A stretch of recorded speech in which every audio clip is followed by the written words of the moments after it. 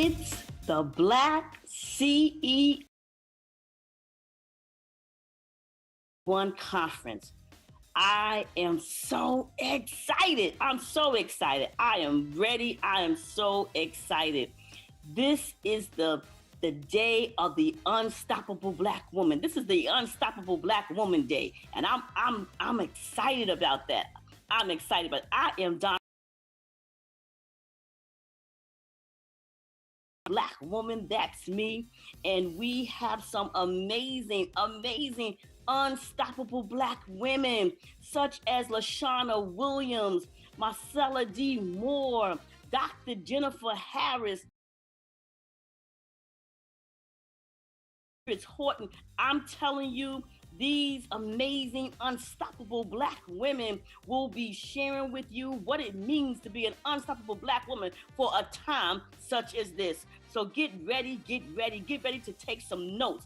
Get ready to be inspired. Get ready to be ignited, and get ready to be invited to the unstoppable Black woman journey. That's me. Get ready. Are you ready? Because the DI is ready. The DI is ready. The DI is ready to receive it all, The 2021 iconic, unstoppable Black Woman Day. I've been waiting for this day. Can't you tell how excited I am? I have been waiting for this day.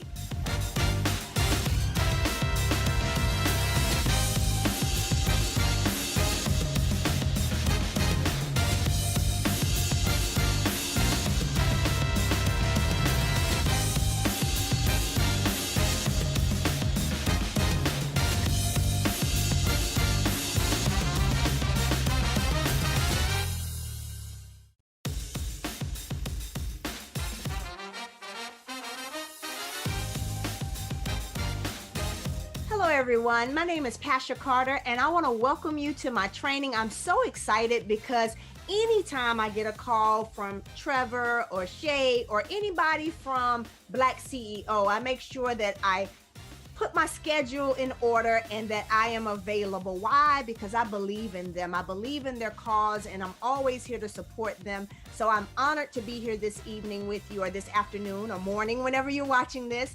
And just to give you a little bit of information on myself, my name is Pasha Carter. I am the owner and editor-in-chief of VIP Global Magazine. We're a magazine that caters to entrepreneurs, celebrities, as well as influencers and children. So we are a one-stop shop for all the resources for you to be able to market, promote your business. I'm also a writer for Forbes magazine. I've been writing for Forbes for the past 4 years now, which has been an absolute honor and pleasure. And I've had a chance to, network and meet some of the greatest entrepreneurs and leaders in this country. And I'm also more known for those of you who are watching, as a young lady who took a $500 investment many years ago when I was 23 years old and turned it into a pretty successful business. Been blessed to earn over $10 million as an entrepreneur. But most importantly, I've taught many other people how to build 6- and 7-figure businesses directly from home. So now, here's what I want to share with you. I want to give you some real tips. See, I'm here to give you real information. Today, I want to share with you how you can get featured in magazines and how you can get on television and all of these things. I also used to own a TV network too. And I want to show you how you can do that without breaking the bank. See, a lot of times when you start out as an entrepreneur, so whether you're an aspiring entrepreneur or you already are a seasoned entrepreneur, one of the toughest things for most people to do is to crack the code of how to get your name out there, how to get your product out there, how to get people talking about you. And that's one of the most important things that you can do in business. See, a lot of times I found that people will go out and they have to do what I call hunting, where they're chasing people down to buy their product, or they're chasing people down to join their program. What I'm here today to teach you is how you can just do a few things, few important things. They're very important, but a few things that people don't really teach. And I'm going to open up the vault today and give you all the good stuff and all the secrets to be able to now do some things where you can sit back and be more like a fisherman, put the bait out there, and allow people then to come to you.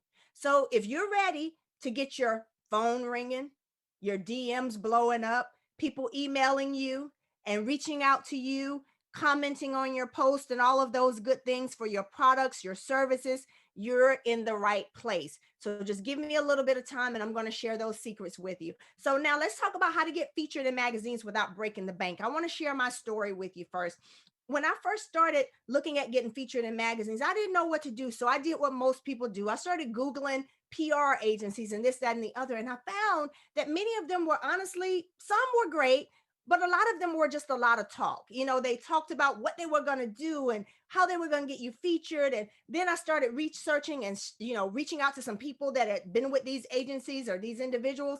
And I found out that a lot of them weren't getting what they wanted. So I took put the ball in my own hand and said, let me just try to figure this out and see what's going on. So I'm going to give you tips on how I've been able and been blessed to have been featured on ABC, NBC, Wall Street Journal, Forbes, you name it, Sheen Magazine, Rolling Out Magazine. And from there, I've gone on to start my own magazine where now I'm the person that's able to feature and highlight individuals. So I'm going to give you everything that I did. So you want to take some notes and you want to make sure you don't miss these bullet points that I'm giving you. Number one is you want to build your credibility. Now, that's very important. And that's one of the things. How do you build your credibility? Whether you're a new entrepreneur or you already are out there, how do you really build that credibility? You've got to get other people talking about you. One of the biggest things that most people don't do, and they miss the boat on this, is so simple.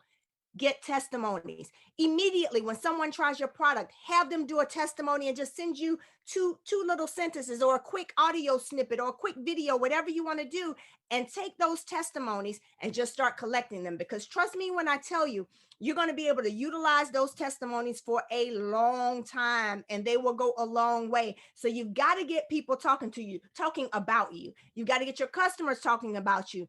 And then you've got to get the media talking about you. You got to get your other colleagues that are out there that are in your space talking about you. So how do you do that? The first thing that all of us need to work on is you've got to work on getting what I call your as seen on. If you've ever gone to the internet and you see someone's picture and all of a sudden you see as seen on and you see all of these little logos, you may see Forbes, you may see Wall Street Journal or Yahoo Finance or, all the different ones that have that third-party documentation.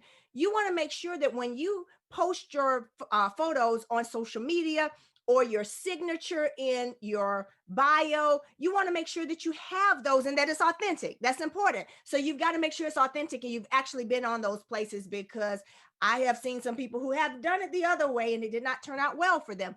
But here's the great news for you. That's not difficult to do. I'm going to show you how to do that. And you don't have to worry. Before this training is over, you'll know exactly how to get featured and as seen on and in these different magazines and publications.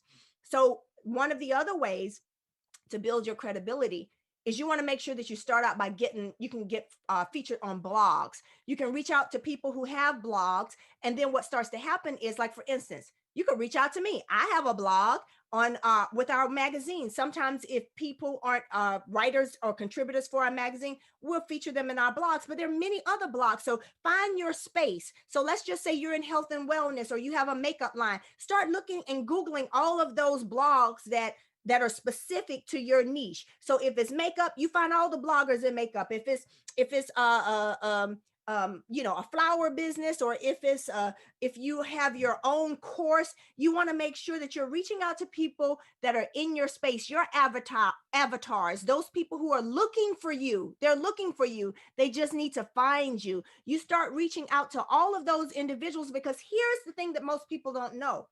People who are bloggers, they get tired of writing everything all the time. So they're always looking to feature great stories. So if you can come up with that great story for someone to be able to post on their blog and highlight you, then it makes it easier for them, but it also gives you that credibility. So you want to make sure that you start reaching out to those individuals first that have those blogs in your niche.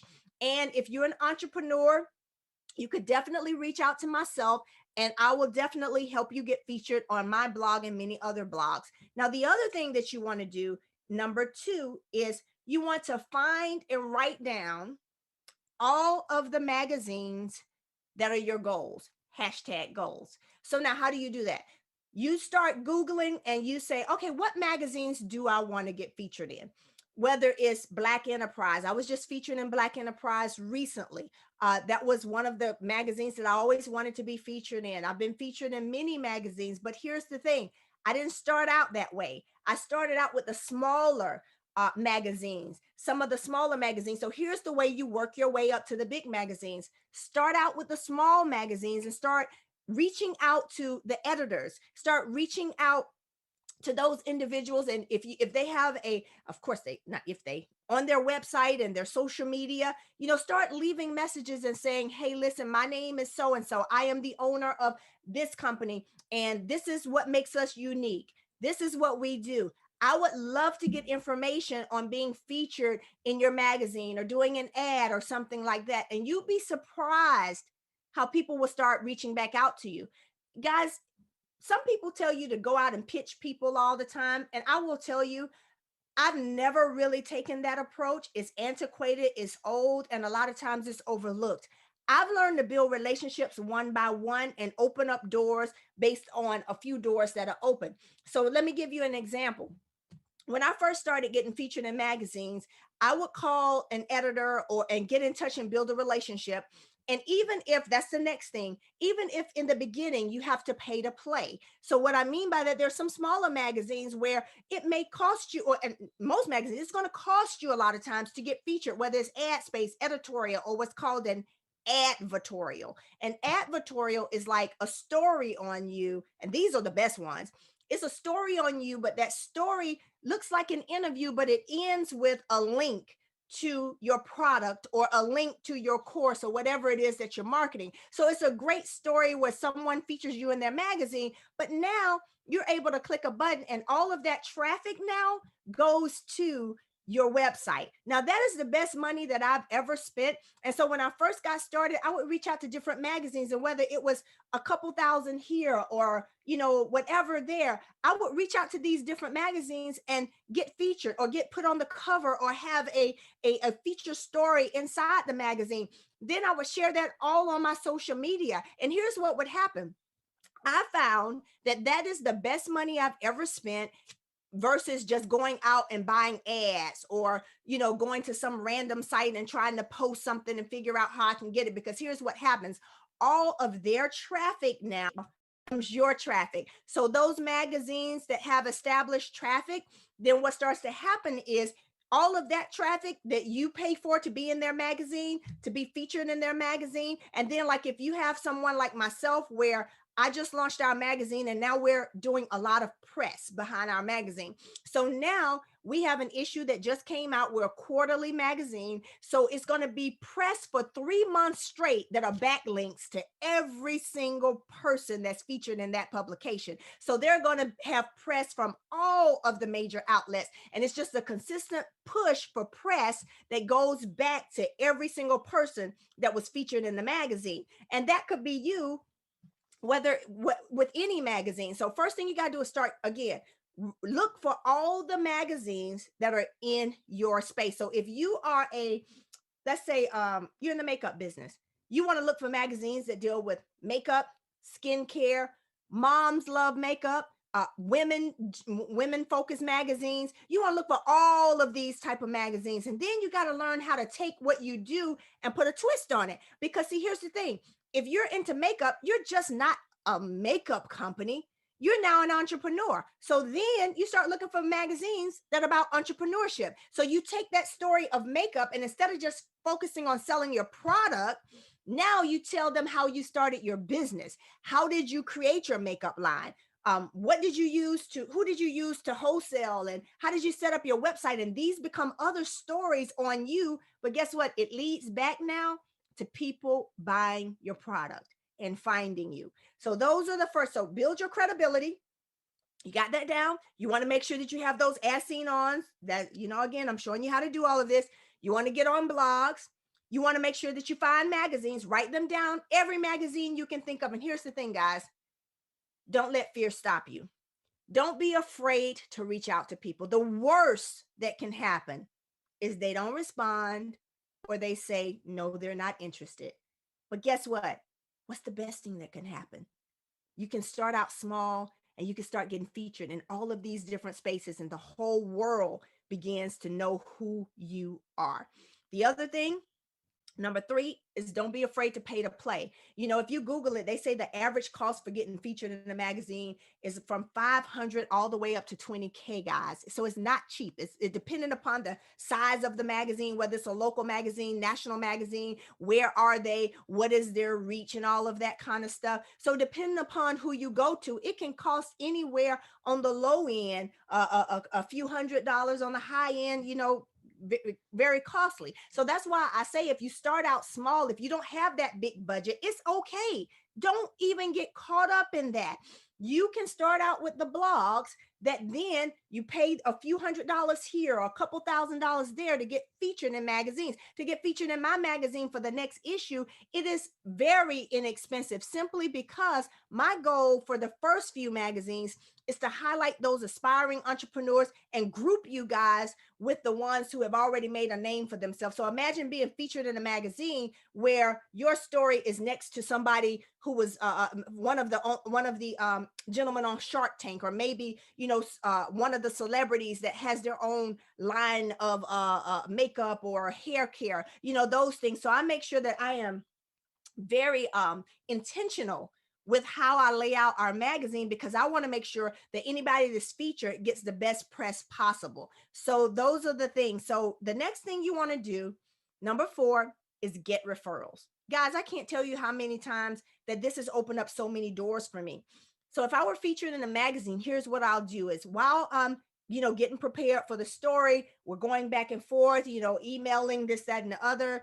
Sometimes we may do a live video where they'll interview me and take my interview via like a Zoom or something like that. But here's what I want you to understand. I want you guys to hear me. I always ask them at the end, hey, do you know of anyone else in this space that may be interested in a feature story on a product like mine or a story like mine? And guess what? Every time they've led me to someone else. Every time another door has opened. So here's what I want you to understand. Don't allow one door to be your last door. We all know each other. Those of us that are writers, those of us that own magazine, those of us that are in this PR space, we all know each other, and we all operate in the same circle, and most of us help each other and share with each other. So again, don't be afraid to get referrals, because once you're featured, just simply say, who else do you know that may be interested in a story like mine?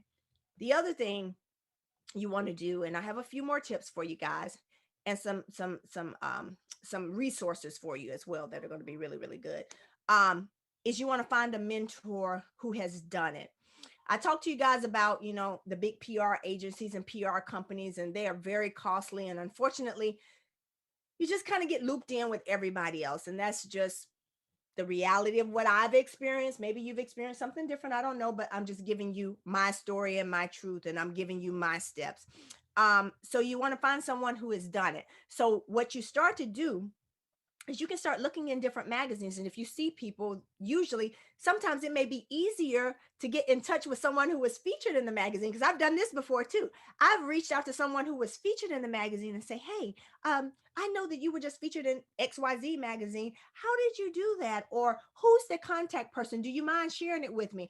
And you would be amazed how many people are willing to just share with you, you know, who the contact person was. Or even better than that, I've had people do like a 3-way chat and say, hey, you know, this is a young lady who reached out to me. Her name is Pasha Carter. She's interested in getting featured in your magazine. It's like a 3-way chat with us.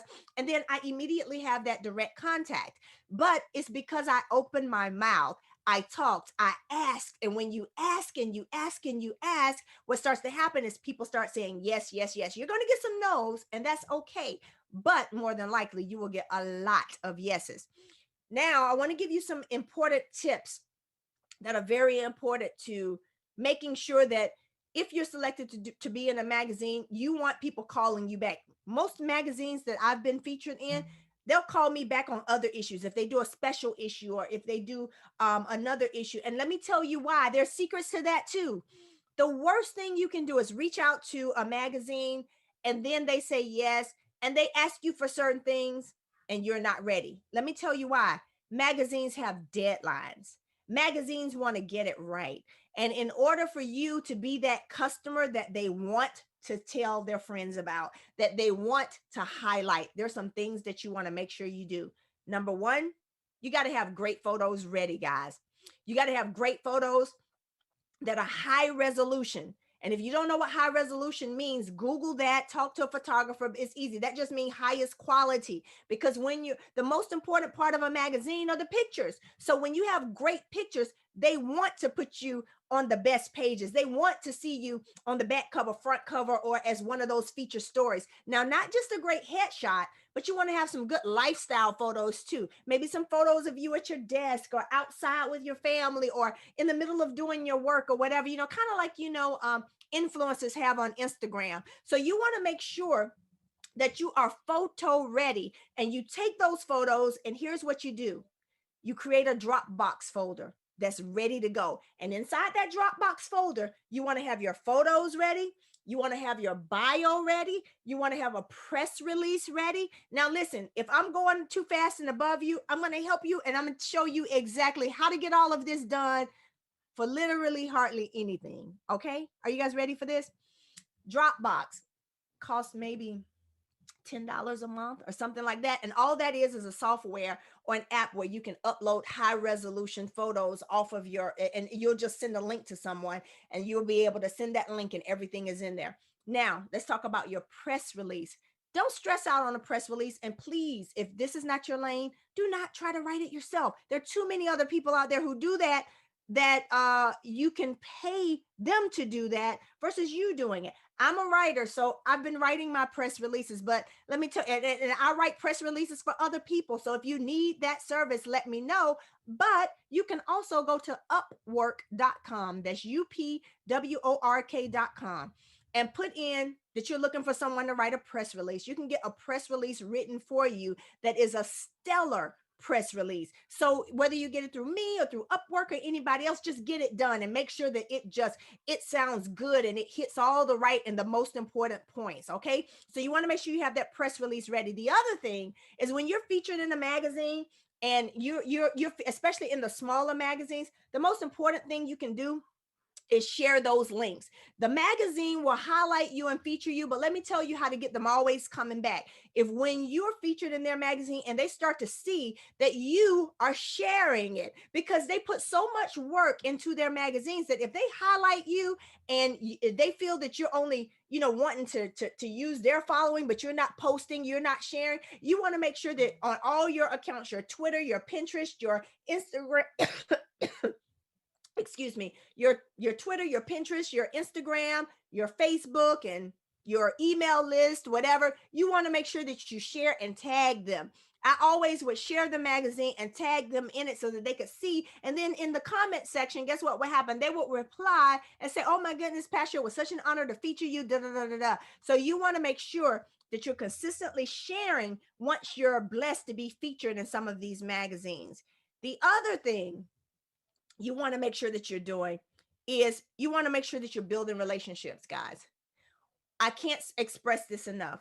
One of the most important things you can ever do is be genuine, be professional, and have a reciprocal type attitude and posture. That means that you're not always looking to take, but you're giving. So I always ask the owners of magazines that I have been featured in, how can I help you? Is there anything that I can do for you? Because I want them to know we're a team. We're in this together. This is a give and take thing. And let me tell you something, because sometimes they run across people who, may not be as kind and as giving, they will always remember you. They will always remember you when you're prepared, you're loving, you're kind. It's not all about you. And what starts to happen is they want you more and more and more and more. I can think of magazines where I've been featured 4 and 5 times in the same magazine, but every time it's getting me more and more and more press, more and more and more. My product was just flying off the shelf consistently, people buying from me. I would open up my email and see, oh my God, who are all these people? Where did this come from? And I would find out that some magazine that I was in did a repost of an article that they run a year ago, and all of a sudden it was getting all of this new traffic. So you guys, stop trying to do everything by yourself. Stop thinking that your social media is the only thing that blows you up. I used to think that, my whole focus in the beginning was how many likes I was getting, how big can I build my followers. Then I started to realize that it's not about likes, it's about swipes. It's about how many people are buying your product, how many people are reaching out to you. And when I learned that magical ingredient, my business was on autopilot. It was on autopilot. So now what happens is you'll do one of these magazine articles, and what starts to happen is all of a sudden you start getting all of this new traffic to buy your product, buy your courses, or reach out to you to be on speakers on different platforms and things like that. And it opens up so many doors, guys. So listen, let's see if there's anything else that I forgot. There's another place that you can go to. It's called helpoutareporter.com. If you want to get featured in different things, that's another great source. You want to find out if you, and here's another thing, try to become a guest contributor. If you want to, like magazines, like even myself, I had people who would reach out to me and say, hey, can I write an article in the magazine? I'll vet them and see, oh, wow, this person is into fitness. They have, they write great articles. I would love for them to be a guest contributor in the magazine. So now what starts to happen is, you're known to start out building your brand as a contributor for X magazine or contributor for Y magazine. And here's the thing, don't feel like you have to have experience as a writer, guys. You do not have to have, I didn't graduate with some kind of journalism degree, none of that. I just one day said, you know what, I got a message, let me share it. And sometimes you don't even have to write it yourself. If you want to have someone help you write it, you can do that. But here's the reason why I'm sharing this. There are no excuses anymore, you guys. There's so many ways for you to be highlighted, and stop wasting your time chasing people down. Learn the art of attraction marketing. The best thing you can do is sit at home in your office with your pajamas on and have the world coming to you and looking for you, because you simply put the right message out with the right people. And so, guys, I'm going to close with letting you know, listen, I've been able to, over the past several years, build very successful business. And I was very intentional about the businesses that I built. Every single business that I have is what I call passive income. That simply means I don't want to have to work for, exchange hours for dollars. Everything I do now is digital. So I want to make sure that if I invest in something, it's a digital business. So, everything that we do is like online, and we want to make sure that we teach you guys right now, with everything going on in this world, you got to figure out a way to get people coming to you. And when I say coming to you digitally and virtually, and you don't have to break the bank to do that. So again, if you want to get featured in a magazine, reach out to me at vipglobalmagazine.com, or you can email me directly. Hey, you can email me at editor@vipglobalmagazine.com. Tell me your story, what your product may be. And guess what? I'm the kind of person where I don't want you just featured in my magazine. I want to open up the door for you to be featured in 5 to 10 other magazines of friends of mine who also have magazines. And anybody will tell you, if you've been featured or on anything I've ever done, I'm always going to open up my Rolodex and my connections to individuals, because it is so important that we support each other and that we share with each other, and that most importantly, we celebrate and highlight each other. So you guys, listen, I hope you got a lot out of this training. It's been a pleasure speaking with you. It's always an honor to be associated with such great individuals as the ones that you have that are a part of this conference/summit. So you guys, go be blessed, but most importantly, take action. Don't let this be another training that you just listen to. Don't let this be something where you wrote notes and you're going to slide it under your bed. No, if you're ready to take your business to another level, reach out, do the steps, make it happen, and we are all here for you. So God bless. And you guys enjoy the rest of the conference. My name is Pasha Carter. And again, it's been a pleasure speaking with you this afternoon or morning or evening, whenever you're listening to this. God bless everyone.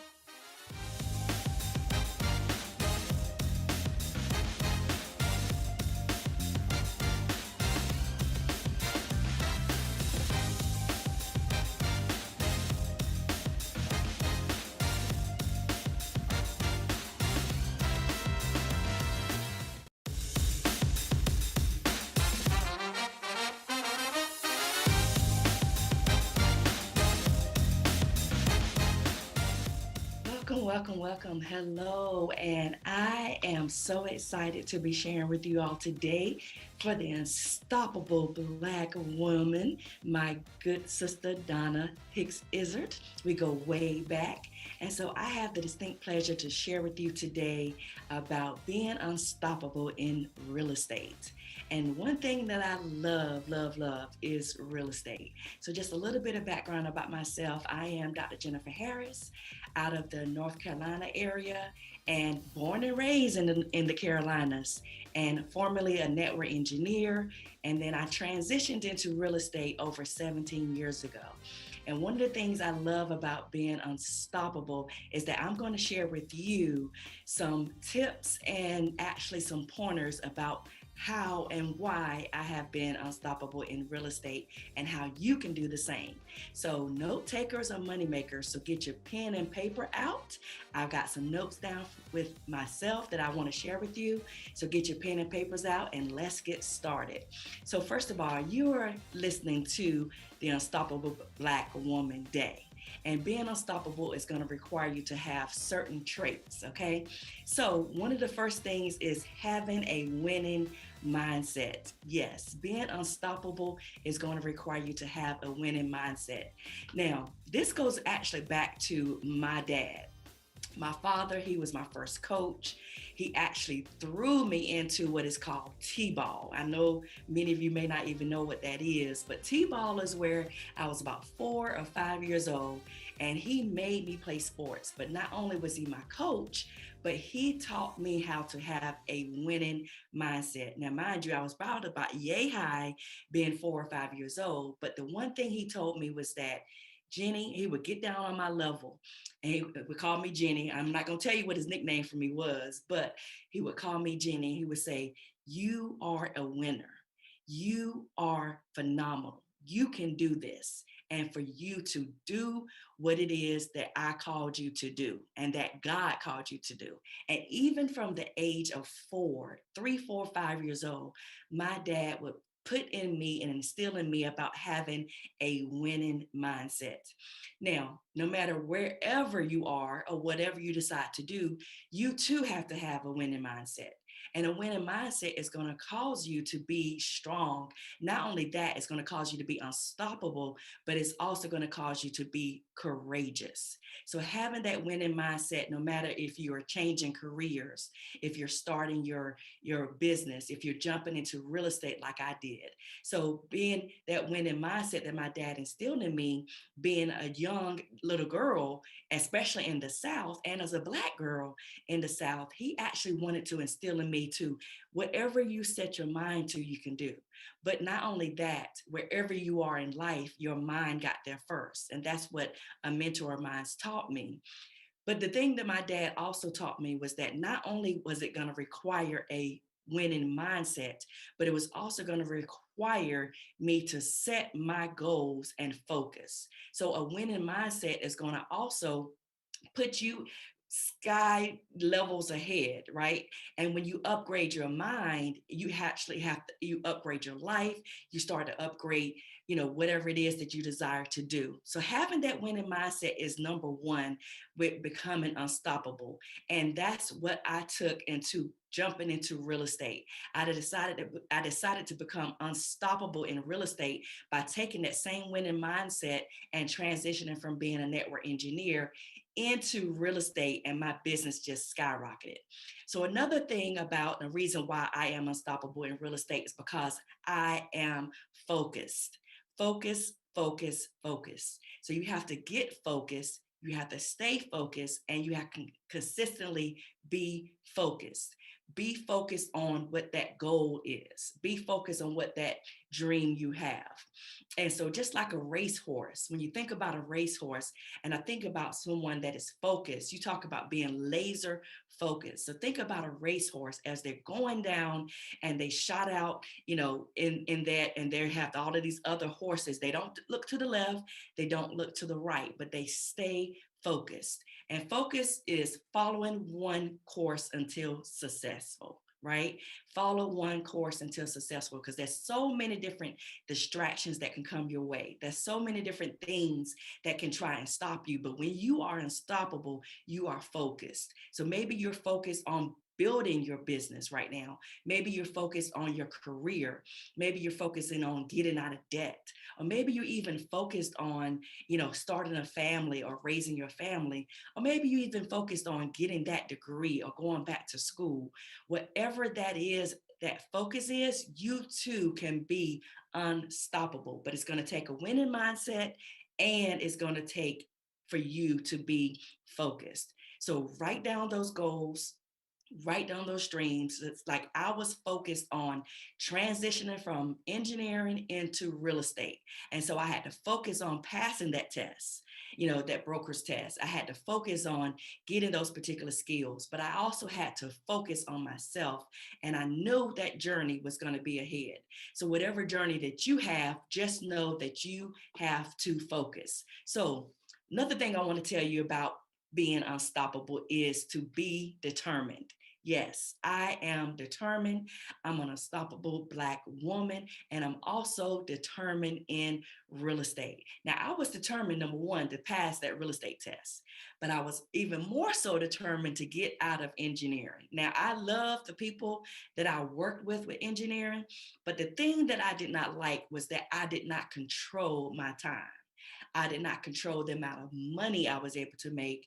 And on top of that, when I looked around, I was the only, sometimes female, a lot of times female, but also I was the only Black woman that was even in a lot of those engineering departments. So I was determined to set my own schedule. I was determined to pass that real estate broker's test. And I was even more so determined to make the amount of money and income that I desired to make and that I wanted my family to make. So you being determined is going to also require you to be focused, have that winning mindset, but also be determined. And just like I was determined to help hundreds of families to get the keys to their American dream, I was also determined to say, you know what? We too can have a piece of the American pie. We too can invest in real estate. I too am determined to get out of debt. So maybe you're determined to do that. Maybe you're determined to save for your car. Maybe you're determined to go back and get your education. So I just want to tell you something real quick. My mother, she was an educator and a school teacher. And the thing that I loved about my mom is that I saw her focused, I saw her winning desire and mindset, but I also saw her determined to get her degree before she left this earth. Yes, she got her degree. She graduated because she had to stop, from having kids and getting married and all. But she was determined, even in her 50s, that she was going to be not only unstoppable, but she was determined to get her degree. And so she did just that. So I say that to say, no matter what you're deciding to do, no matter where you are right now, you can start from where you are and you can actually be determined to set those goals and to hit those goals. Another thing about being unstoppable, and the reason why I'm unstoppable in my career in real estate, is that I have the right skills. Yes, I have the right skills. And they say it's the skills that pays the bills. Let me repeat that. It's the skills that pays the bills. So no matter what skill set you get, you will always have that. And that's the two things that my dad taught me, was mindset and skill set. So think about this for a moment. You go, you get an education, or you actually have a trade or a skill. When you actually get that skill, no one can take any of that away from you. So I was not only determined to be focused, but I was determined to have the right skills. I was determined to get the right skills when it came to negotiation on contracts. I was determined to get the right skills when it came to people skills and working with people. I was determined to also, have the right skills in social media and marketing. So all of those skills have caused me to be unstoppable in real estate, but also unstoppable in business for over 20 years. And when you get the right skills, No one can take that from you. So right now, if you were to drop me into another country, another town, somewhere where I've never been, those same skills that I'm telling you today are going to be the skills that I can get right back on top. You can lose it all today, but those skills that you have, that you put in yourself, not only that, but that you invest in yourself, those skills are going to actually require you to be right back on top. So having a winning mindset, being focused, being determined, having the right skills. And there's a few more that I want to give you, which is I am not afraid to invest in myself. Yes, you have to invest in yourself at the level that you expect results. That's one of the things that my mentor taught me. And not only that, you have to invest in yourself, because when you invest in yourself and you invest in your business or you invest in your family, you're taking a chance on you. So there's no better return on investment than investing in you. So investing in yourself is going to require you to make some changes. It's going to require you to invest some time. Everything is not free 99, right? Oxygen may be free, but they even starting to charge for that. So you have to invest in yourself. But not only just invest in yourself, but just know that that's a long-term investment that you make. Don't just invest in yourself today, but continuously every single day, every single year, every single month, every single, minute of the hour, you are investing in yourself. And when you're investing in yourself, you're investing in your mindset, you're investing in skill sets. So again, investing in yourself is actually where you will be able to become unstoppable. Now, I know a lot of times we don't like to invest in ourselves, or we may say, you know what, I'll just let my children do this, or I'll just wait. Well, time waits for no one. And I always say, scared money don't make money. So you have to know that the time is now to invest in yourself. Just like right now, you're investing your time and you're investing your resources into this event. You're investing your time into listening to those skills that's going to take your business to the next level. And not only that, you invested in yourself to become unstoppable. So yes, invest in yourself. Don't be afraid to invest in yourself, because you are going to be, you can go to the slot machines all you want to in Vegas, or you can go to the slot machines all you want to and pull the lever down. But when you invest in yourself, that is your own slot machine, right? That is your own slot machine, because you are your best investment. So another thing I'll tell you about becoming unstoppable in real estate and also in business is that I believe in mentors.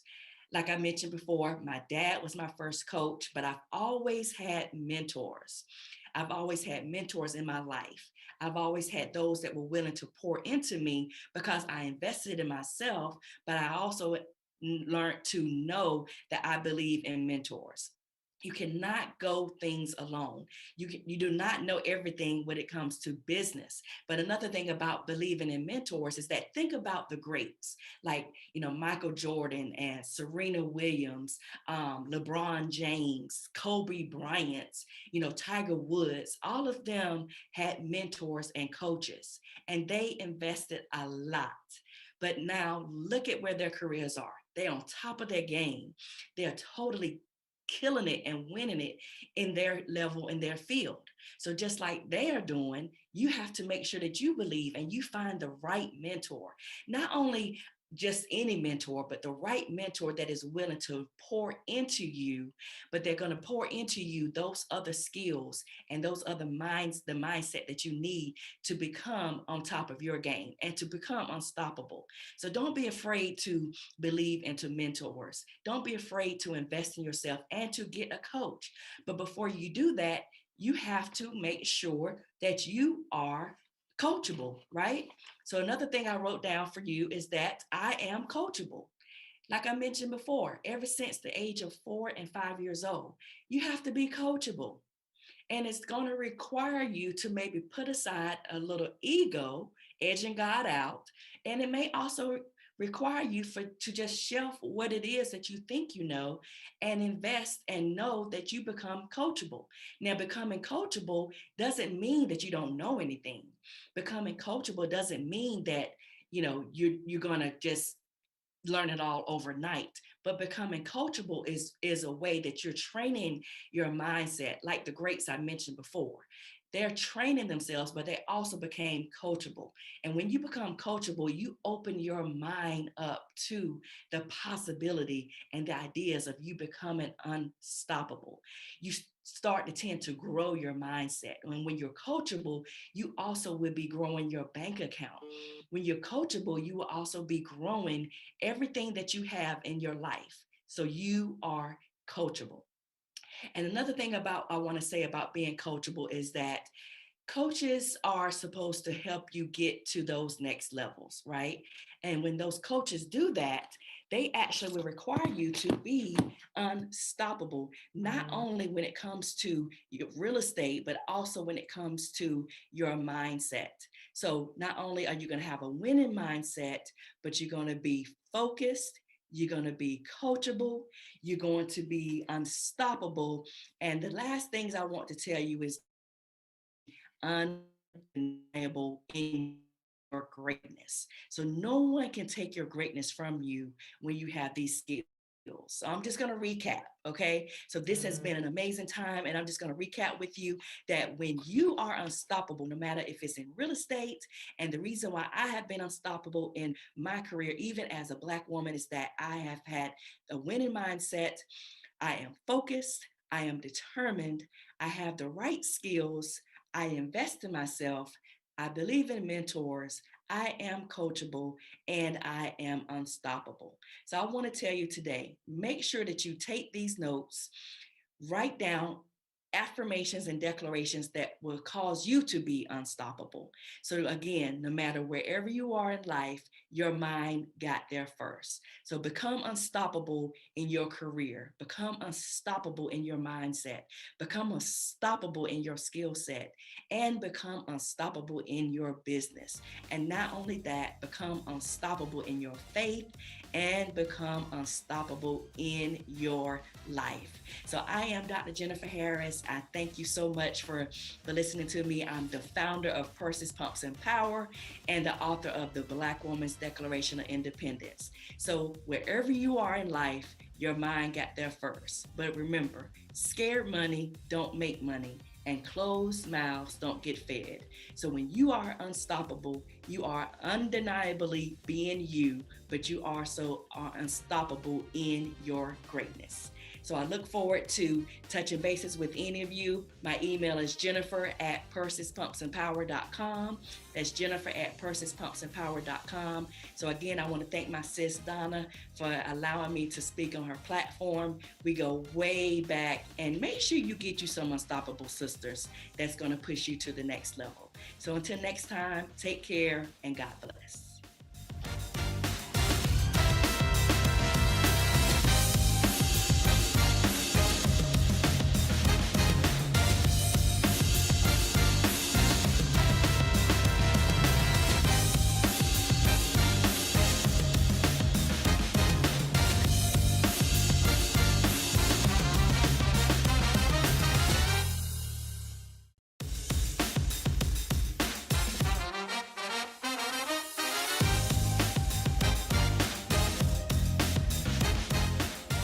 Hello, this is Marcella D. Moore, also known as Cella D, and I am so excited to be here with my sister for the Unstoppable Black Woman's Day on this amazing platform.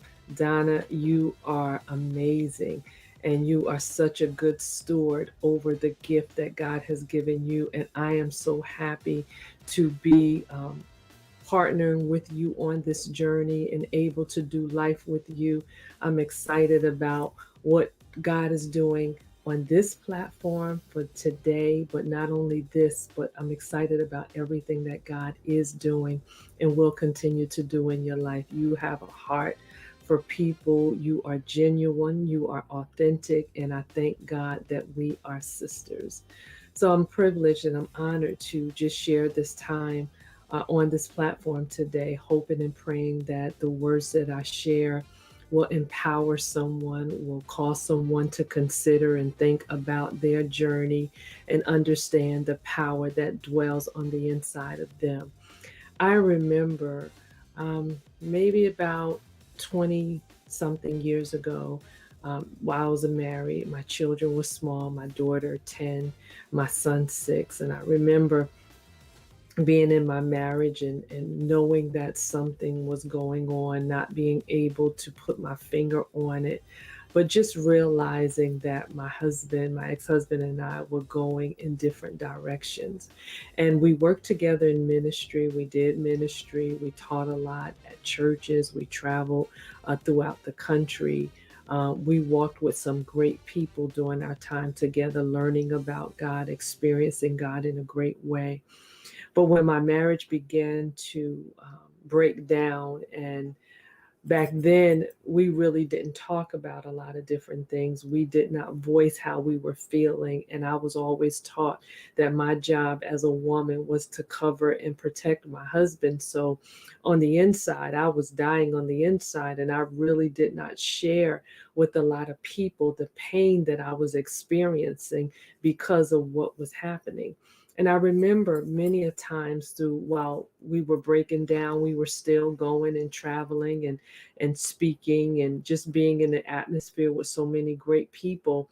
And I was hurting on the inside. My heart was crying out. Tears were flooding down my soul. My heart was hurting. In days it felt like I was just being stabbed in the heart, and no one saw me.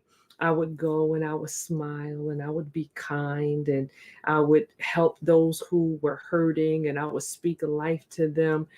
But then when I would go sit in my chair, or I would be at home all alone after I put my children to bed, I just kept asking God, why?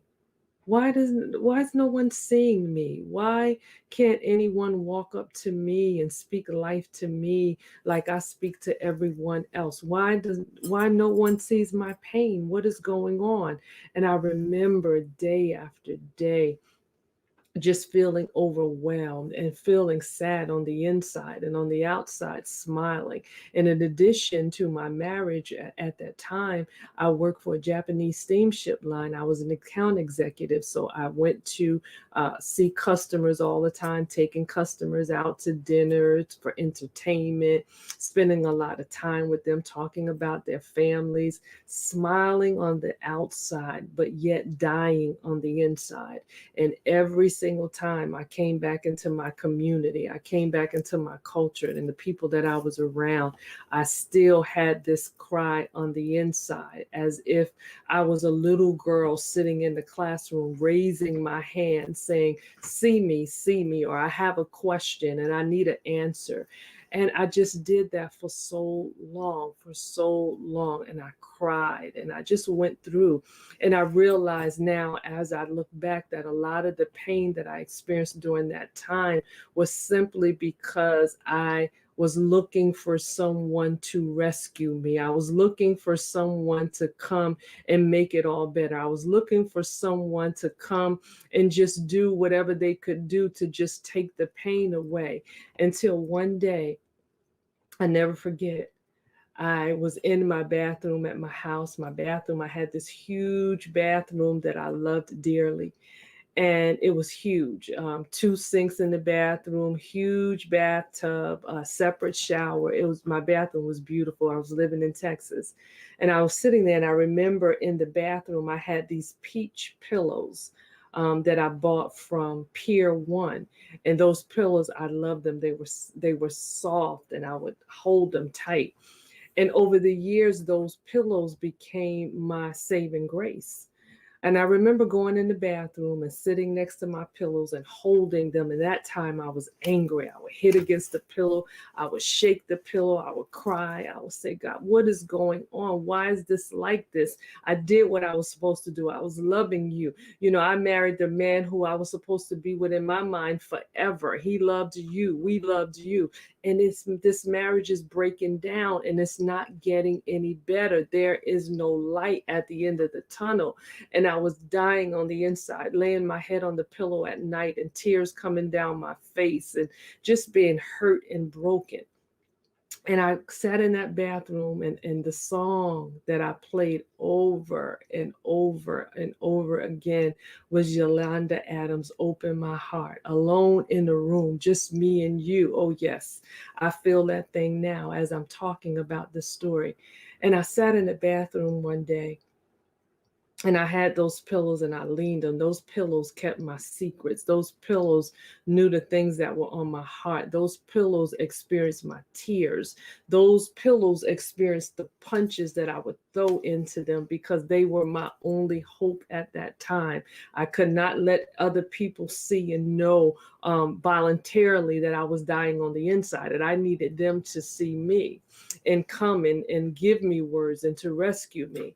But that didn't happen. I sat in the bathroom and during my time, put the kids in the bed, crying all night long. And I heard God say clearly,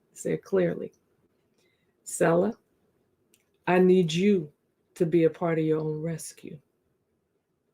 I need you to get up and I need you to get yourself together, because sitting and waiting for someone to come and rescue right now, it's just not going to happen. You have the power on the inside of you. You have the ability on the inside of you to gather yourself together. I know that this is painful. I know that it hurts you. I know you don't understand it, but I can't let you sit here and die. This is the conversation God is having with me, y'all. And from that moment in there, I got on my face and I cried. And I said, God, if you give me the strength, I will become a part of my own rescue. If you give me the strength, I choose to be a part of my rescue.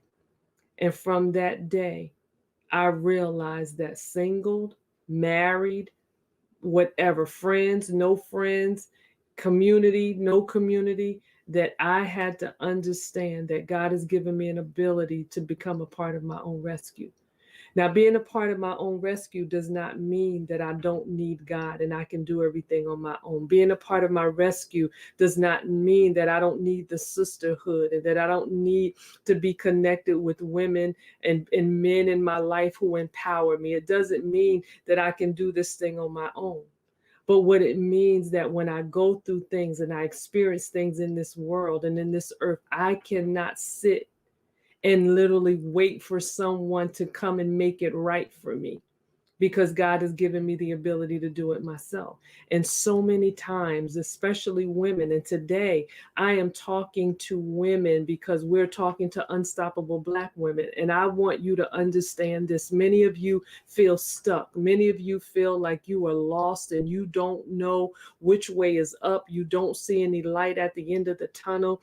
You feeling all alone because you are simply waiting for someone to come and rescue you. And I'm telling you this, those of us who are faith-based believers, Jesus died one time and he died already alone, and he rescued us from death and sin at that time. And he has given us this ability to walk out the gift that we are in this earth. So he's not coming back to rescue us in that way again. He has given us the tools and the strategies that we need in this earth to be a part of our own rescue.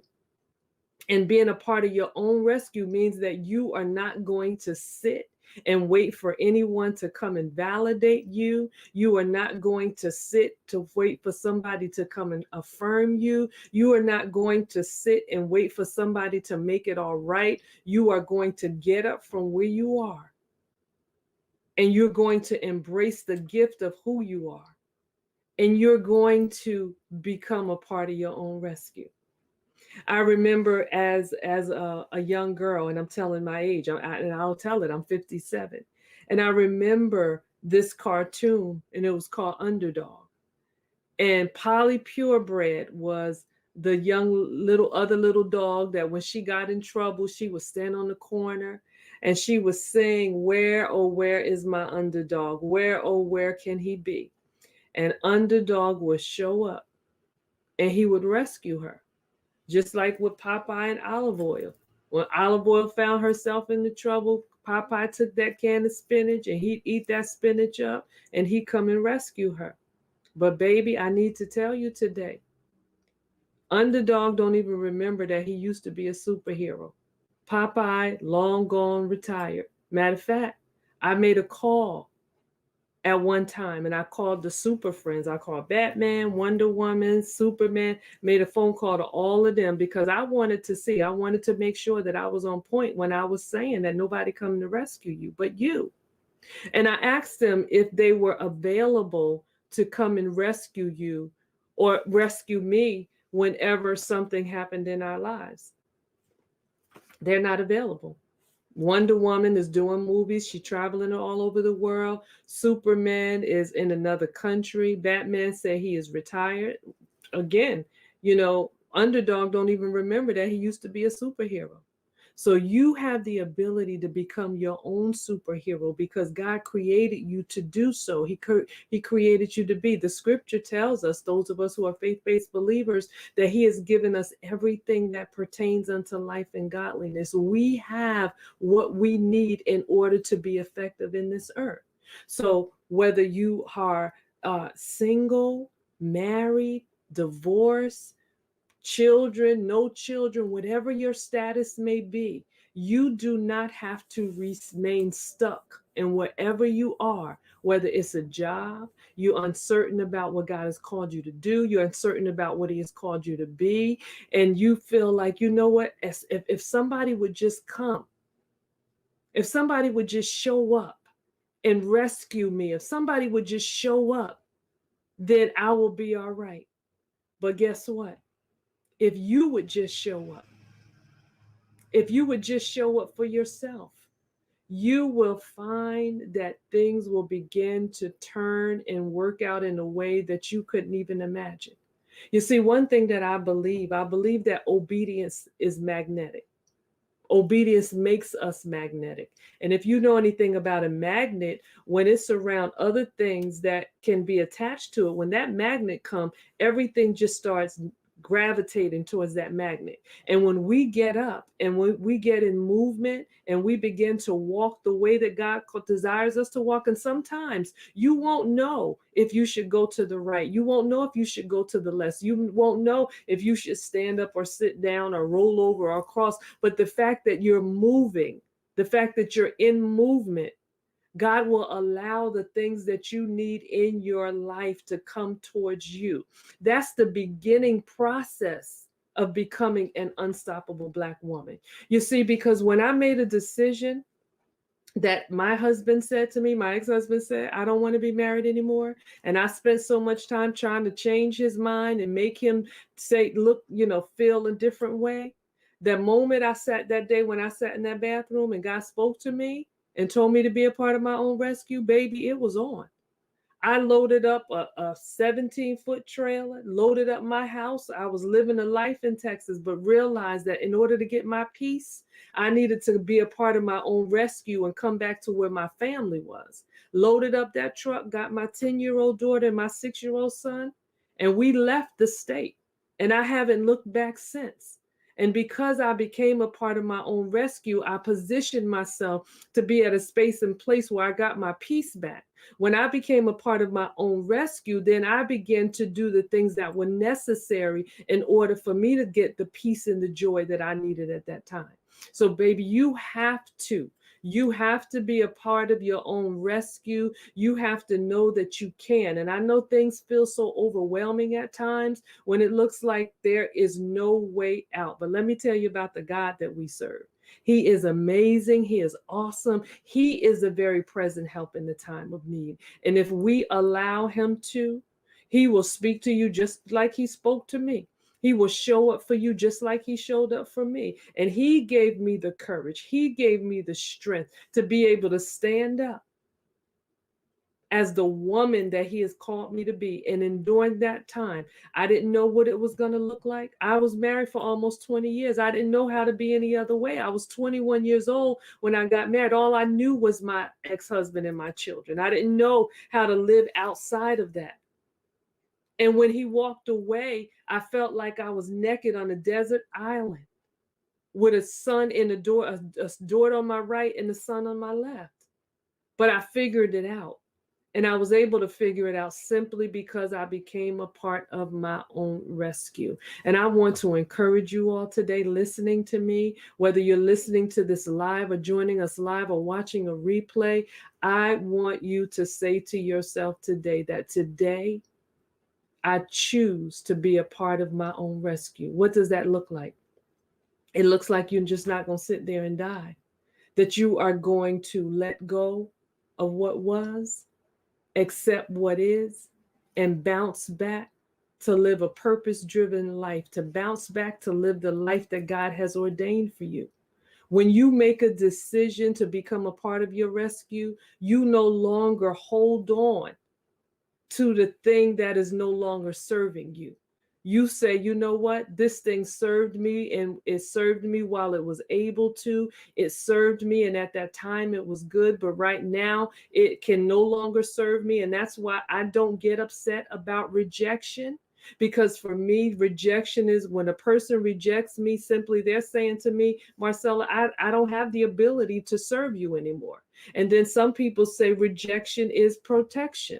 So if we begin to look at it like that, we will stop where we are, let go of what was, accept what is, accept the now, accept where you are right now. And then when you do that, you position yourself to bounce back, to be able to live an abundant life, a life that is filled with joy, a life that will lead you towards the purpose that God has for you.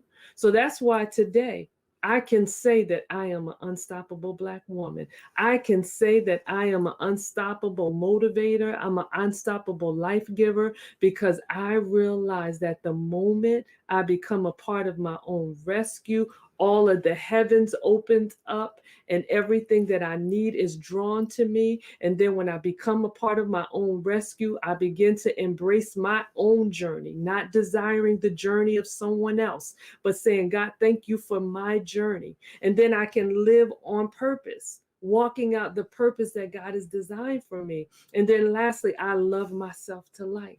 Loving me, not expecting someone else to. And then when you position yourself, you rescue, you becoming a part of your own rescue, and you love yourself, then that man that God has ordained to walk with you, that partner that God has called to walk with you, they will be drawn to you, and you won't look for them to rescue you because you have already rescued yourself.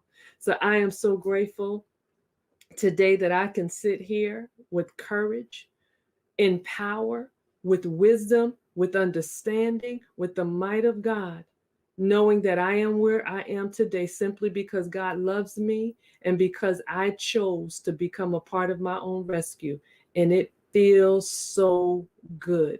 When you become a part of your own rescue, listen, and some people might say, well, how can you say that you're a part of your own rescue? Then you're leaving God out. No. When I become a part of my own rescue, that's me honoring the gift that I am in this earth. When I love myself and I practice self-love, that's me saying, God, thank you for the gift that I am in this earth. So God gives us an ability. He gives us the tools. He gives us the strategy so that we can stand and be a part of our own rescue and live the unstoppable Black woman life that He has called us to walk in. And I am so grateful today that I made a decision to be a part of my own rescue. And because of that, I can say today that I am Marcella D. Moore, also known as Cella D. I am an unstoppable Black woman. That's me. Be blessed. I love you all. And Donna, thank you, sis, so much again.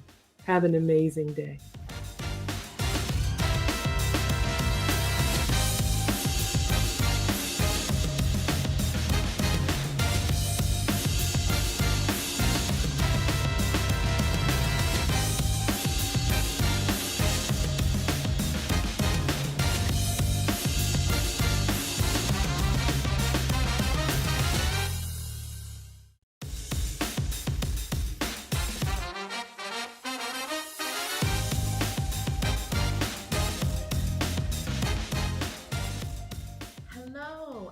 Lashanna Williams, the Success Navigator, VP of Finance, CEO of Impact Business Institute, and founder of Busy Black Girls. I am also an author and an international speaker.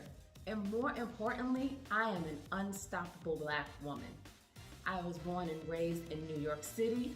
I got my undergraduate degree in accounting, then went on to get my master's in computer information systems. I passed the CPA exam, got all of those accolades and letters behind my name. And then one day I decided to move to Atlanta, Georgia, right?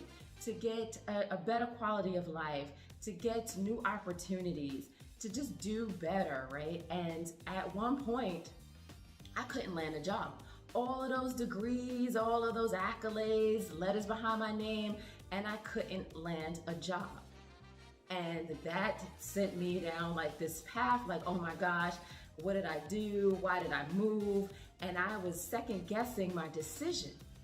And then I landed a temp position, just permanent, just for a couple of weeks. I landed it in a media company.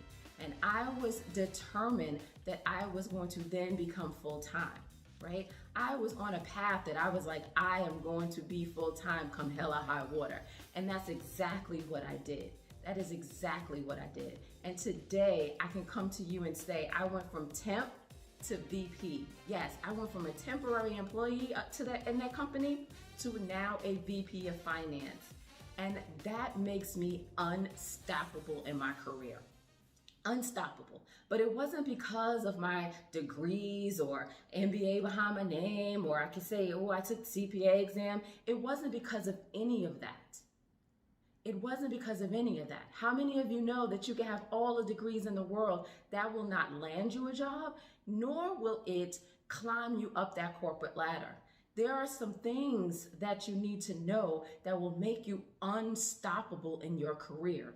And these things have held true to me as I climbed each step of that ladder and went from temp to then senior, to then manager, then director, now VP. And each one of these steps has guided me along that way. And I want to share those with you because, again, we need to be unstoppable not only in life, but in our careers, in our business, where we're making our money. And these things have landed me that opportunity, have afforded me the opportunity to move from one stage in my career to the next. And so the first thing that helped me to be unstoppable in my career was knowing how and where to add value. It wasn't enough that I had this degree in accounting. Great, accountants come a dime a dozen.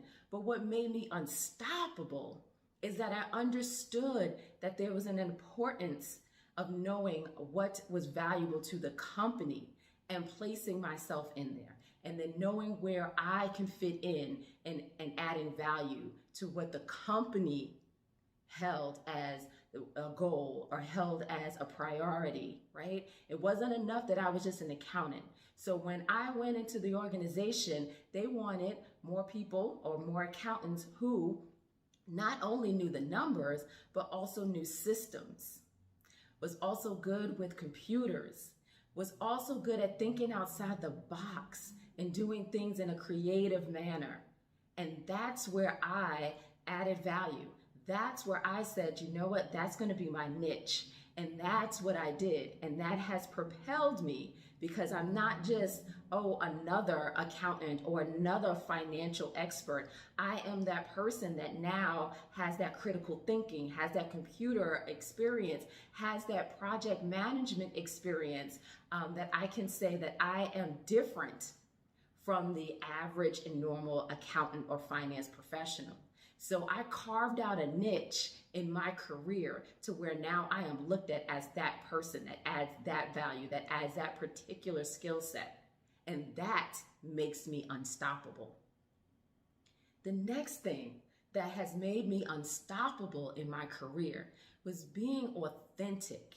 And when I say authentic, I mean being my true, authentic self. Creating that essence that is me and bringing that to the job. And I know some people are like, well, I can't be my authentic self. I am not saying that you have to be your full, like all of you, right? If you curse, that's great. You may not want to curse in the workplace. And if you are that person that is, you move your head a lot and you very voiceful, that's great. But what I'm saying is the essence of you. And so in accounting and finance, right, when you think of an accountant and finance person, you are thinking somebody who's straight-laced and somebody who's like pocket protector and all kind of strict and stringent and very dull, let's say. And that wasn't me. And I wanted to come and bring my full, vibrant self. All of this energy that you see is what I bring to the workplace, right? I also bring my commitment to professional development. I also bring my expertise in coaching. I bring all of that to the workplace.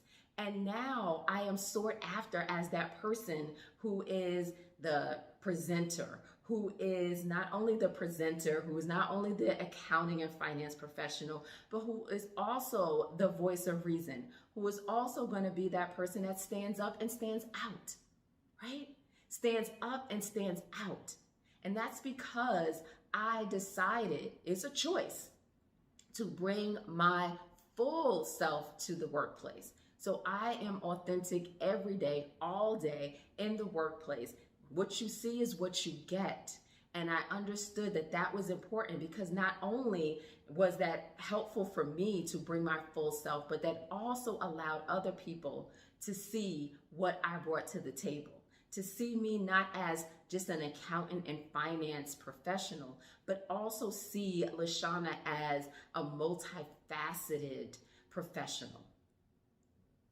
Unstoppable, right? The third thing that has made me unstoppable in my career is being an avid learner.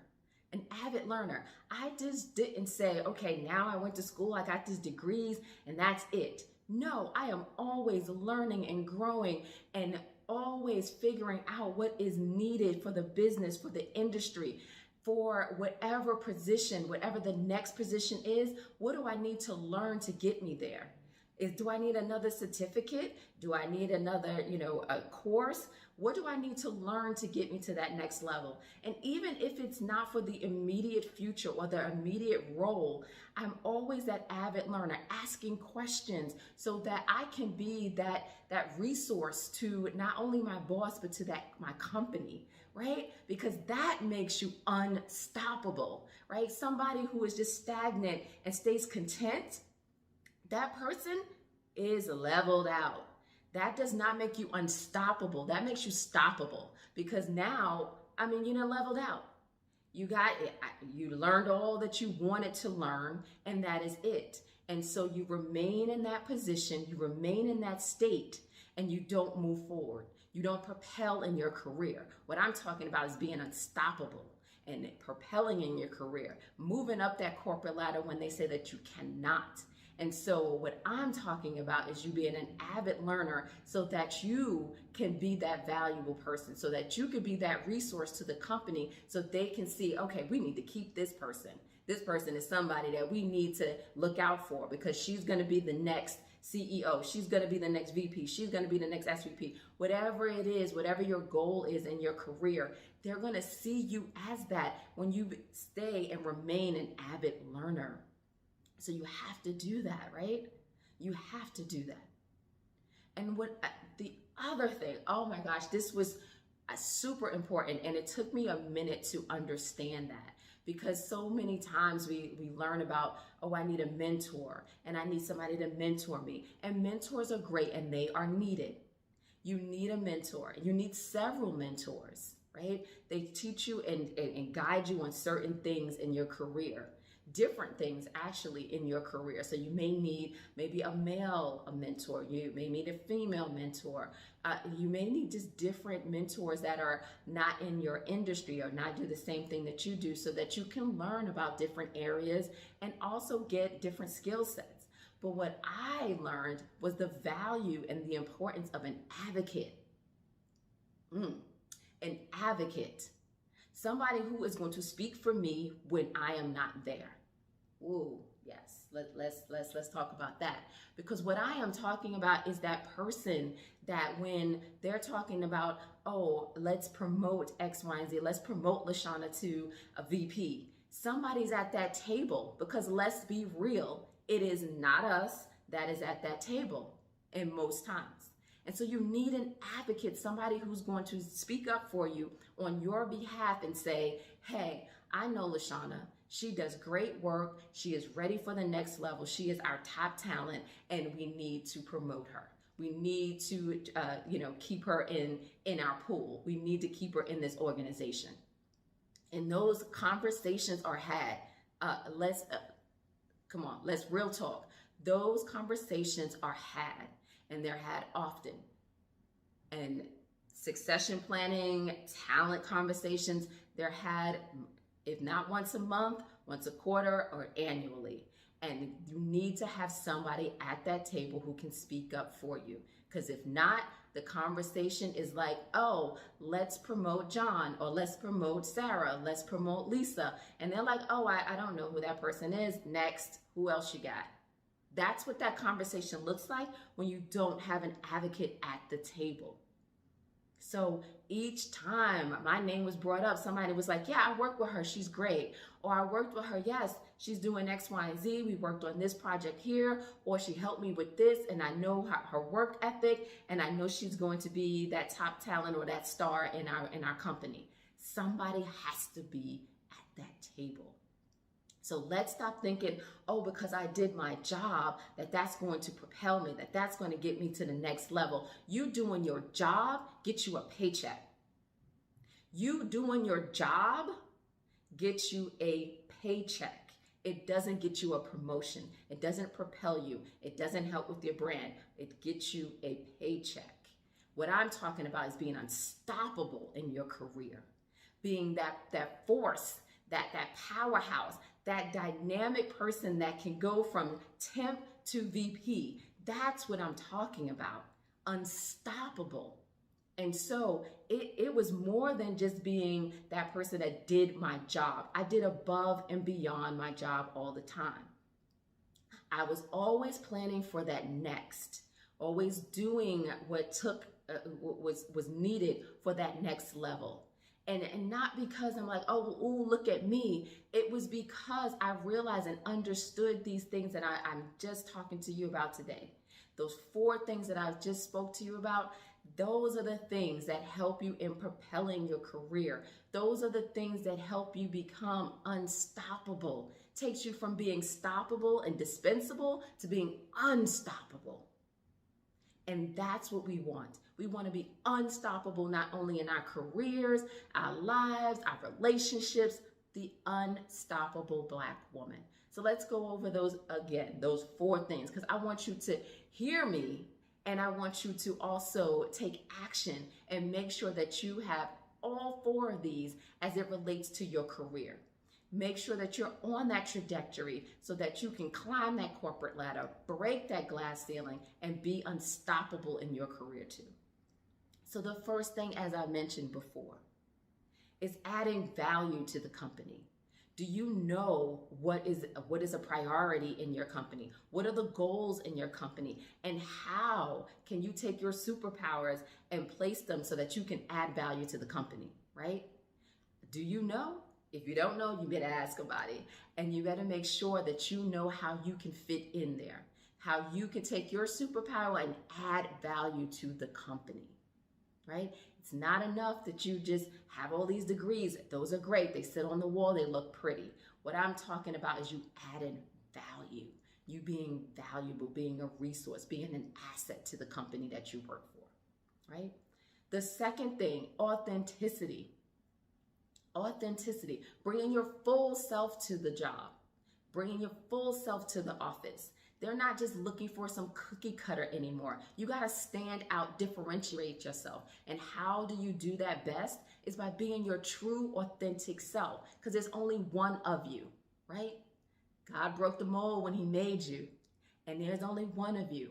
And what I'm saying to you is if you bring that one unique person to the table, to the company, then you are actually standing out. You stand out from the rest. You are no longer just another, right? So we have to bring our full selves to the workplace. The next thing is being an avid learner, because if you don't, then you become irrelevant. Then you just become like this constant that just stays there. They're called lifers when you think about it, right? In the career and the corporate world, they're called lifers. People that are just going to stay in the same position for as long as they stay with the company, because they're not growing, they're not learning, they're not moving, they're not being relevant, they're not adding value, additional value to the company. So those are called lifers. We're not lifers, we're unstoppable, right? So we're climbing up the ladder. And so you have to be an avid learner. Learn not only your role, learn not only what helps you in your specific role, but what helps the company, what helps for that next level, what helps for you to take over for your boss, right?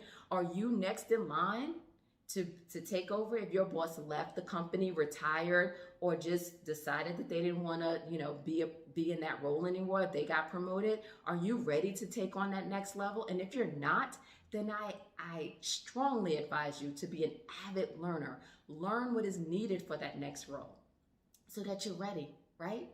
Preparation plus opportunity equals success. If you're sitting around there waiting for I'm not going to learn until I get that promotion, then you're never going to get promoted. Never going to get promoted. You got to be an avid learner, right? And the next and final thing is have an advocate. And the way you do that is by doing 110%, being part of projects, being part of teams, committees, doing your job, and then also connecting with others within the company. Networking with others so that you can showcase your superpower. You can showcase the value that you bring to the company. And when you do that, then you have an advocate. Then you have somebody at that table who is saying, yes, I know her work ethic, I know what she brings, and we need to keep her, and we need to promote her because she is next in line for this level, or this promotion, or this executive role. So you need that advocate at the table. So let's make sure that we are doing all four of these things. Let's make sure that we are taking accountability and checking ourselves as it relates to our career. Because if you don't, then who will? Like, you are the CEO of you, right? Your career is your business, and you need to treat it as such. And if you're not taking an active role in your business, i.e. CEO of you, Inc., then who else will? And so if you don't have those four things in your career, if you don't know where you add value, if you're not being your authentic self, and if you are not an avid learner and do not have an advocate, I am suggesting that you do that today. Those are the four things that have made me unstoppable in my career. Again, I went from temporary employee, 3-week assignment, to now VP of Finance and moving up the corporate ladder as we speak. And how did I do that? Those four things that I told you about, those 4 tips, those 4 strategies that I told you, those have made me unstoppable. The combination of my superpower, the combination of my degrees, and those 4 things have made me a dynamic force within corporate America. And you can too. So this is Lashanna Williams, the Success Navigator, your unstoppable Black woman. And I am unstoppable in my career, telling you to be your best self, to be your full self, to be the self that God has created and destined you to be, and be unstoppable in your career, your life, your relationships, and in business, and in all facets of your life.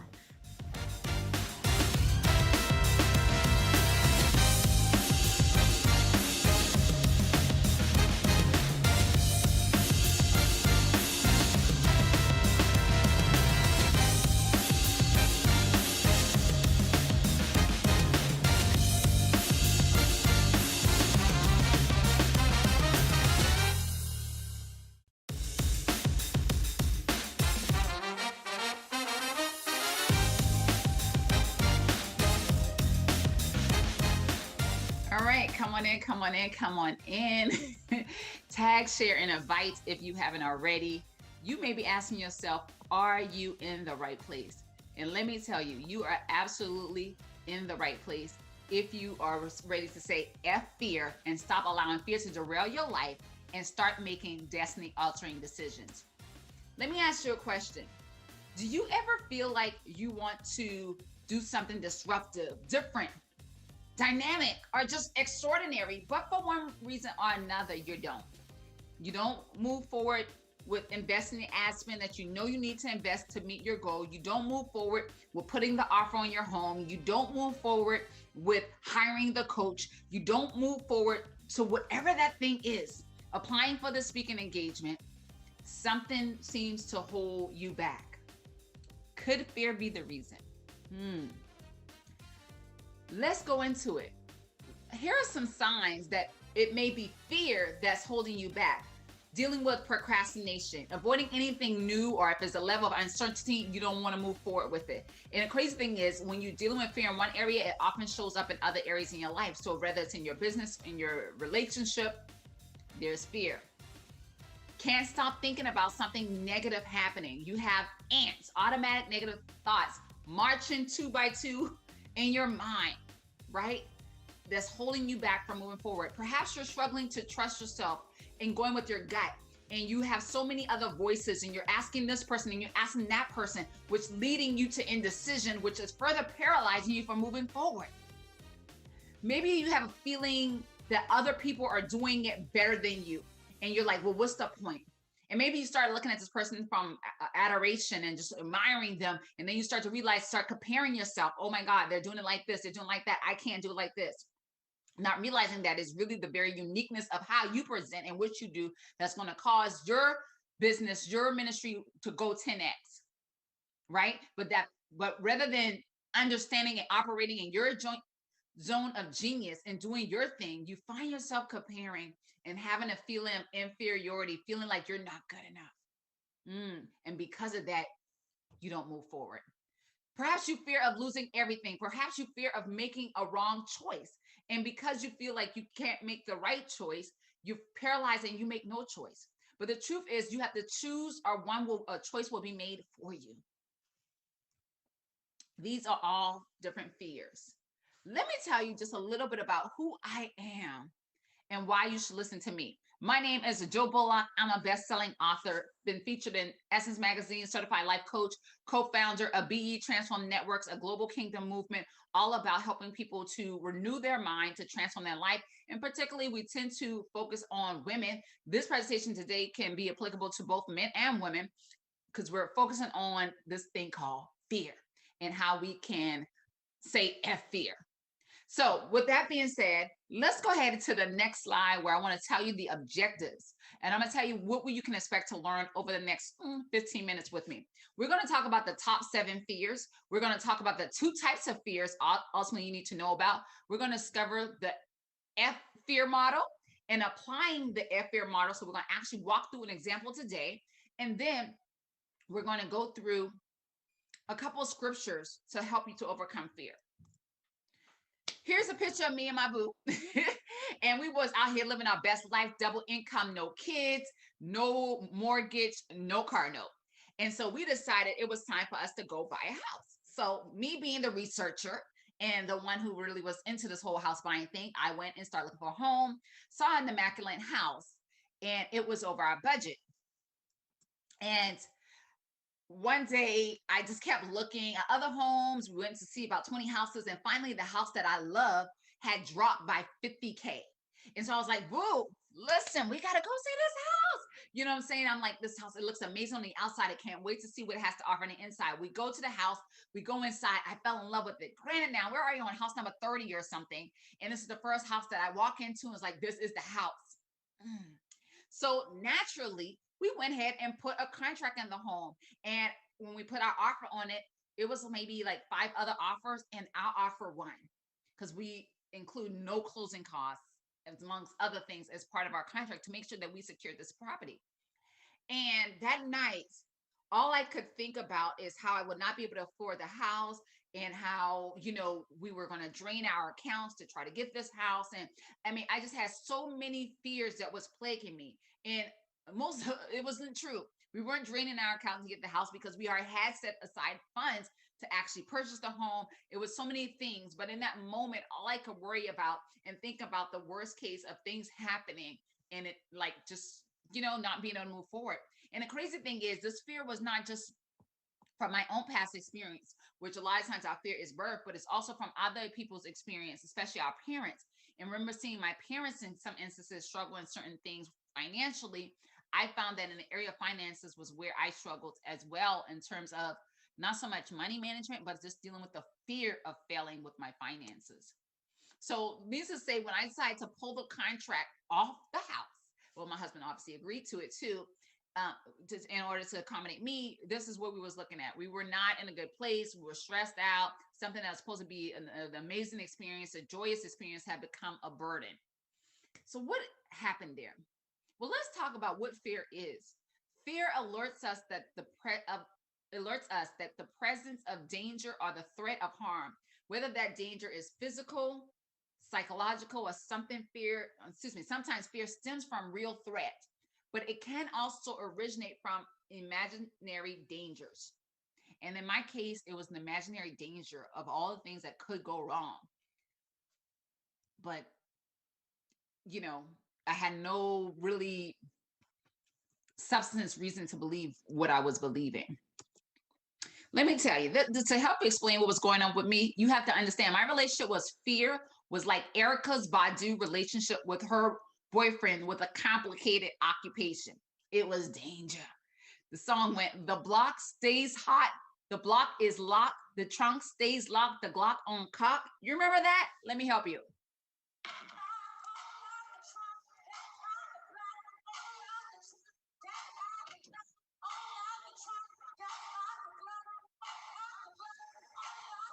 Hey, listen, I don't own the rights to that music, but I had to play that because I feel like what I know for sure is that how I felt with fear. It was a complicated relationship. I felt like it was always ready. I felt like it was always showing up. I felt like it was a danger zone that I was in. I felt like I was sometimes in compact about a situation that hadn't even manifested. And I didn't even really know if it ever was manifesting, but the potential that it could was distracting me and caused me to be ready at all times. Let's talk about some of the top fears. Public speaking, snakes, sickness, disease, death. I just put all that together, right? Because we're only afraid of sickness to the degree that we think we're going to die as a result because we're lacking faith. But one thing I love what Trevor says, our fears is really faith we are afraid to use. So also dealing with the accident, dealing with heights, failure, not being able to meet our goal financially or our success. These are top fears. And I know I've been, most of these, if not all of these, I've been there with fear and dealing with the level of fear. So let's talk about the good fear versus the bad fear. So good fear, it keeps you safe. Bad fear is displaced fear, and often is a missed opportunity. Bad fear is when we are worried and concerned and consumed about something happening where we have little to no evidence or reason to really believe it. Like our is a weak case, right? That this thing will ever manifest, but we allow our mind and thoughts to fester over that thing and to hover in that space, if you will, to worry about it. And it can cause us missed opportunities. But the truth is, if we're all striving to be successful, it's really going to require that point where preparation meets opportunity. And if we are allowing fear to hold us back from getting prepared, from doing the thing that we need to do, then we miss those opportunities. Let's just kind of go down a couple things about what fear looks like and how it plays out. We have maybe perhaps, and I know I've been there. If you resonate with this, say, yes, I can resonate with this. That's me. If I'm coming down your lane, right? If the shoe fit, tie that joker on and wear it and style it until we take it off and let it go. Okay. Fear of making the wrong choice, doing what feels right to you. Pay attention to your gut. is really the core of your soul, which is your mind, your will, and your emotions. Listen, nobody knows what you need to do better than you. So sometimes you have to silence those voices and follow what you know from the inside, which is really the Holy Spirit, which is really the God in you trying to navigate you through this thing called life. Listen, if it doesn't feel right, take a look at that and resolve those emotions before actually moving forward. Avoid the temptation for allowing yourself to get into indecision, right? You may need to set a pack and really say, okay, what are my choices here, and what is the best thing for me to do, so you can move forward. But this is not delaying indefinitely. We need to take a step back, assess, and decide. Then also, I want to share, good fear is birthed to prevent us from harm, danger, or just any types of threat. The body natural response is to keep us safe, right? So if there's, I don't know how many of y'all maybe grew up in the hood, but I'm just gonna go with my experience, okay? So I remember back in the day when I grew up in the hood in 8 Mile, well, it's part of the block. The next block was hood. My block was cool, but the next block, So, but when we would go to clubs, a certain type, something like that, and if somebody was shooting, listen, when you heard that blah, blah, blah, everybody started to run. Right? We don't even know where the shot's coming from. We don't know, where direction is coming from, in which direction it's going into. All we know are we are trying to get out of harm's way. So when you hear that, everybody start to run.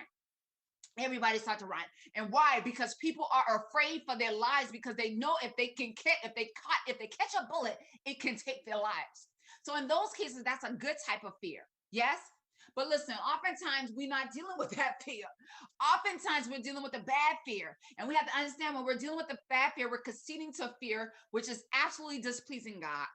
When we conceding to fear, it says fear is more powerful than God, which makes no sense, right? We're conceding to fear. It says, God, I don't trust you.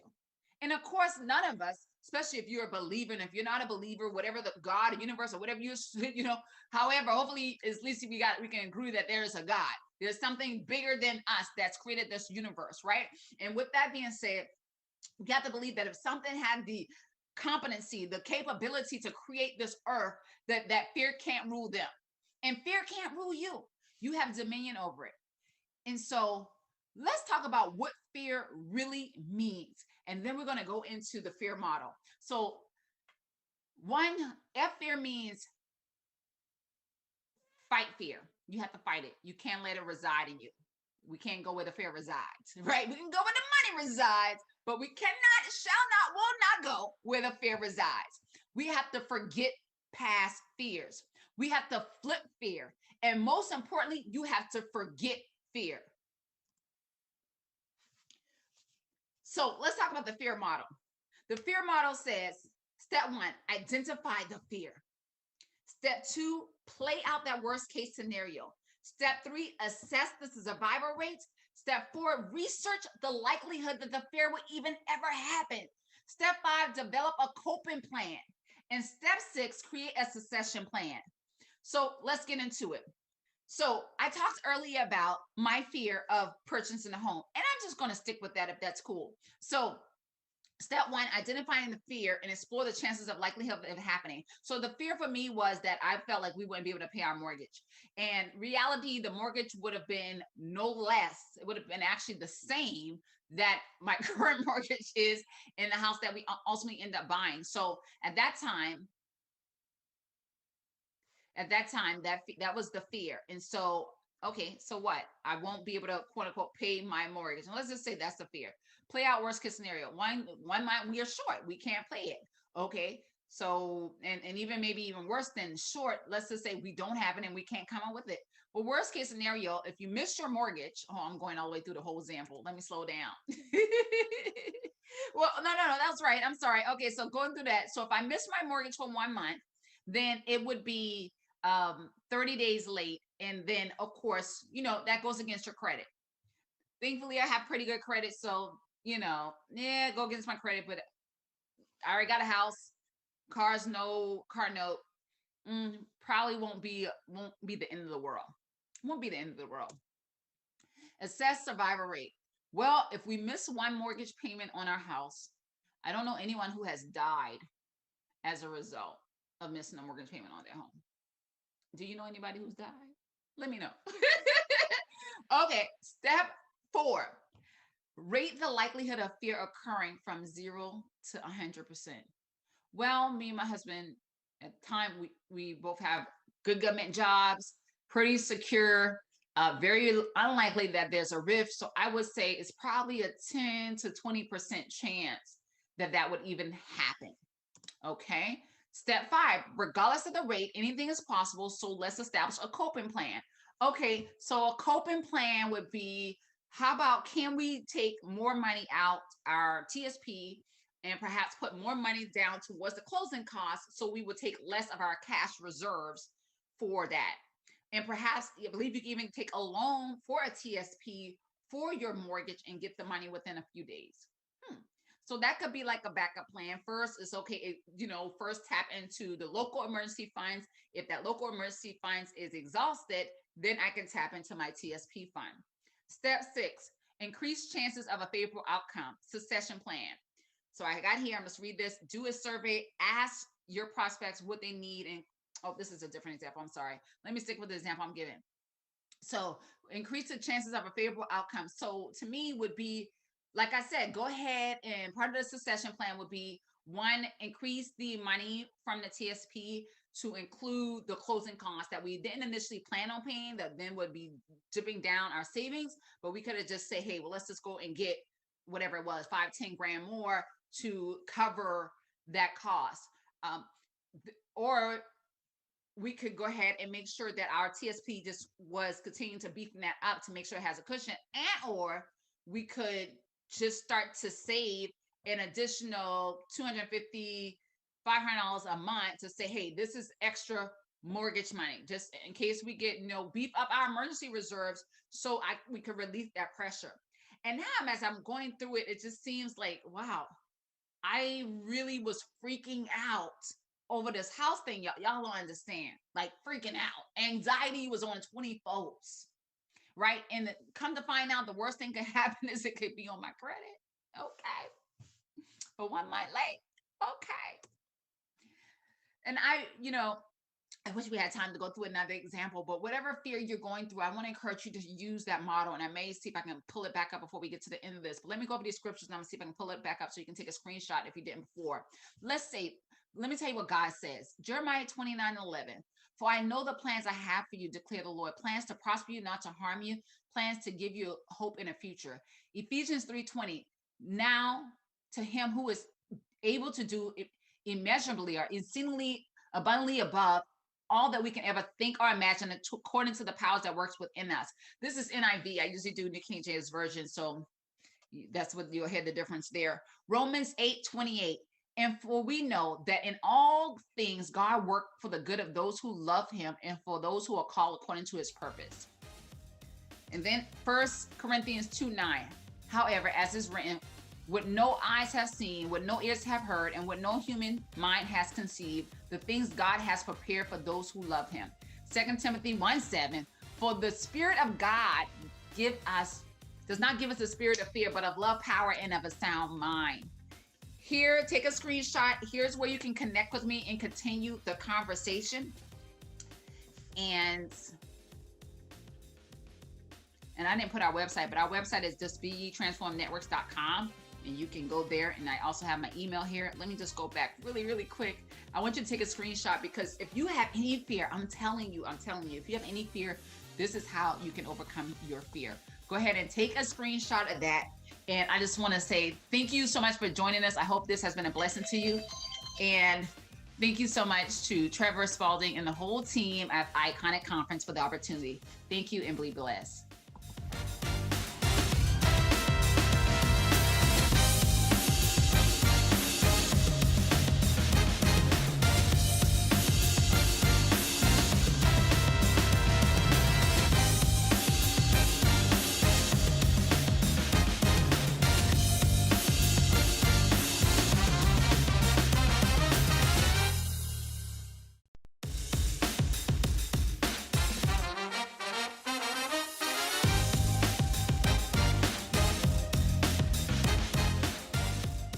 my name is Joy Morgan of Joy Morgan Motivates, and I am excited to share with you today on how to soar like an eagle. If you are a leader, I want to give you 7 leadership principles to help you stand out above the rest. I love that acronym I've used for SOAR, stand out above the rest. So I want to give you 7 leadership principles that we can learn from an eagle. Number 1, eagles fly alone or with their own kind. That's right. Here's the leadership lesson to that. Associate with people who are at your level or can help you grow so that you can go to the next level in your leadership. You know this is an interesting fact, that eagles and turkeys are in the same family, but as you know, turkeys cannot fly. And it's not to say that we as leaders don't help turkeys to come along, but the leadership principle is, if you're trying to grow, if you're trying to go to the next level in your leadership, you want to make sure that you have the right circle around you. You want to have eagles around you that will teach you how to fly. So the lesson also is, get a mentor. It's so important as a leader that's interested in going to the next level to get mentors. I love saying this, that mentorship is men allowing another to tour their life. So allow people in your life to show you how to get to the next level so that you can fly high like an eagle. The next leadership principle is this: eagles have excellent vision and concentration. I'm going to say that again. Eagles have excellent vision and concentration. When they catch their prey, they focus on it with laser-like intensity and they set out to get it. And so the leadership principle there is to do the same thing with your goals. As a leader, you ought to have goals that are going to help you to get to the next level. And that requires focus. And if you haven't noticed already, I love acronyms. And so the acronym I like to use for focus is finish one course until successful. Come on here. Finish one course until successful. We need to learn how to focus. So often, especially those who are gifted, and we often have our hands in several different things, we'll start something but not finish it. But the eagle has learned, when they are after something, they have laser beam intensity and they go for it until they get it. So that's the leadership principle that I want to share with you, that when you go to set out to accomplish something, give it all of your effort. Give it all of your time, give it all of your energy, and focus and set out to achieve it. And don't you dare stop until you get it done. Don't you dare stop until you accomplish your goal. Number 3 about eagles. I love this right here. Eagles, they feed on live meat. They feed on live food. They don't eat dead things. Listen, the leadership lesson right here is that we as leaders have to learn not to waste our energy and our time, as mom and them used to say, beating a dead horse. We've got to learn how to let go. So often we will dwell in the past and get stuck there. But we who desire to excel, to go to the next level, to lead at another level, we have got to learn the art of letting go and the art of saying goodbye. We have to set our eyes to the future. We cannot feed on those things that are dead. We have to look for those things that are living. We have to take our failures and look at those setbacks as a springboard for our comeback. That sometimes we win, but sometimes we learn. And if we start looking at our failures and our losses as lessons, then we will never have failed at all. So let's learn from the eagle and let's feed on live things and let dead things go. Number 4 about the eagle has to be my absolute favorite quality. Eagles love the storm. I'm going to say that again. Eagles love the storm. They get excited when storm clouds start to gather. Why? Because they welcome the challenge that it brings. I need you to hear this. eagles love the storm, while other birds start flying away from the storm and start getting fearful of the storm clouds gathering. No, the eagle says, oh, I don't see a crisis here. I see an opportunity. And that's the leadership principle for us, because eagles know that the storm winds are going to lift them above the clouds. And so when they get above the clouds, now they can rest their wings and become stronger. There's something about storm winds that eagles have learned give them lift. And I don't know about you, but I've gotten stronger. I've gotten wiser. I've gotten better every time I have encountered a storm. So the leadership principle for us is get excited about the storms in your life. Get excited about the challenges that come in your workplace. Get excited when you see something happen in your business that you weren't expected. It might catch us off guard, but challenges often bring opportunity. Yes, in 2020, we were met with a crisis. We were met with a challenge, but I tell you what, necessity becomes the mother of invention. And some of us, we would have never started our business. We would have never created that product had we not had a crisis to meet our life. So I want you to do what the eagles do and not run away from the storm, but I want you to fly into the storm, knowing that that storm will help to propel you to another level. Number 5, the eagles test the level of commitment before engagement. This is so key, that the eagle tests the level of commitment before engagement. So what are we saying here? Before an eagle enters into a commitment, the female eagle will test her male suitors to establish his level of commitment. Before she decides this is the one that I'm going to have a family with, she wants to make sure that he's in it for the long haul. Let me tell you something, that as leaders, we cannot get to the next level by ourselves. But what you want to make sure of is that before you partner with somebody, you want to make sure that they are as committed to growth as you are. It's so important for you to ascertain the commitment of people that you intend to partner with. And so the eagle, especially the female eagle, if I may say, is very wise in that way. She makes sure that he is going to be in it for the long haul. So we as leaders, partnership is absolutely necessary to get to the next level. I'm going to say that again. We cannot be an island. We cannot be to ourselves. We must partner with other people if we're going to expand what we do.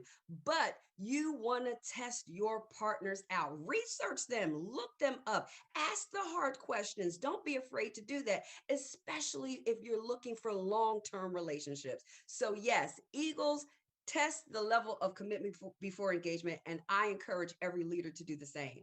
And number 6, there's just so many great principles here. Let me give you this one here. The eagle is a master of change management. I'm going to say that again. The eagle is a master of change management.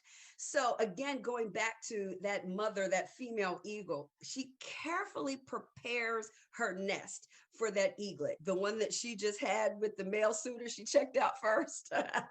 She carefully prepares the nest for its eggs. And when it's time for the eaglet to learn to fly, when it begins to mature enough where it's time for it to fly, she then begins to remove the comfort zone, remove the comfort layers from the nest, exposing those pricks and those sticks to make it uncomfortable for the eaglet. And then check this out, she throws the eaglets out of the nest. After she makes it uncomfortable for the eaglet, then if it's not uncomfortable enough, then she throws the eaglet out of the nest. And she does this repeatedly until the eaglet learns how to fly. No, she does not let her little birdie die if it begins to fall and looks like it's going to hurt itself, she swoops in and she'll pick it back up and get it back in the nest. But she does that repeatedly until the eaglet learns how to flap its own wings and fly. And so the leadership lesson here is this: we must not become complacent in our life. That mother eagle does not allow her eaglet to get comfortable in the nest, because the truth of the matter is, many of us, if we had it our way, we would stay where it's comfortable. We would not challenge ourselves. We would not learn how to fly in the middle of a storm. But the eaglet understands this, that you cannot cling to the old and the familiar and go to the next level, that you only can grow if you're willing to step out of your comfort zone. And so I want to encourage a leader today to do something that you normally wouldn't do. Yes, create a partnership that you wouldn't normally go into partnership with. I want you to expand into an area that perhaps you have typically felt intimidated by. It is the pathway to expansion. And so we have to do what the eagle does and master change. Again, back to 2020, it forced us to change. It forced us to adapt. It forced us to look at the vision that we have for our lives and our business and our career plans and look at it and say, you know what?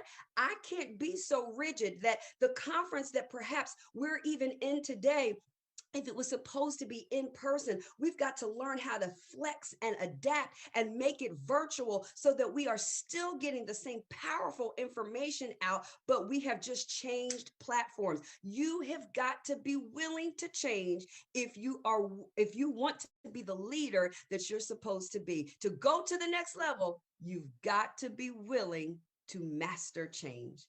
And lastly, number 7, if you want to stand out above the rest and soar like an eagle, then you have to embrace a rebirth.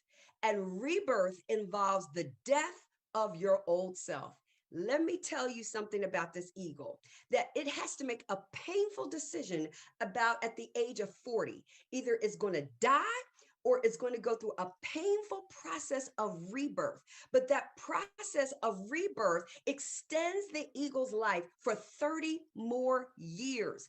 But that process involves the painful task of knocking out its own beak and plucking out its talons and its feathers. And it's a painful process, but it's a necessary process if it's going to go to the next level. I want to tell you this, leaders, that if we are going to make it in the season to come, if we are going to stand out above the rest, then we have to continue to do the self-evaluation that's necessary so that we can maintain our leadership and maintain a level of excellence so that we can compete in this next season. We don't know what's to come. We just embraced and had to get used to a global pandemic, and we don't know what's next. But I tell you what, those who survive and remain will be committed to the evolution of themselves. We must continue to evolve. We must continue to change. We must continue to learn. And when we experience the rebirth,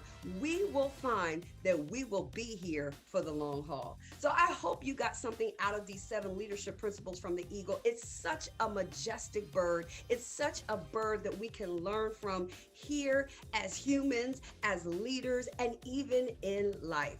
Listen, I'm Joy Morgan of Joy Morgan Motivates, and you can reach me by email at joymorganmotivates@gmail.com, or you can follow me on Facebook or Instagram at Joy Morgan Motivates. And you can also check out my website where you can follow me by filling out our contact form at joymorganmotivates.com. That's joymorganmotivates.com. It's been a pleasure sharing with you today.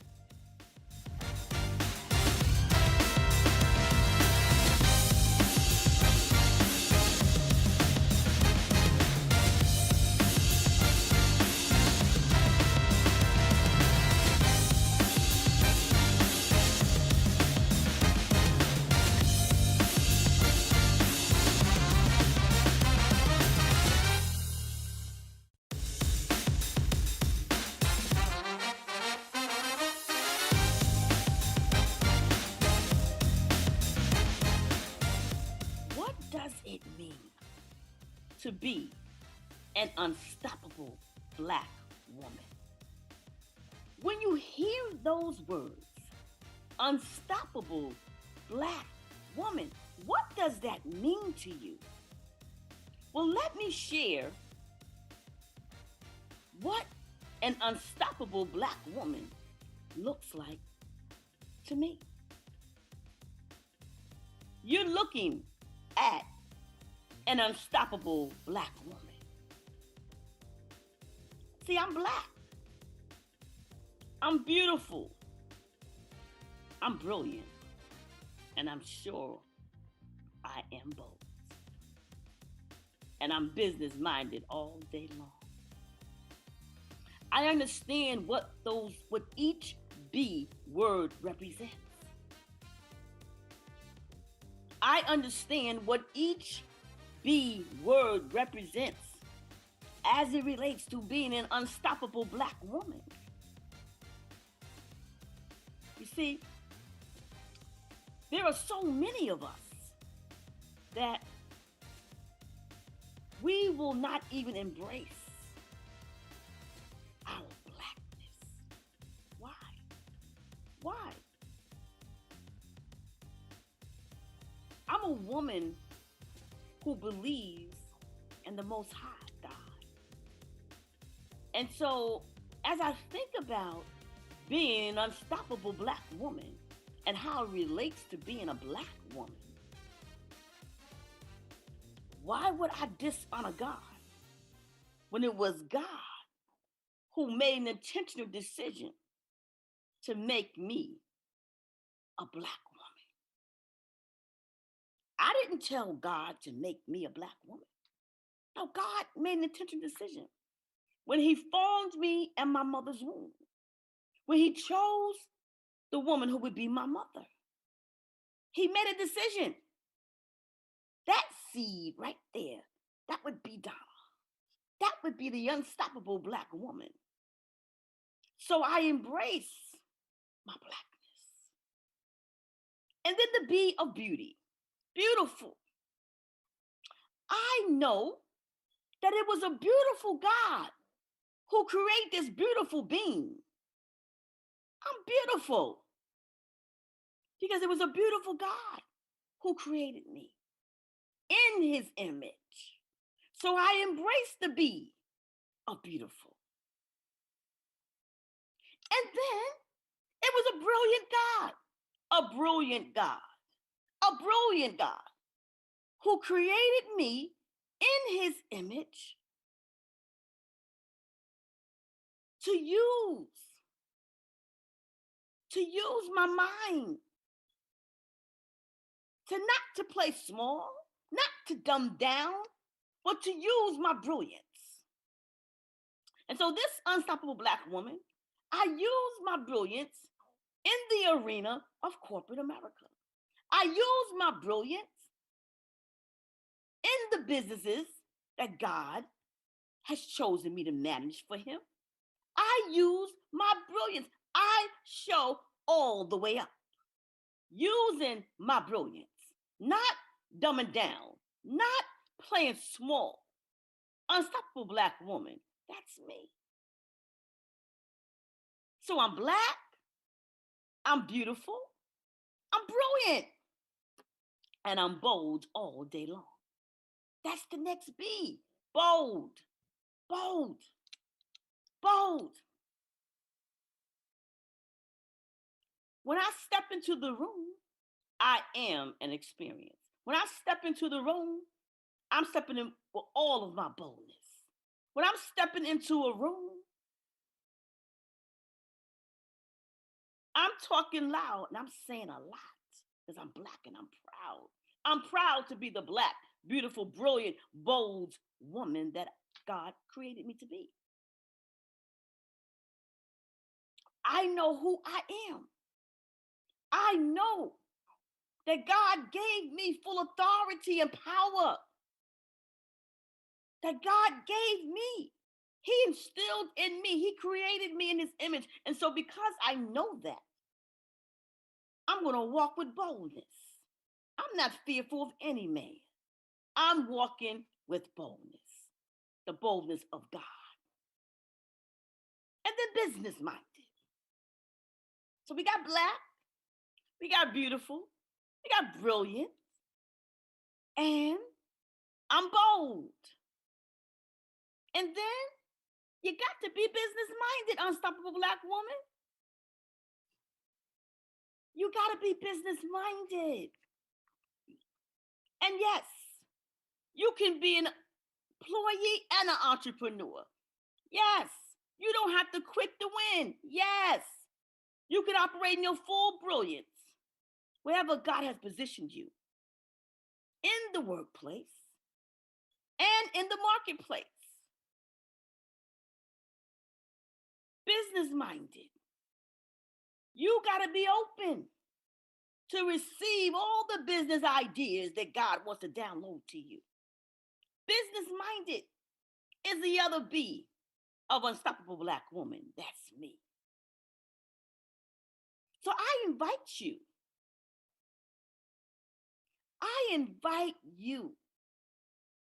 to take on the posture of an unstoppable Black woman, embracing her B's unapologetically. Take on that posture. It's a position. It's not just a phrase. You must possess it. It must possess you. Unstoppable Black woman. That's me. Embracing my B's unapologetically. So, if you haven't already, join the Facebook group of the Unstoppable Black Woman Circle. I invite you. Black and brown sisters, I invite you to join us in the Unstoppable Black Woman Circle on Facebook. I invite you to follow me on Instagram, the Unstoppable Black Woman. I'm Donna Izzard, the Unstoppable Black Woman. That's me. Embracing my B's unapologetically. I'm excited about this movement. I'm excited about this movement. I'm doing my part. And I need you to do yours, sister. I need you to do your part. I need you to embrace your B's unapologetically. I need you to stand up, speak up, and I need you to show up as an unstoppable Black woman. I need you to show up as an unstoppable Black woman. I get it. I get it. This is our time. This is our time. Are you ready? Are you ready? Are you ready to step into an unstoppable Black woman posture? Are you ready? I'm ready to receive you. I'm ready to receive my sister. Come on in. Come on in. This is the unstoppable Black woman. This is the day of the unstoppable Black woman. We ain't shucking and jiving. We not shucking and jiving here. We ain't talking loud and saying nothing. No, we are showing up. We showing all the way up. So it's time. Come on and join us in the Unstoppable Black Woman Circle. You want to learn more about the Unstoppable Black Woman? Go to www.unstoppableblackwoman.com. We are serving, we are sowing, and we are supporting. We are doing our part. We got some amazing things coming up. We got the Unstoppable Black Woman Anthology. We got the Unstoppable Black Woman Retreat. We got the Unstoppable Black Woman Week.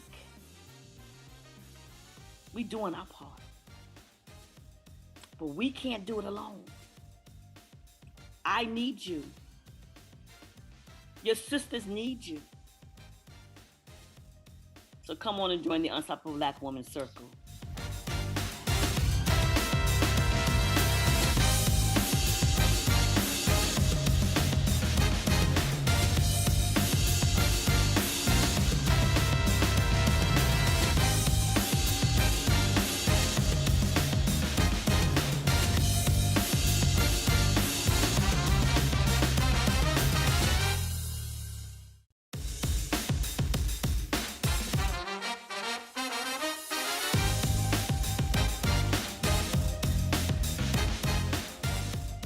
September 11, 2018, like it was yesterday. This is the moment, the year, and the time that I decided to throw myself the biggest party ever. Really, ever. Before this, I never threw myself a party. Yes, I had gatherings and lunch events and things of that nature, but this year, I invited hundreds of people from all around the world to celebrate with me and my family. And as you can see here, we had a grand of time. I was so full of myself, but in a good way, confidence, assurity. I knew who I was, no longer asking for permission to sit at someone's table, to be invited on anyone's platforms. I was confident in who God had called me to be and who he had called me to serve. And I wanted to be able to express that to all of those that were around me and to the world at large. But you know what? It didn't start out that way. On the left-hand side, this is where I grew up, 2408 Lupine Street. And this is where it all began. You know, my father was a longshoreman, which was a pretty prominent blue-collar position in those days.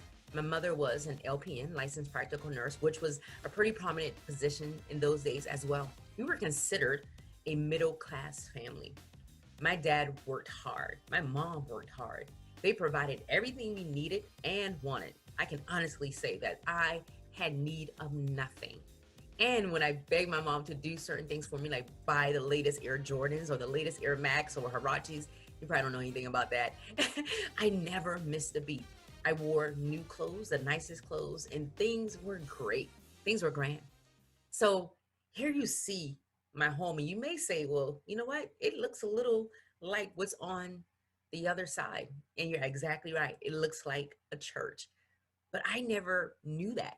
I never put two and two together. There was nothing to me by just looking at my home that made me think that anything was wrong with it. It was comfortable. We had running water. We had food on the table 3 times a day, as a matter of fact, you know, and everything worked. So I had no clue that something was wrong until one day when I was getting dropped off at the bus. We didn't have bus stops. That was the time where the bus would actually drop you off in front of your house. But hey, I didn't know anything any different. I didn't feel any certain way. And I noticed that when they were driving up to my home, the bus driver, that the kids started snickering and laughing and pointing. And here I am like, what's wrong? What's going on? Lo and behold, they were laughing and pointing and snickering at my house.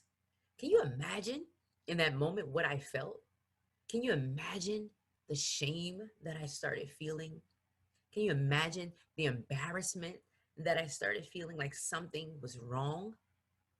They projected what they feel, what they were feeling on me. They felt that something was wrong with my house because it looked like a church. They felt that I lived in a home that did not meet standards or that was not suitable because it looked like a church. And for a long time, I carried that. A long time, I carried around shame. I carried around guilt. I was embarrassed by my life. I was embarrassed by my parents. I was embarrassed by where I lived. I was embarrassed every time the bus driver had to stop in front of my house. I was embarrassed. I allow the expectations of other people become my expectations, who they thought I should be, what they thought I should have, the life they thought I should live. I allowed them to project that on me. And for a long time, there was fear and expectations of other people that I carried around and I held as my own. But the truth be told, my family was an amazing family. And my dad built that home that you see that looks like a church, brick by brick, layer by layer, cold, sweat, and tears. He built that with blood. He built that. But I didn't realize that my mindset was all jacked up. I didn't realize that I had to cultivate a right mindset.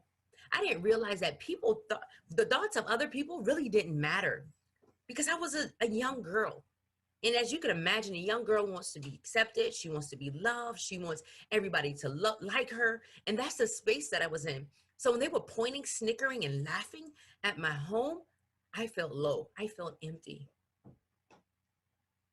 But all along, I was loved. I was accepted, and I was embraced by people who were my family, that it didn't matter where I came from. It didn't matter how my house looked. It didn't matter about the shape of the doors. None of that mattered. All that mattered is that I was loved, I was accepted, and I was embraced. And that's why today I want to share with you the 8 laws to cultivating the right mindset around your life, your relationships, and your business. I know, like you, like me, many of you have experienced trying to suit up and be what everybody else wants you to be. Many of you have spent hundreds and thousands of dollars or hundreds of thousands of dollars trying to become something that you're not, trying to do things that are not in your area of expertise or in your lane, just to be accepted, loved, and embraced by others. But what I want to show you during this time that we have together is that you have the power to cultivate the mindset that you desire to experience supernatural success without trying to conform to the standards of everyone else. Here are 4 principles I want you to take away. Life experiences have the power to change how you think about yourself and others. Life experience has the power to change how you think about your role in the world. How you think impacts everything around you. You have the power to change the way you think. So if you have not done already, go ahead and get your pen, get your paper, and let's get ready to go on this journey to you cultivating the right mindset for your relationships, your life, and your business. In case you don't know already, I am Treal Ravenel. I am a life and marriage transformation strategist, and I want to show you how I was able to redirect my thoughts and my mindset to now experience the life that I've always desired to have without meeting the expectations of other people. The first law I want to share with you is the law of awareness. And the reason why this is so important is that you need to be aware of who you are and who you are not. Because when you don't understand who you are emotionally, spiritually, and socially, you will spend your days, your weeks, your months, and even your years trying to become what you were never desired or designed to become. You will find yourself trying to live up to everybody else's expectations because you don't know who you are. You will wrestle with your identity. You will look at the lives, the relationships, and the businesses of other people and try to conform to those things. Can I tell you this? Do not conform to the patterns of other people. Be transformed by the renewing of your mind. So it is in your best interest to learn who you are, whose you are, and who you were called to serve. The second law I want to share with you is the law of abundance. Say it loud, say it proud. The law of abundance. You, my friend, you have the power to attract an abundant life. But in order to do that, you have to understand that abundance is not just money. I know as business owners on here, leaders, visionaries, entrepreneurs, and the like, you often go to money. Yes, we're supposed to be wealthy. God has given us the ability and the ability and the mindset and also everything we need to create a wealthy life, a healthy and a wealthy life. But that's not what I'm talking about here. I am talking about abundance as far as more, having more than enough. More than enough knowledge, more than enough understanding, more than enough wisdom. The law of abundance. When you attract those things by the books that you read, by the conversations that you have, by the people you hang around, you, my friend, will be in a position to cultivate the right mindset. Number 3, the law of acuity. Keenness, awareness, sharpness. Iron sharpens iron. When you operate in a place of acuity, that means that you are constantly going after things that are going to fill your cup. You are constantly going after things that will help you to operate out of your overflow and not from a dry and empty place. You are being sharpened by the people you hang around. You are being sharpened by the books that you read. You are being sharpened by the conversation you have. Number 4, the law of attunement and association. I love this one because like attracts like. You are who you hang around. I know many of you have heard the saying that birds of a feather flock together. That is absolutely true. What are your birds saying about you? See, I used to hang around some birds. Those people that were on that bus that day, I'm not calling anybody's kids birds, but that's symbolic to a bird. People, the birds that I'm referring to, people want you to be who they are. And if they don't feel like you fit into their clique, if they don't feel like you look like them, you talk like them, you walk like them, or you do things like them, they'll be easily able to dismiss you and place you to the side as if you do not matter. So in this season of your life, it is so important that you associate yourself to the right cliques, if you would. You saw all of those hundreds of people at my birthday party that I showed you early on. You want to be around people that are going to build you up, lift you up, and then people you can give back to. Number 5, the law of alignment.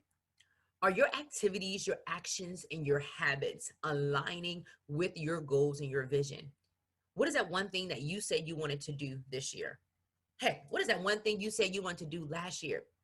Now, reflect for a moment. The things that you do every single day, will they help you get to that place? Will those things cater to your success in those areas? If you're saying no, Treal, they won't, then you need to stop doing those things right now. And you need to immediately pick up habits and behaviors, attitudes and actions that are going to help you get to that place of destiny and keep you in alignment with your visions, your goals, and your dreams. Number 6, the law of attraction. The law of attraction. I know many of us have heard the law of attraction, right? You can attract what you are. That is so true. Whatever you are, you will be. Whoever you're hanging around, you will become, right? Whatever you do, that is going to draw people to you. I see this a lot when it comes to relationships, and particularly with heterosexual relationships with individuals looking for spouses. They often say, well, I keep attracting the wrong kind of guy. I keep attracting the wrong type of friends. Well, you have to ask yourself the question, why do you feel that you keep attracting the wrong type of people? Why are the wrong people constantly coming in your life? In the same way that works on the negative side, it also works on the positive side. You have the power, and the ability to attract the right type of things in your life. And those things that you don't want, either you need to change or you need to change something around you. Number 7, the law of achievement. Now, when I talk about the law of achievement, I'm not talking about everything that you're going to achieve in the world. And that's great. But what I'm talking about here is, what are you learning and what are you desiring to learn over what you are desiring to achieve? Because here is what I know. When you focus on what you're learning and what you're desiring to learn, and I'm even going to say what you have already learned, the things that you desire to achieve will automatically come. That's exactly what I did. I didn't focus on my achievements per se. I focused on what were my learning experiences through this. What did I learn being on that bus as a small child and being teased because I was living in a house that looked like a church? What did I learn when I had to experience that shame and that embarrassment and that fear of expectations of other people? What did I learn in that process? And now what am I learning? And how am I going to take what I've learned and be able to pour it back into others' lives so that they can experience supernatural success in their life, their relationships, and their businesses? And then number 8, the law of application. Once you've done all of these things, you have to apply what you learn. Knowledge is not enough. Say it loud and proud. Knowledge is not enough. Knowing is half the battle. That's true, because you still have to do after you know. You learn the information and then you apply what you have learned so that your life can experience supernatural success. Your relationships can experience supernatural success, and your business can experience supernatural success. If you apply these 8 laws that I've just shared with you, I guarantee you that you will be on the trail to blaze whatever you put your mind and your heart to. These laws will help you to recreate a mindset that will cultivate success. These laws will help you to operate in a place of more than enough. You will no longer ask for permission to be on anyone's stages. You will no longer ask and beg to be on anyone's platform, you will know that what you have on the inside of you is better than enough, because greater is he that is on the inside of you than he that is in this world. And there's nothing that can compare to what God has placed in you. So that is my time. I am Treal Ravenel, your life and marriage strategist, here to help you to cultivate the right mindset so that you can experience supernatural success in your life, your relationships, and your business.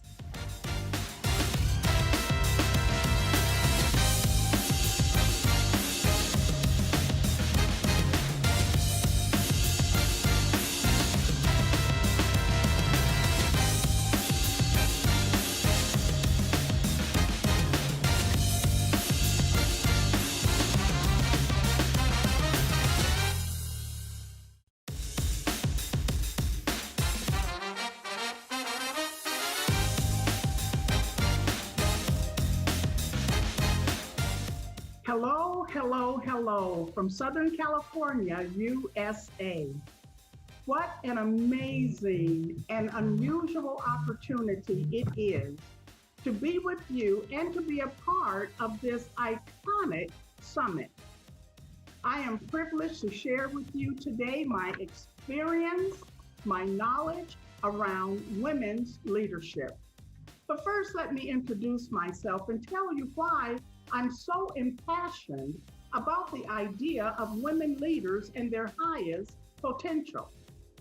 My name is June Chambliss, and I am the founder and CEO of Women Who Matter Too, an organization that is committed to teaching women leaders about their leadership capacities that will take them from just sitting in a position, but knowing about their leadership in a way that changes the world and bring their sphere of influence to its maximum.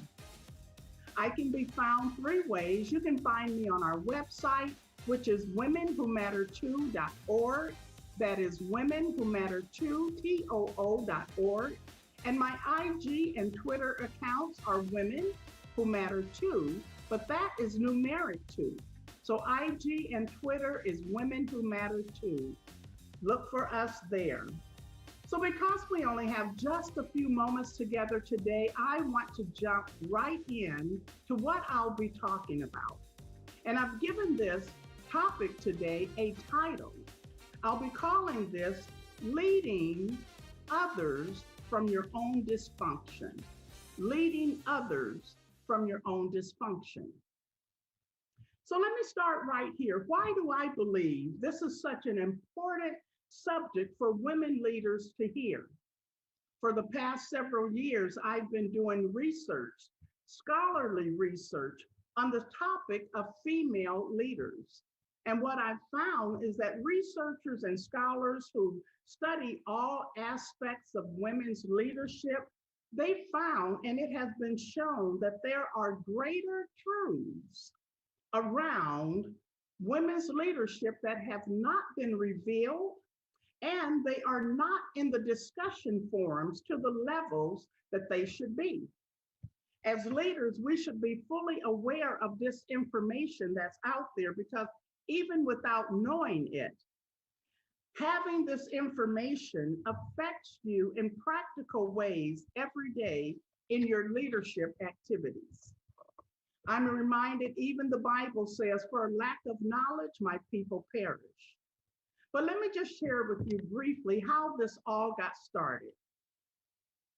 Part of the reason I'm so impassioned about the subject here of women's leadership is in part because of my own personal experience. I just want to briefly tell you, I remember it all too well. It was the year 2008. I had experienced a very personal crisis. Everything that was familiar to me, my normal, came crashing down. See, prior to that year, I was the woman who was in executive leadership, serving on boards, advisory boards. I was a trusted advisor to senior management because of my industry knowledge and because of my interpersonal skills. I even oversaw a very thriving women's ministry department within my local church, had a very solid family life. So when my world came crashing down, I immediately realized that I was in need of some serious counsel and advice and direction. But my challenge was, where would I turn considering the leadership positions that I was in? And we know, ladies, a lot of times when we're in these high level positions, it can be difficult finding out where to go when we are in need of help. But because of my situation, of course, I reached out to some of my peers in leadership, including women who were in women's ministries. And oh my, was I in for an awakening. Let's just say that some of the counsel, some of the advice, some of the direction, even the spiritual guidance that I received during that time was just wrong. And at very best, it was shallow. And so I realized during that time that the senior woman leader was actually in need of some unusual support. Because what I found, the women who had spoken to me, they were in the position, but they were ill-equipped to provide the level of leadership that was needed. And so I realized again that that woman needed support herself. Now, I had not become a researcher at that time. I wasn't a researcher yet. So while I had recognized there was a gap and a need, it would be a few years later that I would connect the dots in understanding some of the explanations about why women leaders continue to face the challenges that we face today in spite or despite of the advancements that have been made. Women leaders continue to face challenges that men leaders just do not face, such as unconscious bias, stereotypes that depict women's leaders' capabilities as mediocre, and the lack of support of leadership within leadership circles, the lack of support within top leadership circles, and these are just to name a few. Now, the thing about these challenges, they undermine women's confidence, and by the way, women's confidence is one of the leading causes that limits the availability to leadership opportunities in women. But nonetheless, these challenges were problematic a decade ago, and they're still problematic today. And I believe this is because we are not having the right conversations when it comes to women's leadership. So today I want to give you 3 areas that we should be talking about and that should be in discussions if we want to move forward in our effectiveness, because without understanding and having this new knowledge, you could possibly be leading others from your dysfunction rather than leading from a proper place of understanding and about what brings about change in leadership. It might be that you're stuck in leadership. You may not just know what to do. You might identify with the one who's hiding behind the position, but ill-equipped to provide what should be there. It could be your hidden truth. Or you may have been a great leader who has experienced a lot of success, and maybe you just feel there's nothing left that you can give. Or you could simply be a leader that recognizes you need greater leadership development. I believe these 3 areas that I'm going to share with you will help you to begin rethinking, and having this information will push you forward in focusing on leadership behaviors that provides a certain level of leadership outcomes. Now, we cover this and much more in a course that we offer called Next Level Leadership for Women. We cover 9 pillars of information that's missing from the leadership discussion.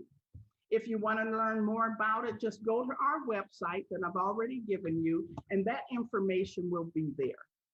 But let me give you this first area. Now, these are just 3 areas to get you going. There are a plethora of other areas that need to be covered, but I believe these 3 will get you going in what we need for effective leadership, especially in future leadership. Let's go. Number 1, models of leadership. So a model of leadership is what is that pattern of ours that guides our leadership behavior. What do you pattern your leadership after? If you're a senior woman leader, you should know about models of leadership. What do you base your leadership from? And there are numerous. You've probably heard of some: transformational leadership, servant leadership, democratic leadership, and on and on and on. But as a leader, the model or the style of leadership is important because it is the delivery vehicle for the approach you will use in your day-to-day operation, and particularly in those undesirable operations that will show up in leadership.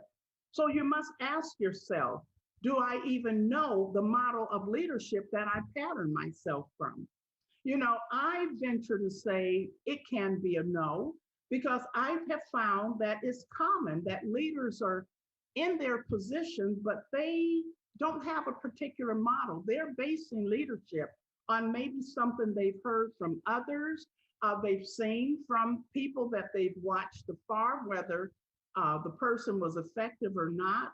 You might be going by what you've learned through socialization, could be grandma, it could be a number of places, but you need to know about your leadership model. So my number 1, your takeaway here is explore and know your leadership model. Know which style you follow because it answers the question for you why you do what you do in leadership. Number 2, women's life experiences and road to leadership. Your life experiences should be in discussion forums about our leadership because life experiences inform your leadership behaviors. Experiential learning also shapes your insights and your values and your belief systems. So women, we have unique life experiences that lead us to leadership. And it's important that you have that clarity about this because, again, these experiences shape your convictions, your values, and your behaviors. So I want to give you a brief example of what that looks like. So let's just say an African American female leader, her road to leadership will differ from that of a Caucasian woman's road to leadership. A woman from across the seas, maybe out of Saudi Arabia, her road to leadership will differ from a woman out of the United States' road to leadership. A woman with a college degree, her road to leadership will differ from a woman whose leadership, who does not have a college degree. And yet all of these experiences shape the values and beliefs, and these show up in your boardrooms, in your meetings, in the way you handle conflict, in the way you handle your subordinates. So life experiences should be in the discussion about women's leadership. So your takeaway here is to rethink your life experiences and how they may be affecting your ineffectiveness in leadership.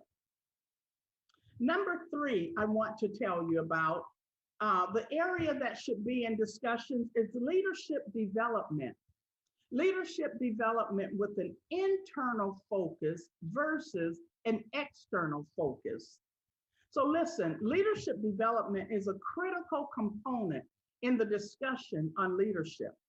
And to better understand leadership development, it is first necessary to make the point that leadership development comprises development for the leader. We call that human capital versus, or as well as leadership development that's distinctively intended for the benefit of an organization. We call that social capital.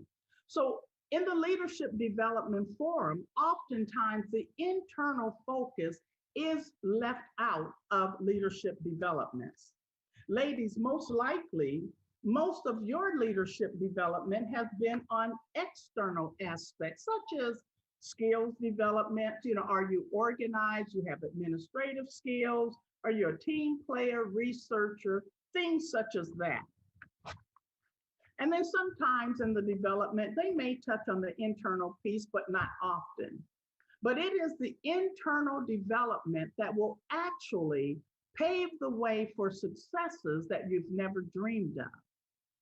Research shows that the interpersonal conflict that you often have, which is the group conflict, happens most often because your intrapersonal conflict, internal issues, have not been managed. So your takeaway here is to rethink your leadership development and seek to grow in these areas. So I just want to say that, recapture those. Explore and know your leadership model, know your style. It's going to answer the question for you why you do what you do in leadership. Rethink your life experiences and how they might be affecting your ineffectiveness in leadership. And third, rethink your leadership development. Seek to grow in this area. Don't just go on your own. So in closing, I want to say, listen, iconic leadership is really a legacy we all want to leave behind. I know I do. The idea of being an iconic leader echoes in my soul. But to be that is to change the way we think about leadership. Don't settle for leading from a dysfunction, but rather, women, we must begin the process of rethinking the dynamics, rethinking the dynamics around women's leadership. I believe we are the future in leadership, but we must regroup, grow, and become the game changers, bringing change to the world through your individual leadership behaviors. Thank you for allowing me this time, and I am hoping for us all and for you that leadership in the future will include you, and you will be game changers and world changers. Thank you.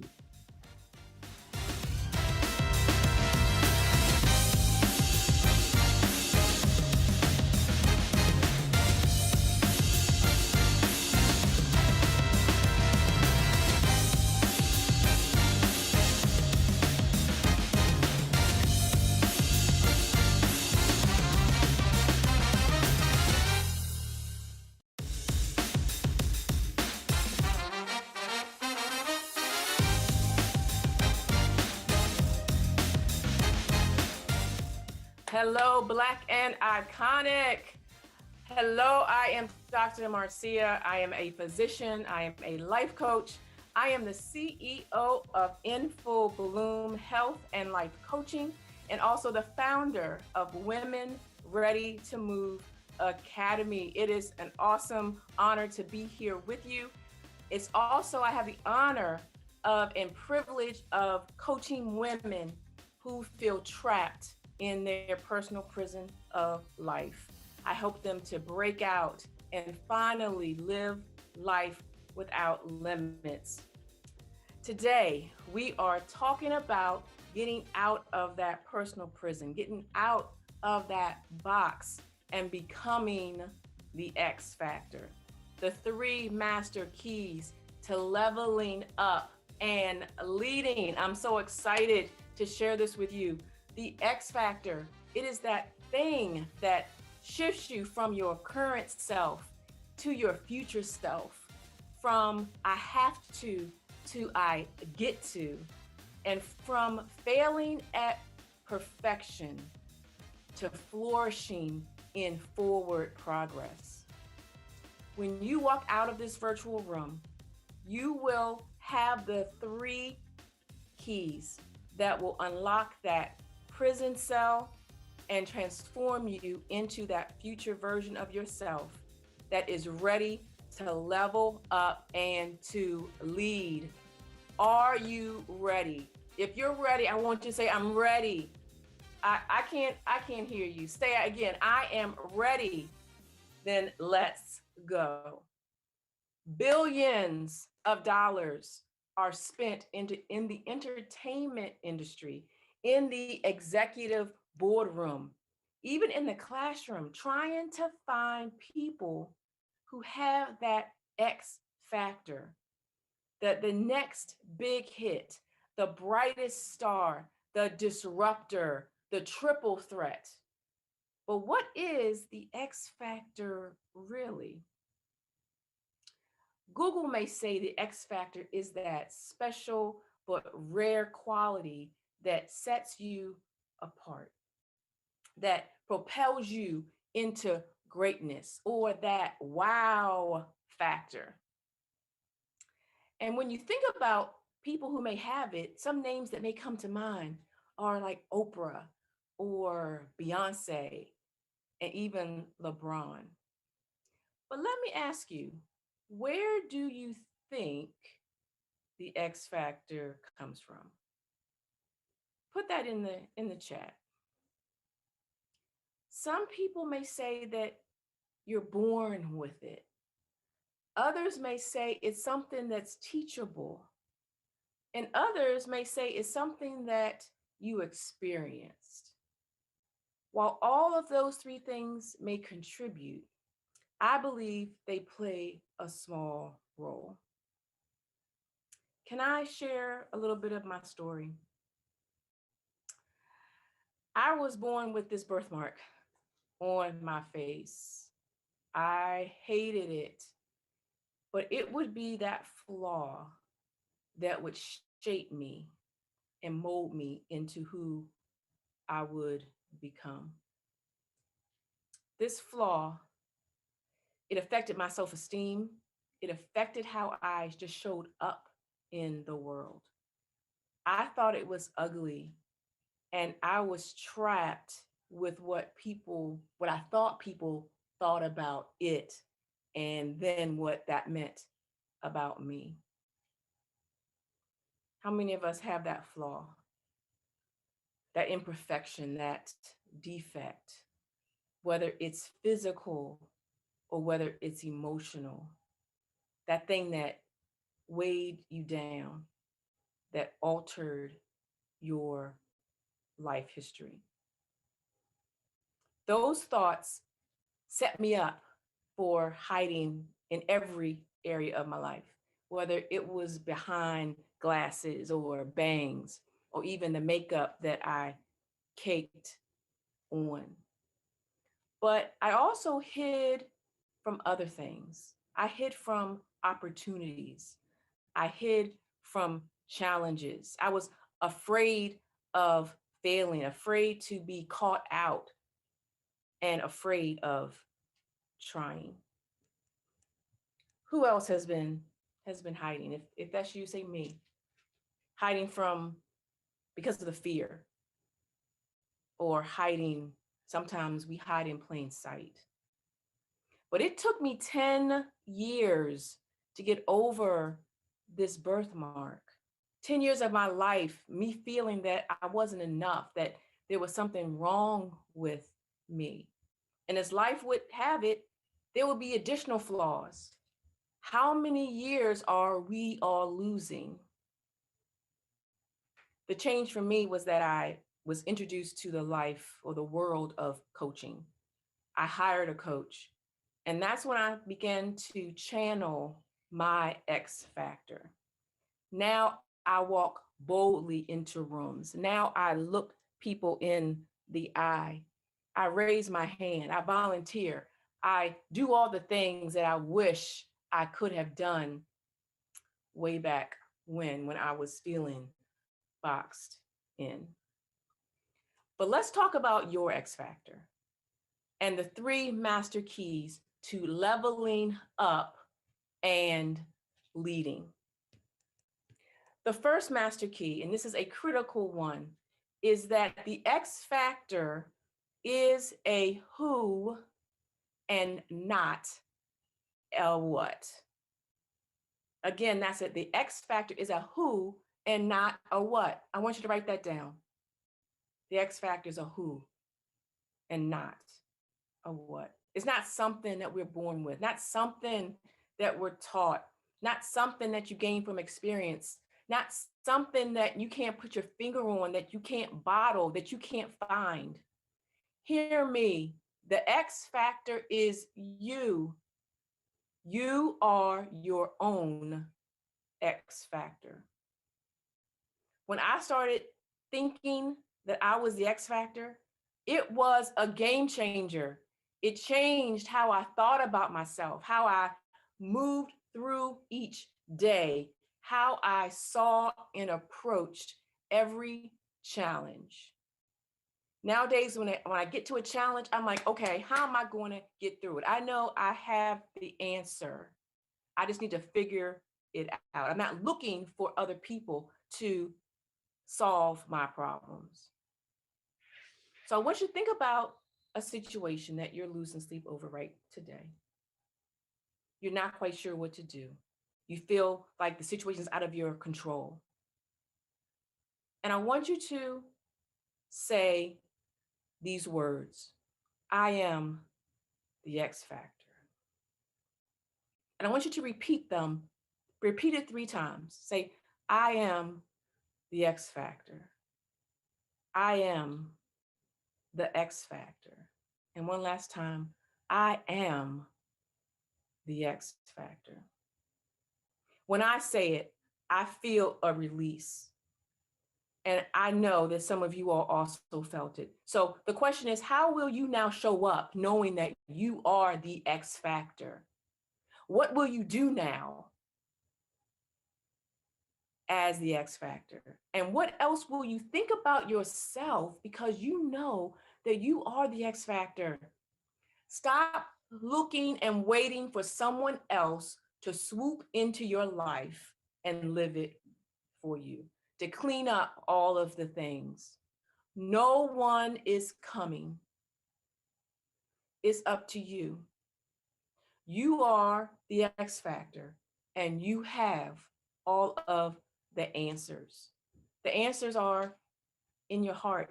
The answers are in your head. They just have to be tapped into. Think about Oprah. Some of you may know her story about being molested as a child and all of the things that she had to go through with the news stations. But all of those things, they're part of her story. But it wasn't until she decided she wanted to be great. That's when the switch happens. The second master key: it's time to level up your belief in your X factor. Your belief in your X factor is everything. There's a spectrum of belief.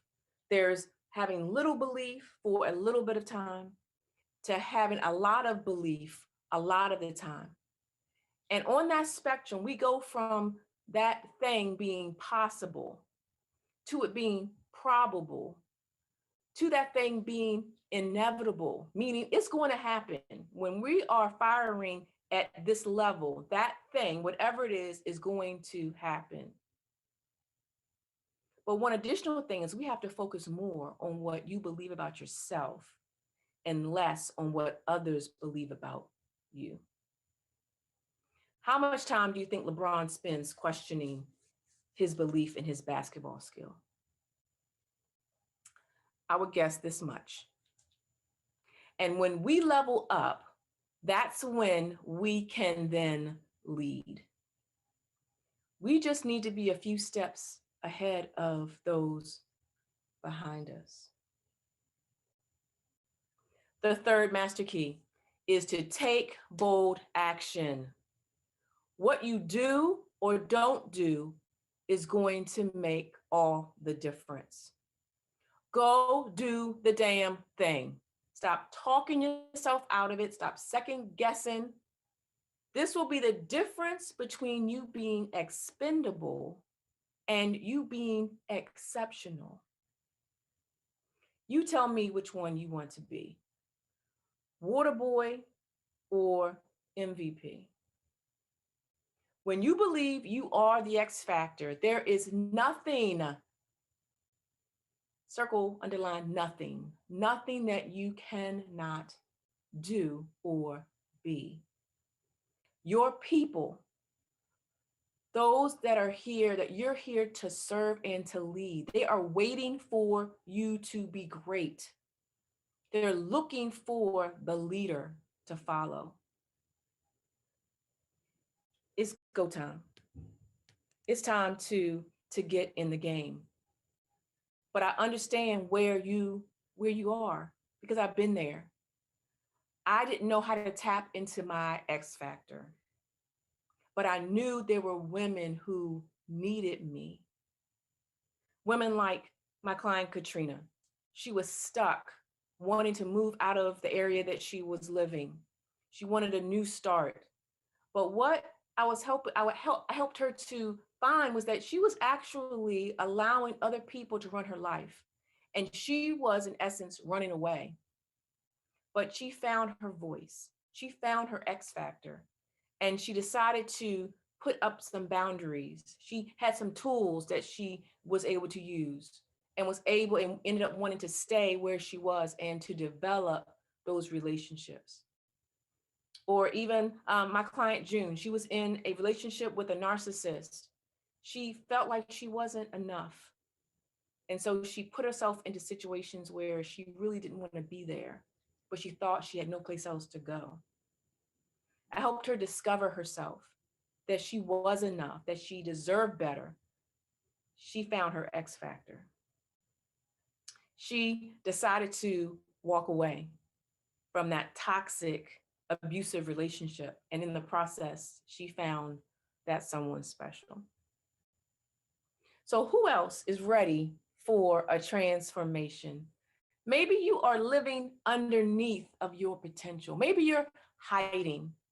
Maybe you lack the confidence to actually just to step out of your comfort zone and just be seen.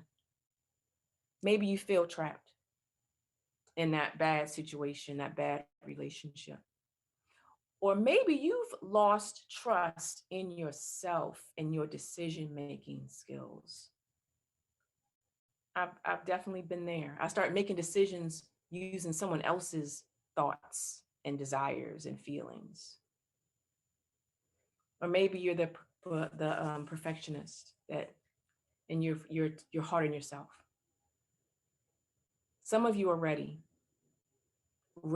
to move from where you are. And I want to challenge you today. I want to encourage you. I want to encourage you to step up and lead. And how do you do that? One, you acknowledge where you are. It's okay not to be okay. The second is to stop DIYing it. That's the do-it-yourself approach. Get some help. Invest in yourself. Get a coach. And the third is to keep moving. We deal in progress and not perfection.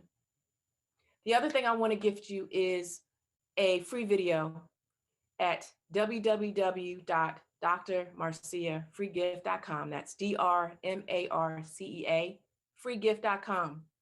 We've been talking about the X factor and leading, but in order to be able to lead others, we have to be able to lead ourselves. And that self-leadership starts with how we allow other people to treat us. It's a free video. It's entitled, Teach Others How to Treat You. The 3 false beliefs that keep you mistreated in relationships. Dr. Marcia, freegift.com.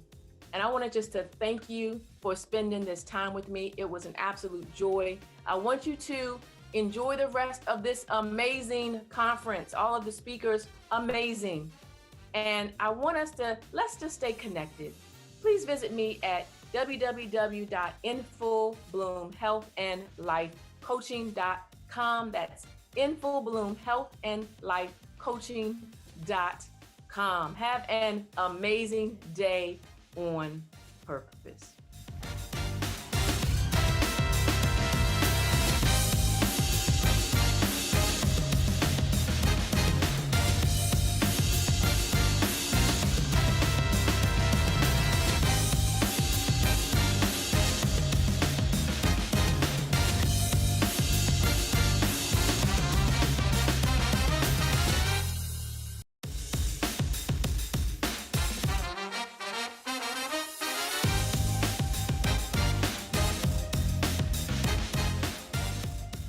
Good evening. My name is Florence Lillian Marshall.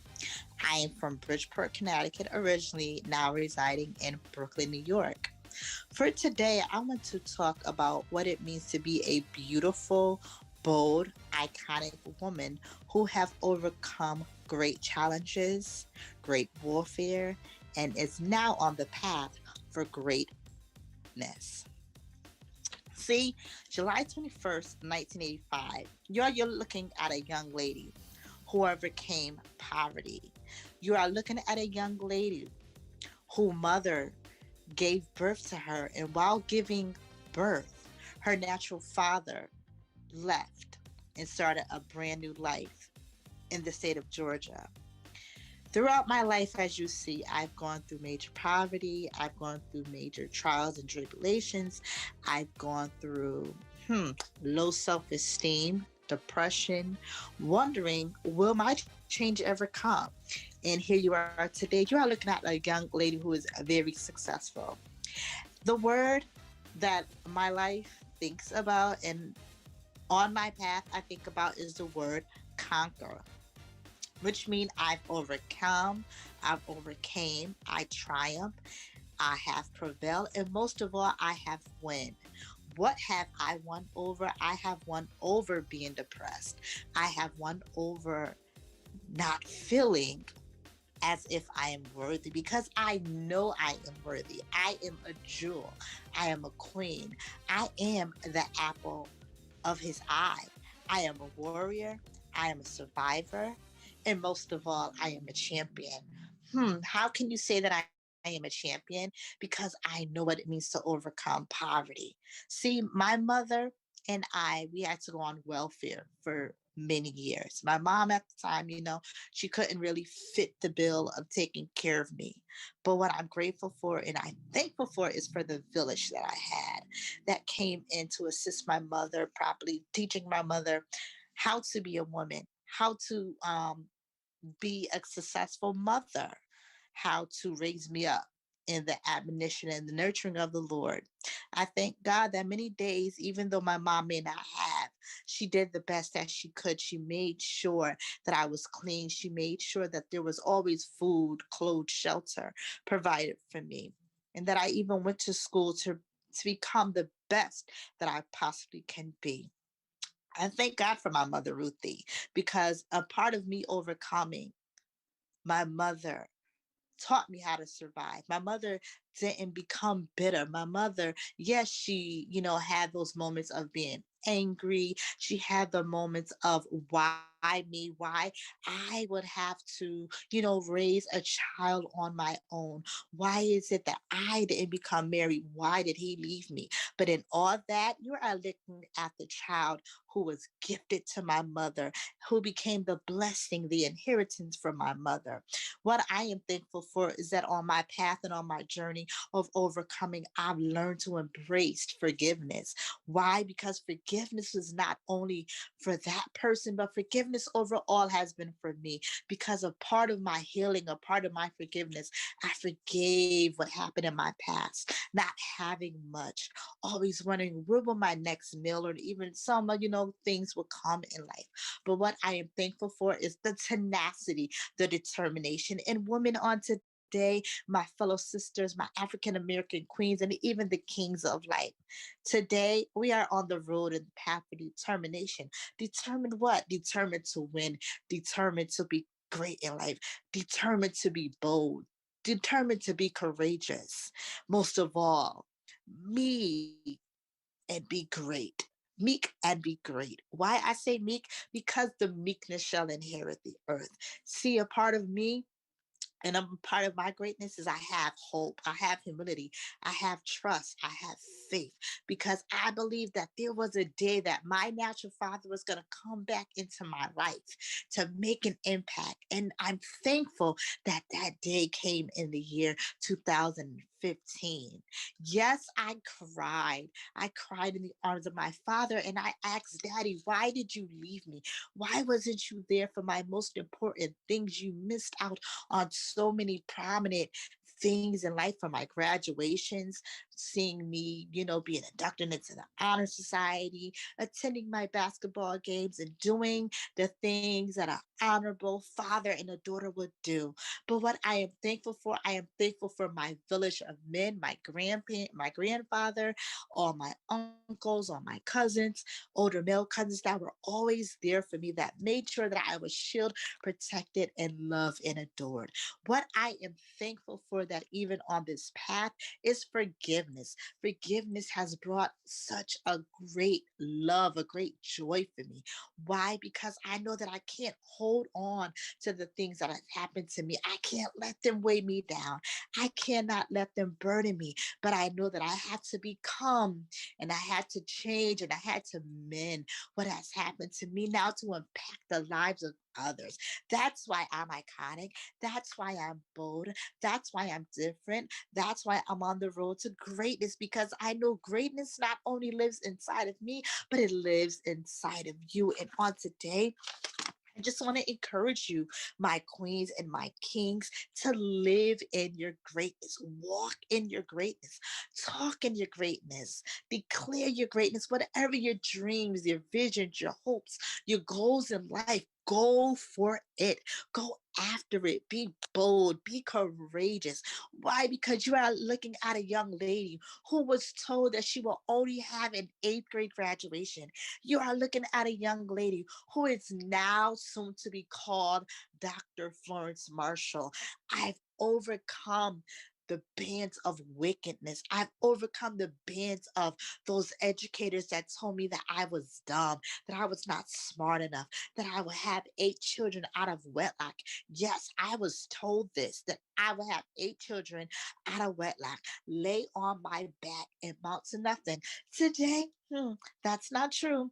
I don't even have a child. Okay, I don't have children, but I have so many spiritual children, and I have children that have come out of my path and from my loins, from the streets, from the projects, from the inner city, who I've helped educate, who I've helped mold and transform to be great citizens. I have students that have gone on to Howard, Yale, Morgan State, some of the major universities and colleges in America.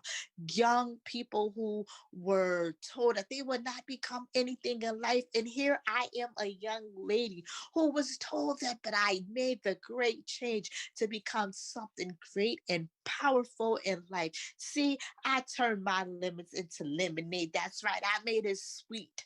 I made it pure. I made it amazing, because I am amazing. And on today, I want you to know that you are amazing. Let's go. Let's go after our dreams. Let's go after our visions, because we are bold. We are courageous. We are iconic. We are out of the box. And that's where I am today. One of the key scriptures that have blessed my life has been Psalms 139 and 14. For I am fearfully and wonderfully made. Again, I am fearfully and wonderfully made. It goes back to being bold, to being courageous, to being iconic, to being that quality star, to being that quality gem, that jewel, that king that reigns on the inside of you. Now it's time for us to work our work. Wow, I am so proud of myself. I remember when I had low self-esteem. I felt like I was so low. There were so many nights where I would just be home in my bedroom crying, asking my father, God, like, Lord, when will my change come? When will my opportunity come? There's been so many rejections in my life. There's been so many things that has been spoken negative over me. But God, I pray that you hear my prayers. And I am so excited on today that God has really heard my prayers. I mean, prayers that dates back about 30 years. Yes, I may be 35, but I remember being on my knees at the tender age of 5, asking God to restore my family, asking God for me to meet my father. Yes, I prayed those prayers for over 20 years. And guess what? The Lord has heard my prayers. See, here's the thing, there are some prayers and some things that we may go through life that may not get an instant quick or an instant answer, but just keep hoping, keep trusting, keep praying, keep believing that the greater and the greatness will someday come out, the positivity of life, because it all goes back to you being bold, being iconic, being outrageous, living outside of the box, living in your destiny, going after your truth, knowing who you are and whose you are. On Christ, the solid rock, I stand. Because yes, I am a woman of faith, but I am also a woman of determination, a woman who possesses great strength, a woman who profess and also progress in great ability. I believe in myself and I want you to believe in yourself. I am hope. And you are hope. I am joy. I am peace. I am grit. I am strength. I am favored. I am loved. I am God's jewel. I am prosperous. I am wealthy. I am amazing. I am beautiful. I am bold. I am a queen. I am a beautiful, courageous, bold African American queen. And I believe in myself. And on today, I want you to believe in yourself. Another scripture that has helped me along my journey has been Philippians 3 and 14. For I can do all things through Christ that strengthens me. And on today, I just want to encourage you that as you are on your path and as I'm continuing on my path, I want you to become great. I want you to be strengthened. I want you to live outside of your box, live outside of your comfort zone, and be great. Why be great? Because the world needs you. The world is calling for you. There are great things. Your voice, your expertise, whatever it is that you're called to do. For me, I am a motivational speaker. I am a preacher. I am an educator. There's a lot of things within me that I'm the jack of many trades. But what I am thankful for is that my rejection, I did not allow my rejection to stifle me, to keep me bound. But what I am thankful for, that I found the strength, I found the tenacity, I found the hope and the love within me to keep going forward. I became very motivated. Why? Because I had mentors that believe in me. I had my supporters that believed in me, that always encouraged me, had a kind word, that always sowed a seed into my life. So my encouragement and my boldness to you today is to live, live, live, prosper, be joyful, be bold, be courageous, be iconic, and be all that you are destined to be. Think outside of the box. Think about your future. Think about the way that motivates yourself daily. For you are going greater, you're going higher. New dispensations, new realms each and every day. Every day when I wake up, I think about my life. I think about where I'm heading. And then I also think about where I came from and how I have progressed. And now what I'm even jumping into even for the greater. Why? Because I know the greater lives on the inside of me. You are looking at a young lady who was chronically in poverty. But here I am today, bold, beautiful, black. I am thankful that my accounts are thriving. I am thankful that God has given me the testimony of what it means to live in the promise. I am thankful because I remember those days when I was on food stamps, on welfare. Like, God, when my change now? Now, don't get me wrong. You know, those things were there to assist, to aid until I was able to get on my feet. And what I am thankful for is that I did not allow what was spoken over me, the negative words, the naysayers, those things, the dead weight, the negative words implanted and that was enrooted become my reality.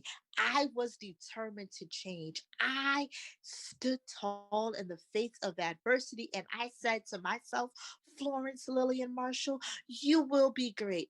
Florence Lillian Marshall, you will become a major name. Your household will be great. Your name will be great. There are women that you are supposed to empower, men whose lives you are supposed to change, families will come back together because of the words that are coming from your mouth to enhance and to perfect the life of an individual. In my heart has been children. Why? Because I know there's so many children who had to go through the ranks that I've gone through of poverty, living in a low income area. And sometimes you don't have the best quality of support. But what I am thankful for is for every person that has ever supported me. And I'm even thankful for those educators and for those teachers that I had that spoke their negative words over me. Why? Because it empowered me and it motivated me to be great. It motivated me to think on the great things of life. Like, girl, you are going to overcome. Girl, you are going to be great. Snap, snap, snap, snap, snap. Because you are chosen and you are destined for greatness. You are chosen to change the world. You are chosen to change your life. You are chosen to change your community on the local, the national, the state, and most of all, international.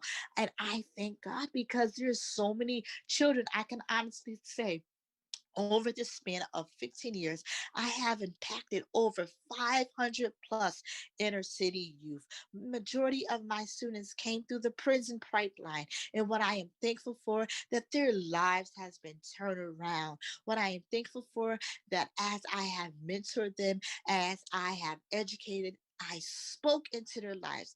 I didn't speak the negative, but I said to them, I know that you can be great. I know that you can do your schoolwork.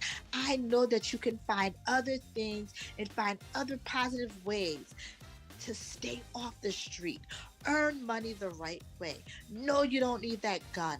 I want you to think about your parents and think how you can change your life, make your mother proud again, make your father proud again. And that's a part of my prodigy, is to see our young people grow and to see our young people become greatness, to develop in their greatness, and then to become great senators, become great leaders, become great motivators. Anything that is positive, I stand for and I believe in.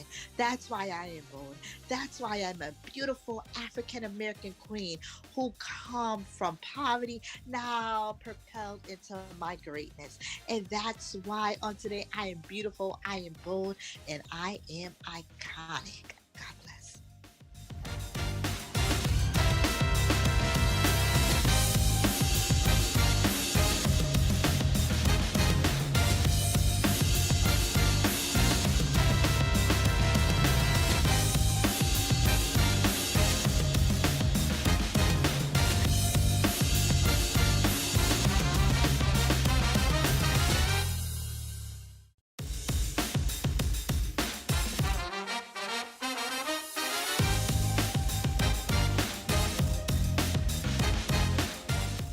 Hey, Queens. Hey, it is Michelle Gibson, the Unstoppable Success Coach. I want to take this opportunity to thank you and honor you for coming into this session because it had to be on purpose and intentional. I don't know if it was because of the title or whatever it was, but I hope that our time here together is going to be so transformational for you. I am the Unstoppable Success Coach, and I help to connect women with their purpose, with other people, and their profit. I believe that every single one of us as a woman, we are unstoppable. It is our divine nature. We were created to be. We are unstoppable. And because of that, we cannot be denied. We can't be defeated. We cannot be prevented. I love that one the most. We are unpreventable. If we walk in our purpose, if we walk through our passion, God allows us to walk as the queens that we are, and He places this crown on our heads. And when we walk fully in our purpose, it stays tight. And it has these beautiful jewels of every gift and talent that we have to give to the world. But I also understand that as every woman, no matter where we are, no matter how high we go, we'll always get stuck. People don't like to talk about the stuck part, but I want you to understand is that the stuck part allows us to grow and to be more of who we're supposed to be. I often say to my clients, if I work with someone who is afraid to fail, I don't want to work with them because I know that I can't have them on my team because I can't trust them to know what to do when a situation happens. But ladies, let me tell you, we've been living life for a long time and we've had some stuck moments. Maybe it was a promotion that didn't go well. Maybe it was a physical situation, a relationship situation, maybe something with your children. Maybe it was physical or even maybe it was spiritual. Whatever it is, when we get stuck, the thing is not to focus on getting stuck, but focus on how I get out of it. And I will tell you this, that every unstoppable woman I know, we understand when we're stuck, but we know how to move quickly to the strategies that help us to get back to that place where our crown, which once slid down and the jewels that may have become dim, now straighten back up and they actually shine again.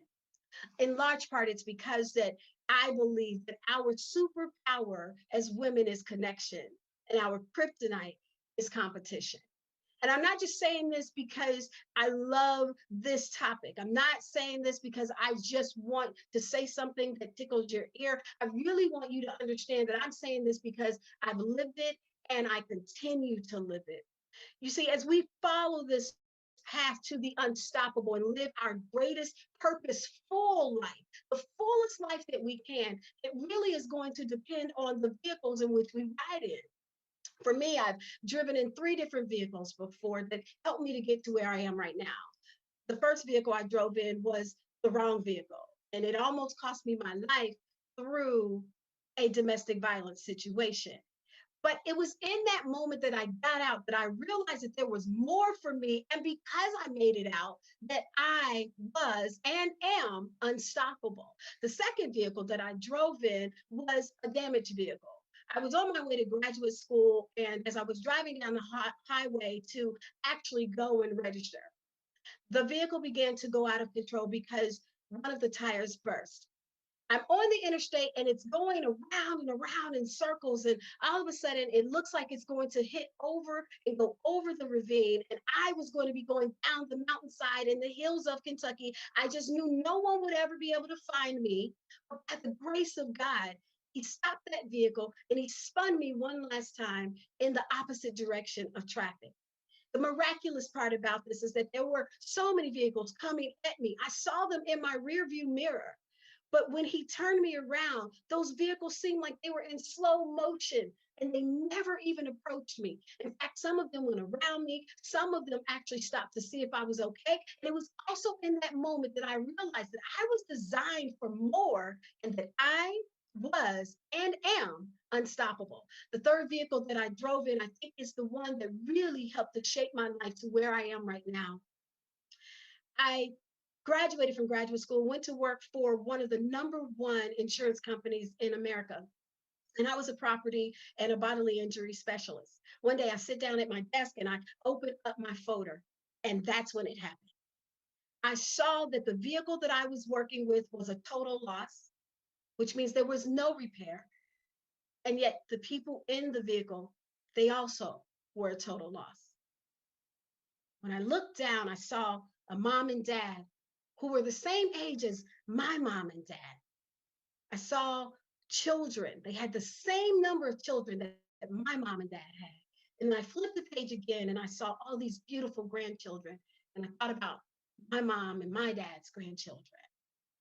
And I knew at that moment that the only thing that I could do for that family was to open up their account and give them all the money. We used to call it just open up the silos. We knew it was going to be a claims limit kind of case. And I knew I was going to be able to do that.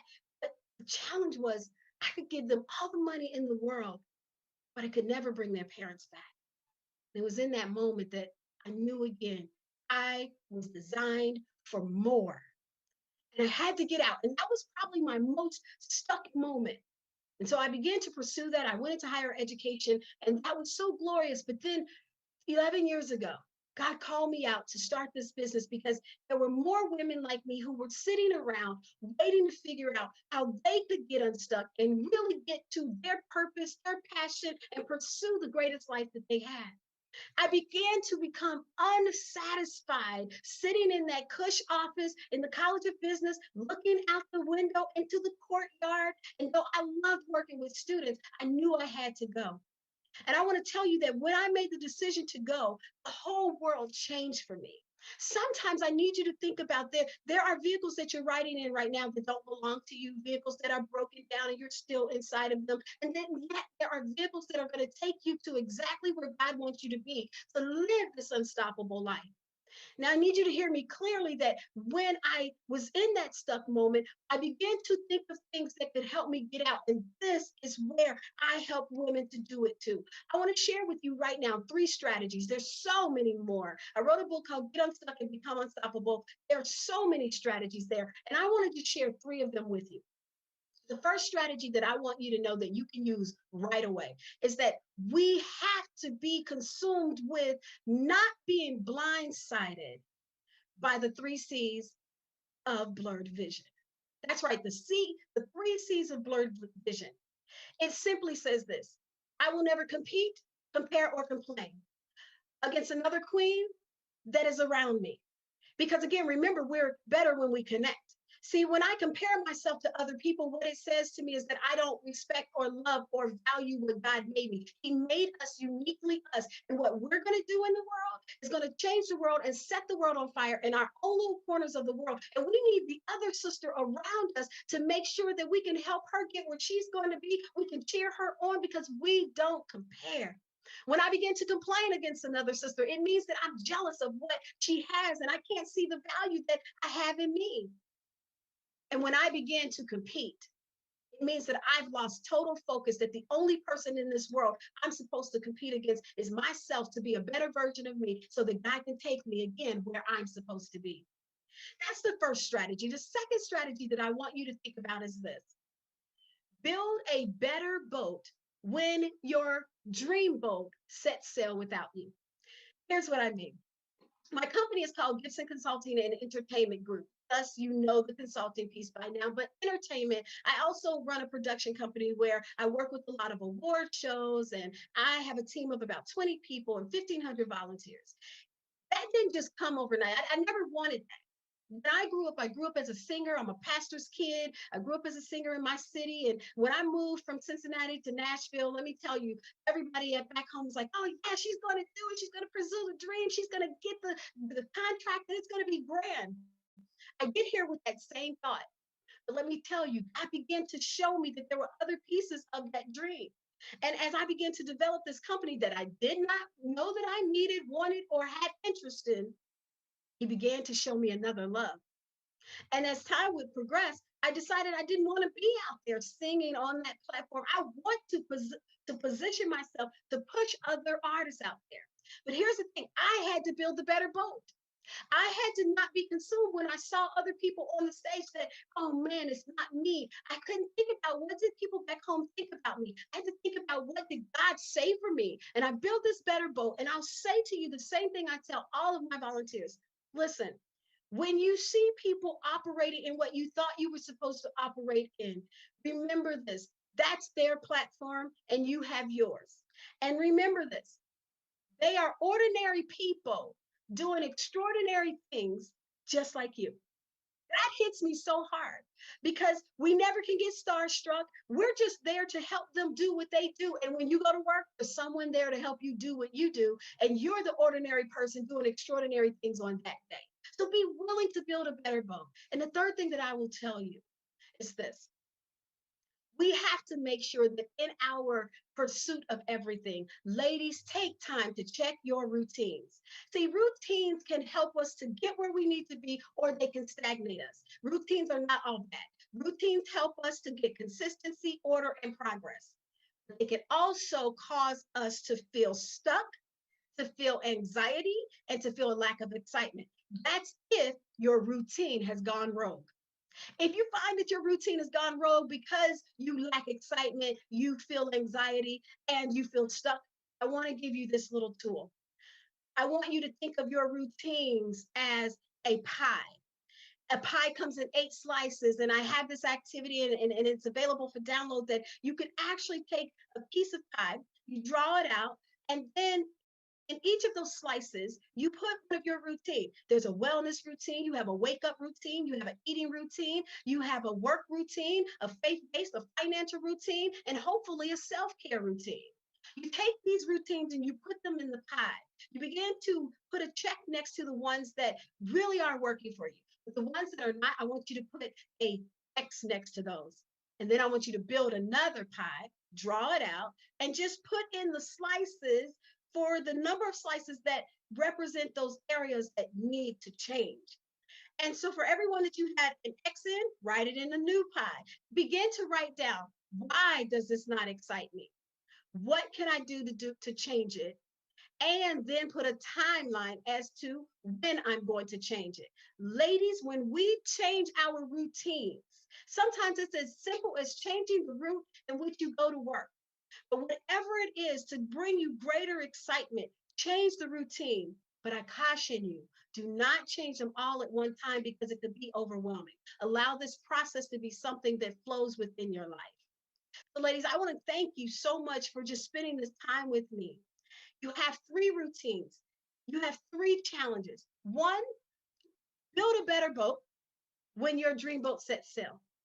2, don't get blindsided by the 3 C's of blurred vision: complaining, comparing, and competing. And 3, change your routine.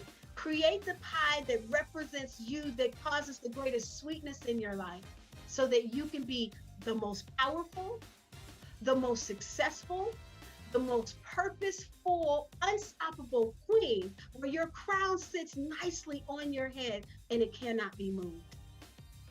My name again is Michelle Gibson, and I want to thank you for taking this time with me. I'd love to connect with you even further, and I want to invite you to come out to my website at www.unstoppableconnection.com.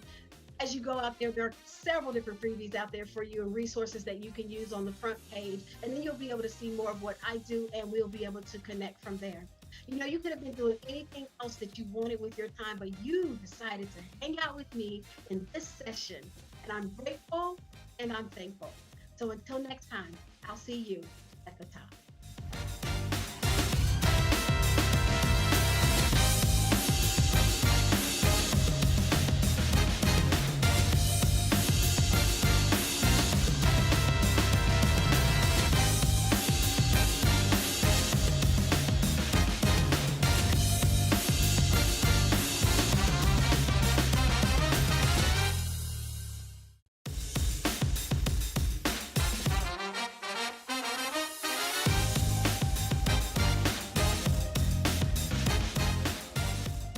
Good day.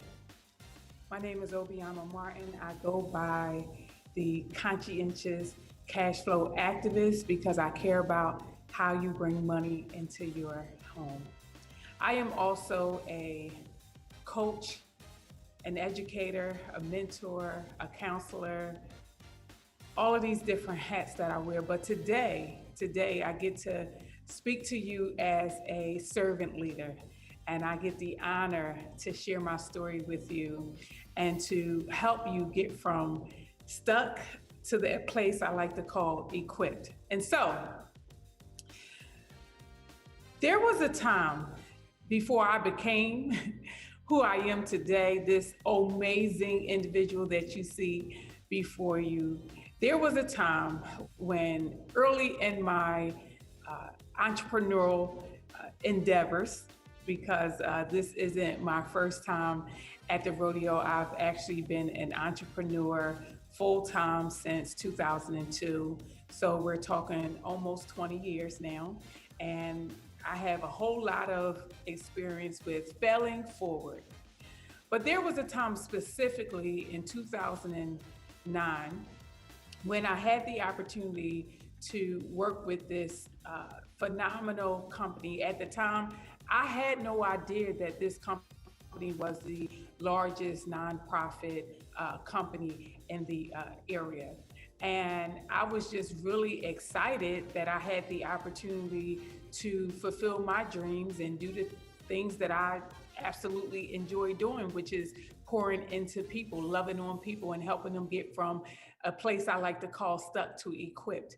And so I landed this contract working with this organization that allowed me to transform the lives of individuals that was transitioning from the welfare to work industry, or I should say the welfare to work population, to a opportunity to be more sustainable so they would not have to continue to depend on public assistance.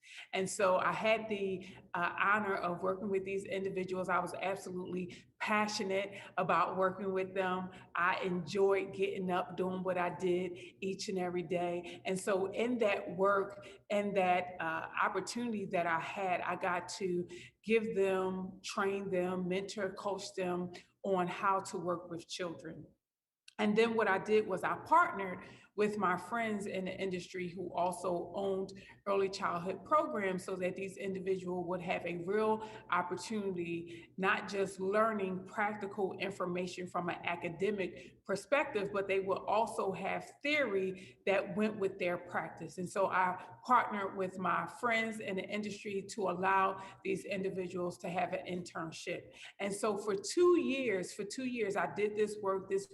I was absolutely passionate about this work. I breathed. This work embodied who I was at that time. I was changing the lives of individuals all across my community. They were transitioning from welfare to work. They were gaining employment. They were increasing their skill set and their education, and they were going on from my program to enter into college. And so in this work, I had the opportunity to work with thousands of individuals every year. And can I tell you how I was so filled up with this work? We had received accolades from the president, from the CEO, from the vice president. We received awards. We were named 2 years in a row. 2 years in a row, we were named the #1 training and development company in Pennsylvania.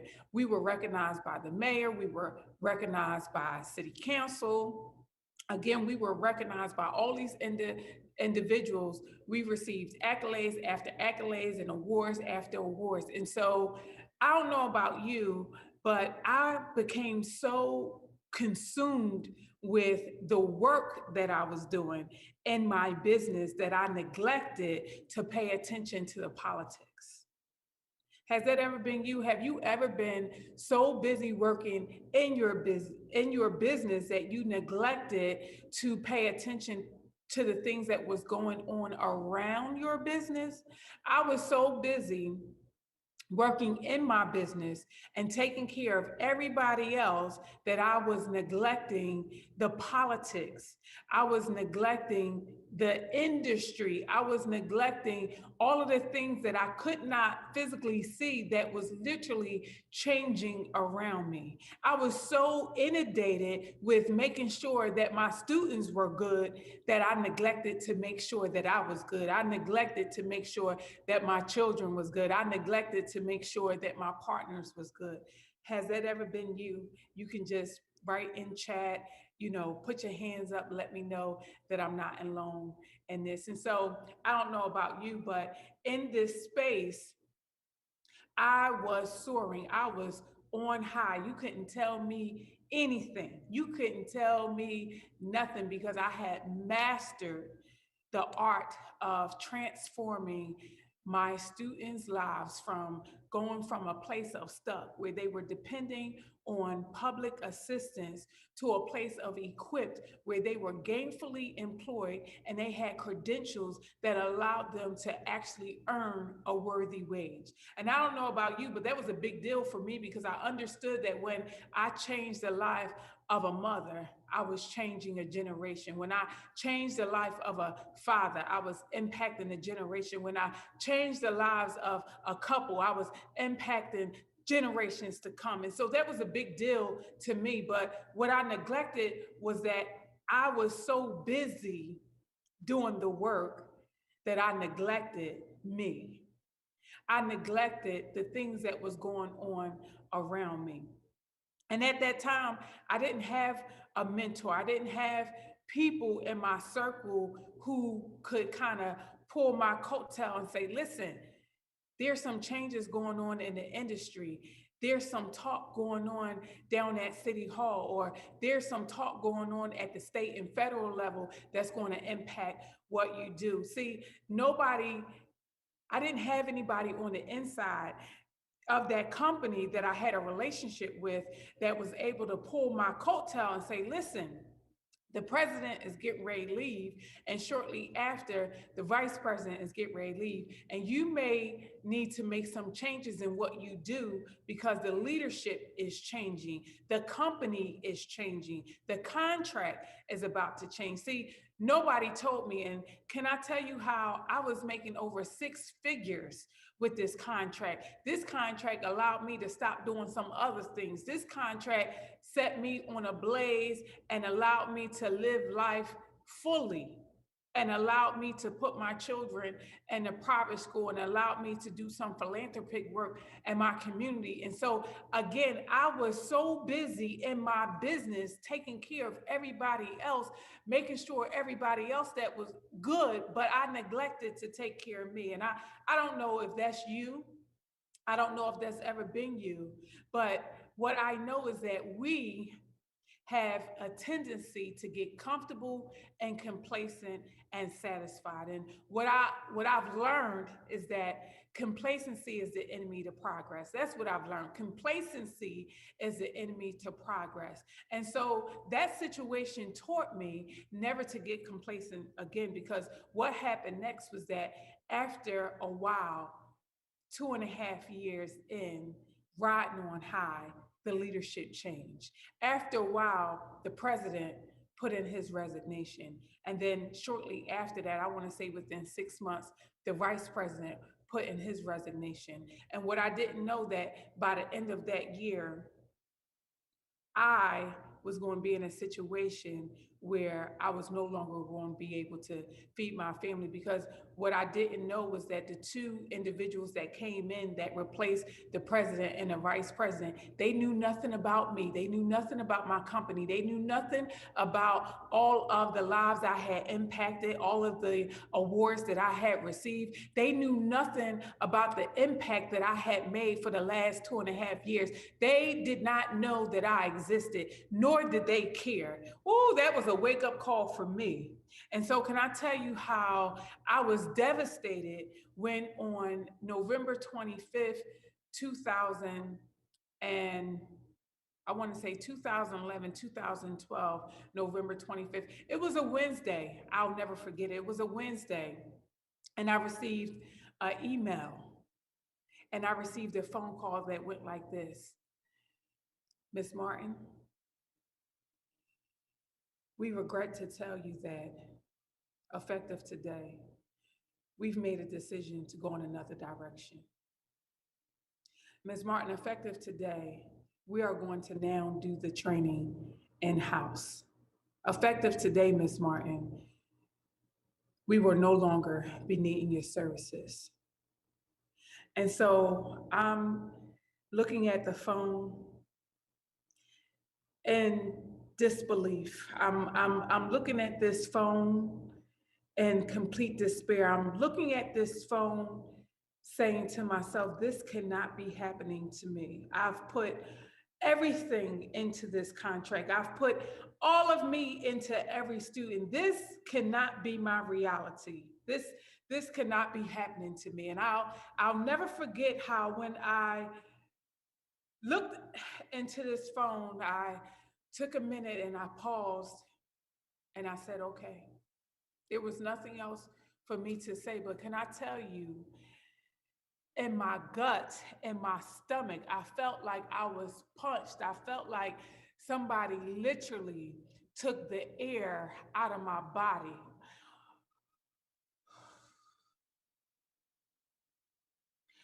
Can I tell you how I was distraught? I felt like I was betrayed. I felt like my world had come to an end. My stomach, it was just filled with emptiness. I was in so much pain.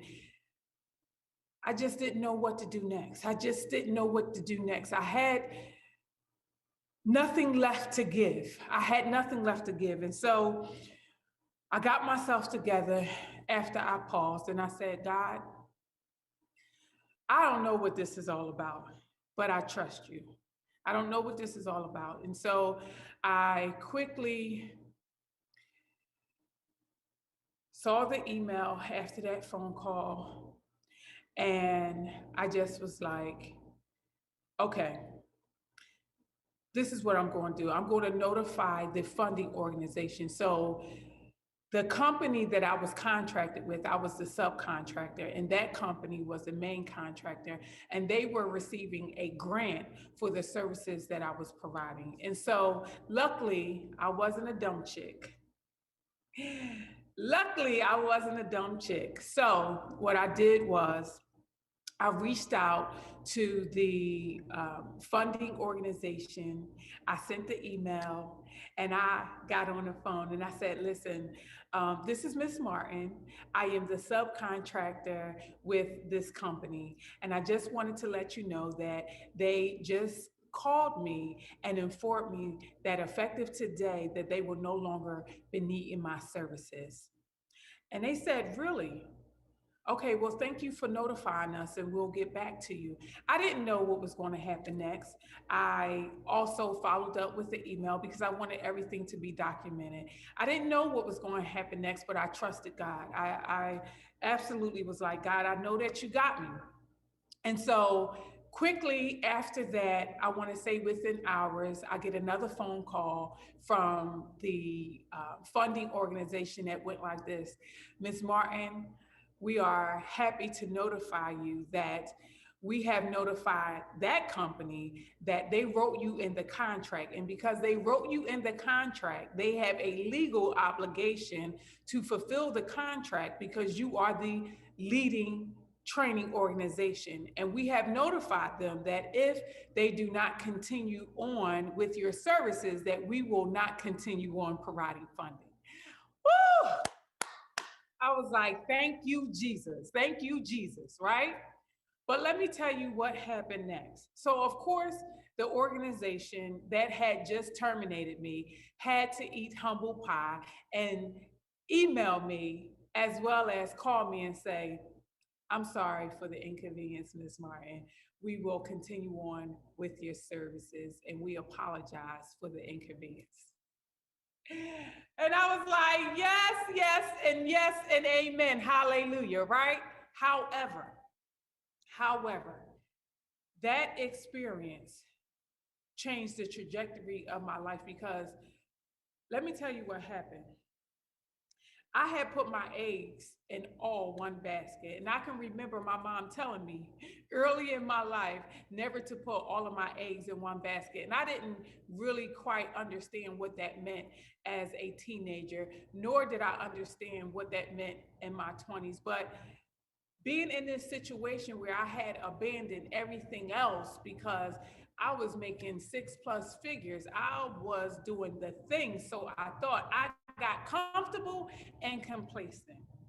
And so my question to you, has there ever been a time in your life where you got comfortable and complacent and you put all your eggs in one basket, which meant that you was relying on one stream of income to take care of your family, to provide for you, to be everything to you? Because that's what this contract was to me. It was everything. And it wasn't until it was no longer everything that I had to pivot. And so after I paused, I had to pause, y'all. I had to pause so that I could process what was happening. I had to process the fact that politically they were strong. Politically, they was connected.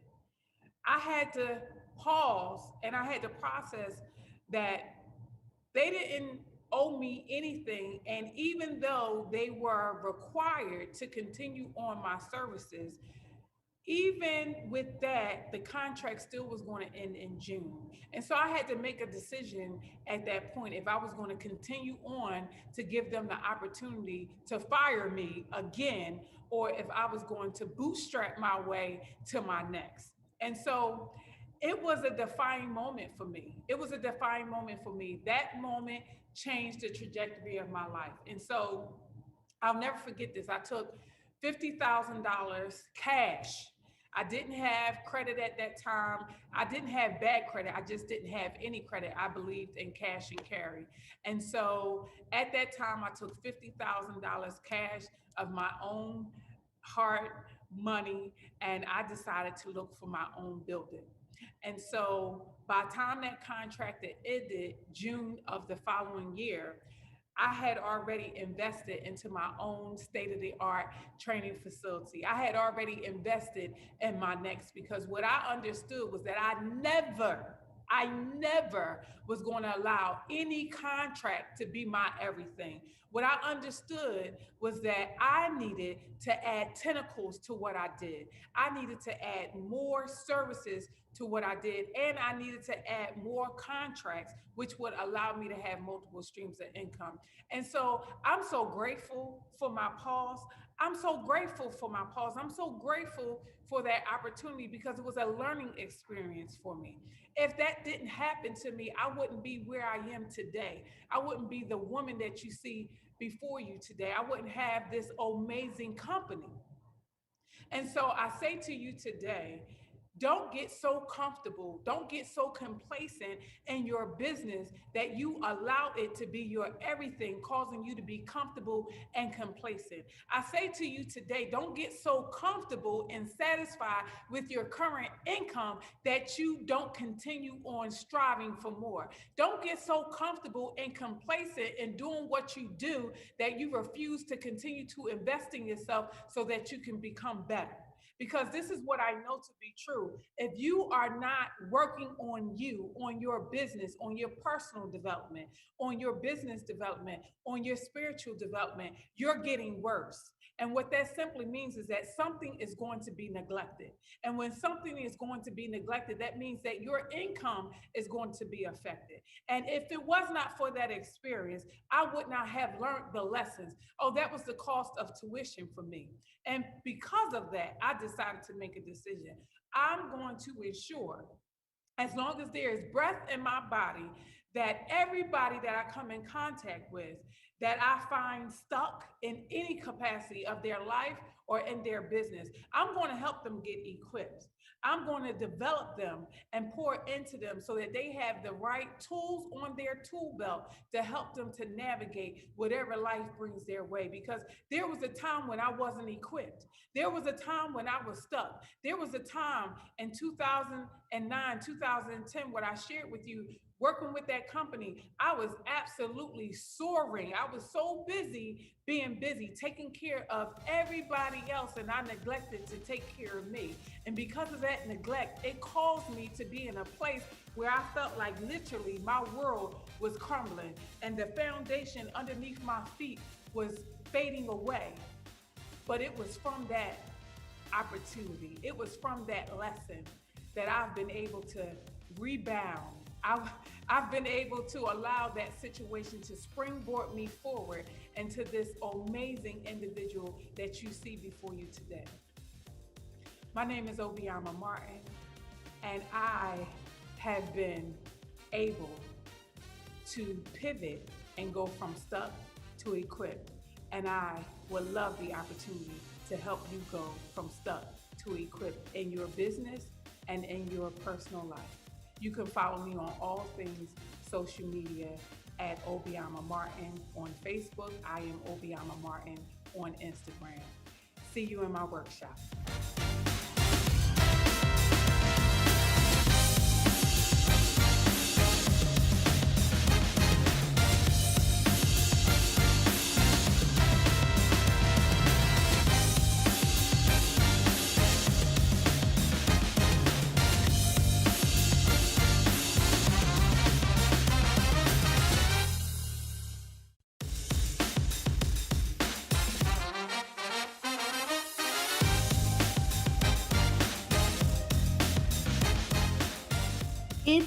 the Black CEO Iconic 2021 Conference.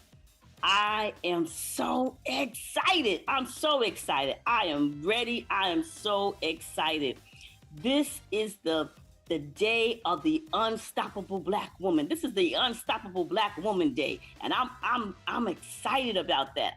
I'm excited, but I am Donna Izzard, and I am your host of the Unstoppable Black Woman. That's me, and we have some amazing, amazing unstoppable Black women, such as Lashanna Williams, Marcella D. Moore, Dr. Jennifer Harris, Chandra Gore, and Lakeisha Hendricks Horton. I'm telling you, these amazing, unstoppable Black women will be sharing with you what it means to be an unstoppable Black woman for a time such as this. So get ready to take some notes. Get ready to be inspired. Get ready to be ignited, and get ready to be invited to the unstoppable Black woman journey. That's me.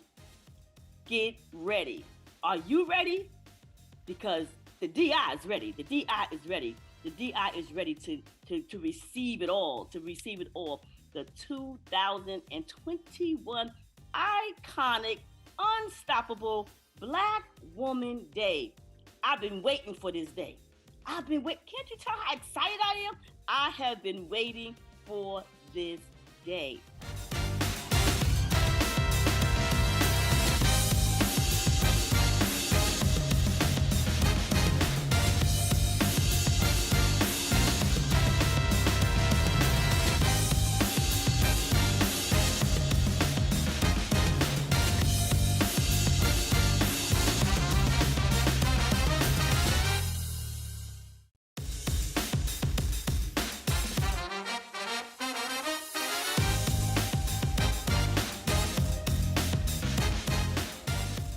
Greetings, everyone. I hope you're having an awesome day today. I am B. Wright Jones, and I am the CEO of Keep Looking Up with B. Wright Jones, LLC. And I am a published author, inspirational speaker, blogger, online life coach, and publisher dedicated to serving women 35 and older who are stuck and desire to get unstuck and sexy. Sexy is the acronym for self-confidence, excitement, extra, and yes, I can. So today I'm coming to you with a subject that just rung strong in my spirit. And I'm just really hoping that it encourages you and inspires you today. And the topic of my teaching today is developing the iconic leader within. Developing the iconic leader within. Just like we take care of our physical bodies, and ladies, we want to make sure that the hair is right, the nails is right, the makeup is right, and fellas, you want to make sure that the barber, have you looking good and the suit is laying just right. Just like our outward appearance, it's so important for us to also take care of that inner man. It's so important that we make sure that we are not just talking, but also walking and doing what we're saying that we're going to do. I've always been a Christian, but if I can have this really transparent moment, my Christian walk was not always where it should have been. And because of that, it caused my Christian walk to be questioned. Just like we have to have an intimate and personal relationship with God so that He can do that work on the inside of us, it's our responsibility to make sure that we are coming to God, that we are allowing Him to do that inner work on the inside of us. Sometimes we get so caught up on that outward appearance. With me, with my Christian walk, I was trying to make sure that I was doing everything on the outside right, paying my tithes and going to church and serving on ministry. But then I was failing to have that intimate relationship with God. so that he could work on me. So when those moments of temptation came, I would just like, Jesus did in the Bible, he told Satan, get behind me.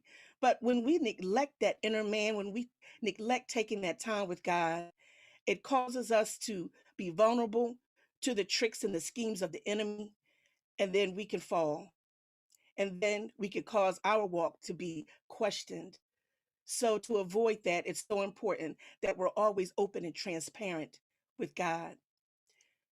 Just like in Christianity, we as leaders have a responsibility, not only in our business, but in our home first, in our business and in our communities, just to make sure that we're taking care of that inner man, making sure that we're living up to our part so that we're not just making, just doing something on the outside to look good, but making sure that our message is authentic, making sure that we are authentic, making sure that we're honest, that we're a person of integrity and a person of character. So today I'm going to get into my subject here on developing the iconic leader within. And iconic is an acronym for integrity, character, open to God's leading, never let fear get in the way, inspire others, and committed to your calling. So let's get right into it. The first part is going to be on integrity and character. So I listed here, what are 5 attributes of integrity? Honesty, always telling the truth, not taking advantage of others or being underhanded in any way.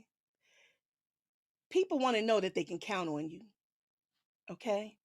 And then there comes respect. You treat others the way you would like to be treated.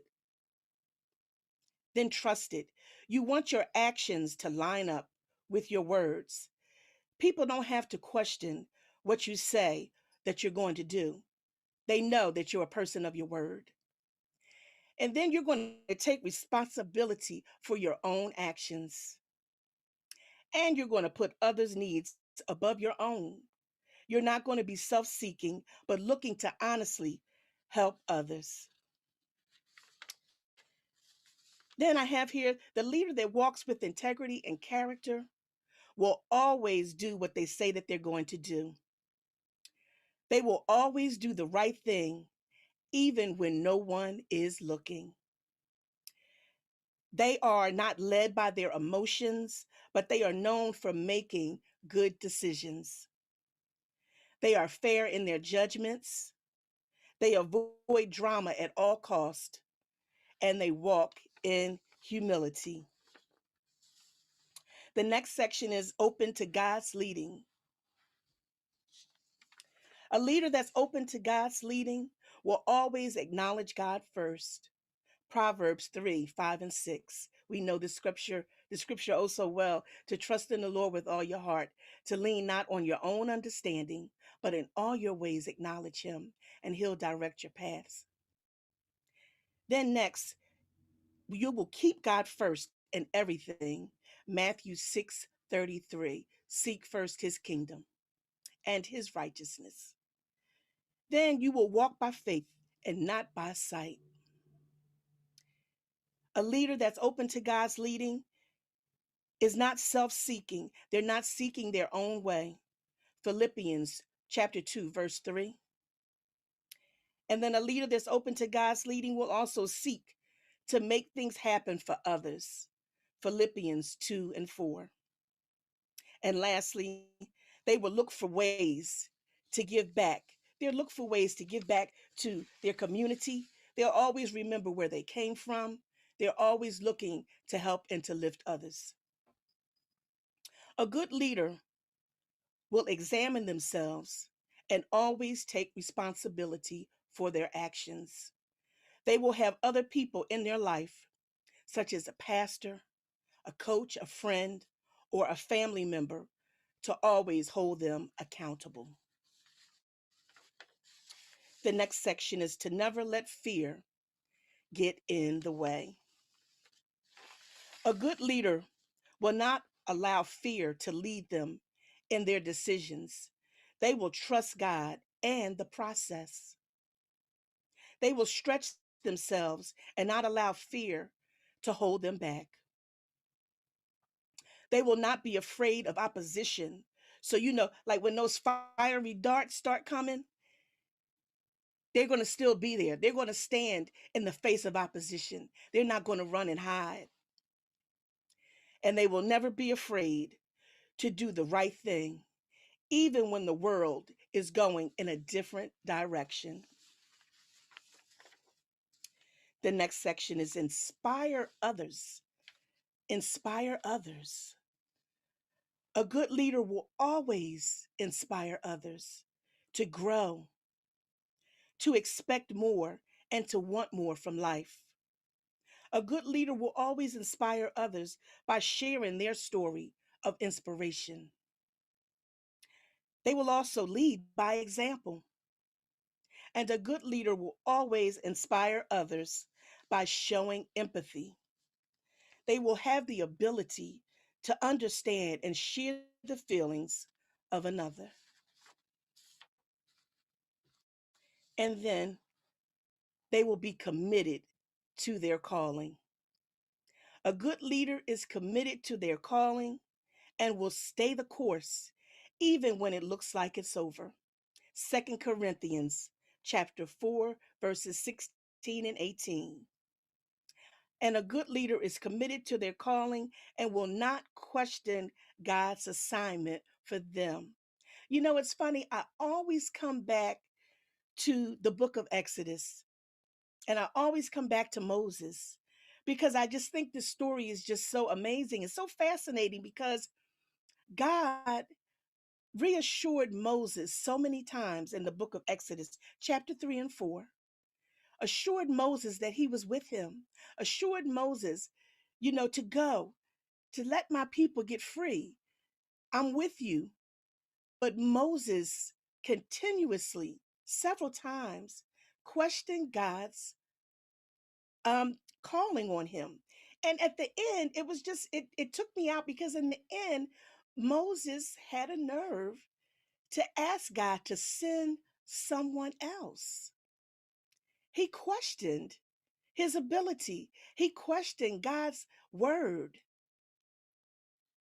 The story just amazes me. And then, a good leader is committed to their calling by building other good leaders. They will not be intimidated by the success of others. They are looking to build others up. They're looking to lead others to walk in a right path. They're not intimidated when others are doing well and are succeeding. A good leader is committed to their calling and is content in their leadership role. They are not trying to outshine others or trying to keep up with the Joneses. They're staying focused and committed to their assignment. And then a good leader is committed to their calling and will keep a good reputation. Proverbs 22 and 1. So, my question for you, and this is a call to action, my question to you is, will you be committed to developing that iconic leader within? Not just the outward appearance, of being well respected and doing well in life and looking the part, but will you develop that inner man with having integrity and good character? Will you commit to examining yourself on a daily basis? Will you hold yourself accountable? Will you stay open to God's leading? Will you have that faith over fear at all cost? Will you inspire others daily? And lastly, will you stay committed to your calling, no matter what it looks like, no matter what it feels like, no matter what's going on around you? Will you stay committed to being that iconic leader? In closing, I just wanted to share these last words. Leaders become great not because of their power, but because of their ability to empower others. That's John Maxwell. And then lastly, great leaders don't tell you what to do. They show you how it's done. So I hope that my message has encouraged you today. I hope that it's inspired you to be the best you that you can be, to always be open and honest with God, allow God to do that inner work so that we can be the best. We want God to get some glory out of our lives. Amen. So we want people to see us at our best. Now, if I can just have this transparent moment, I don't want to make this look like it's so easy.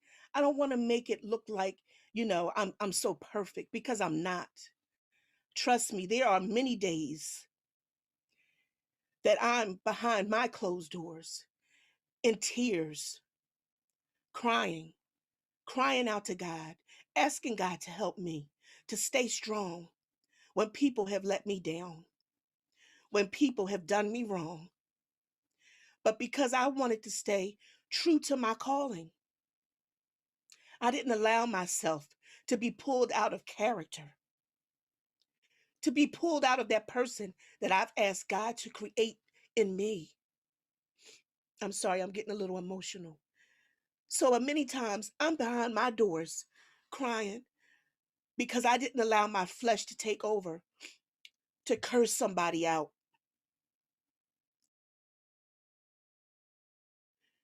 It's not easy always, but because of who I am and who I want to be in God, I take my walk seriously. And it wasn't always like that, but I thank God for the growth, and I thank God for what He's doing in my life. So again, I hope that my message has encouraged you. And if you would like to connect with me, you can do so on a number of platforms. I'm on Facebook under B as in Belinda, Wright Jones, WRIGHT Jones. And I'm on Twitter under Keep Looking Up with 2 P's. And I'm on Instagram under Keep Looking Up and the number 7. My website is www.bewrightjones.com. So be blessed, beloved. And in ending, I always have to say, stay encouraged and remember to always keep looking up. Be blessed.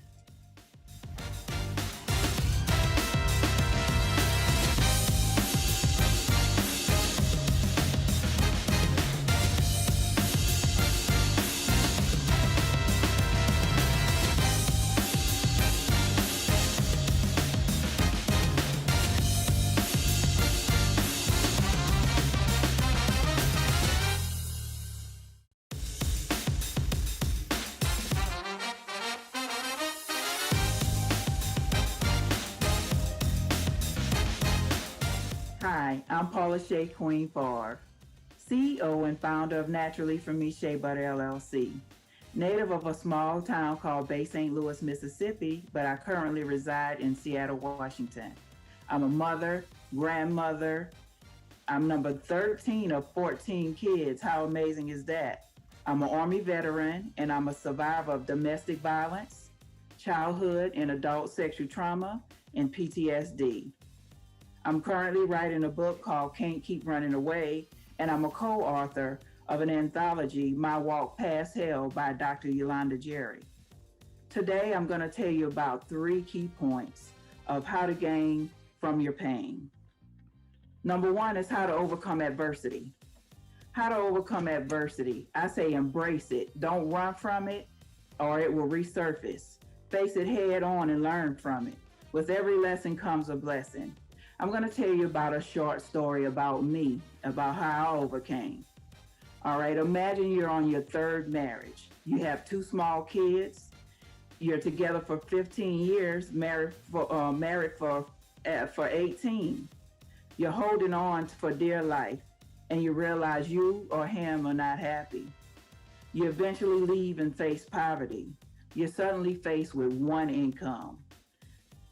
You have to manage. In a small town, you feel ashamed, hurt, embarrassed. You don't even want to get out of bed. You don't want to show up for work, but you have to live. You start brainstorming on how to make extra income. Okay, then my son was suffering from eczema. I used to go and get that big hard tub of shea butter from the hair store. Every time you had to heat it up, it had a very earthy smell. So my son was going through puberty. He was like, "Mom, this smells horrible. I don't even want to do this anymore." But the medication that the dermatologist was giving him was burning his skin. It was actually not really fit for African Americans for their skin because it gave it appearance of being burnt. So I brainstormed, I researched, and I started whipping the shea butter. Then eventually I had a garden, and I came up with a way to infuse those herbs that I was growing and made essential oils. So I took that and whipped that with the shea butter, and I started using medicinal and therapeutic essential oils, and I came up with a product to actually help eczema. I worked at an assisted living facility, and I started bringing it to work, using it on the elderly patients. Also, of course, the nurses started using it. They say, "You know what, Miss Paula, I would actually buy this product from you if you started selling it." And I'm like, "Really?" So it took off.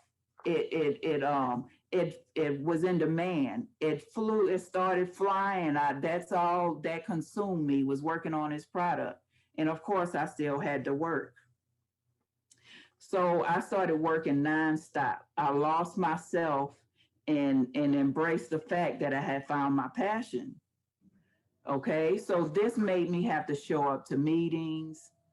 I had to go to trade shows. I had to learn how to talk to people again. I had to come out of my shell.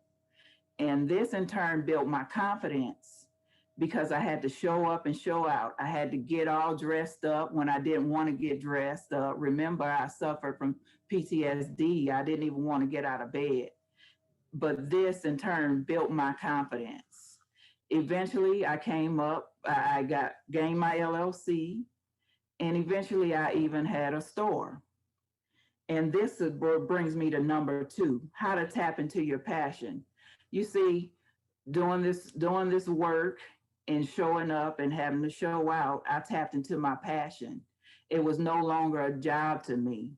It was my purpose in life. So that's what made me overcome.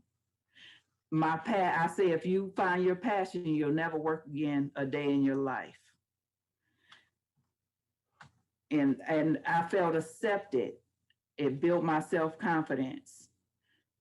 And then that way I go to number 3, how to start over at any age. You see, I was making my product.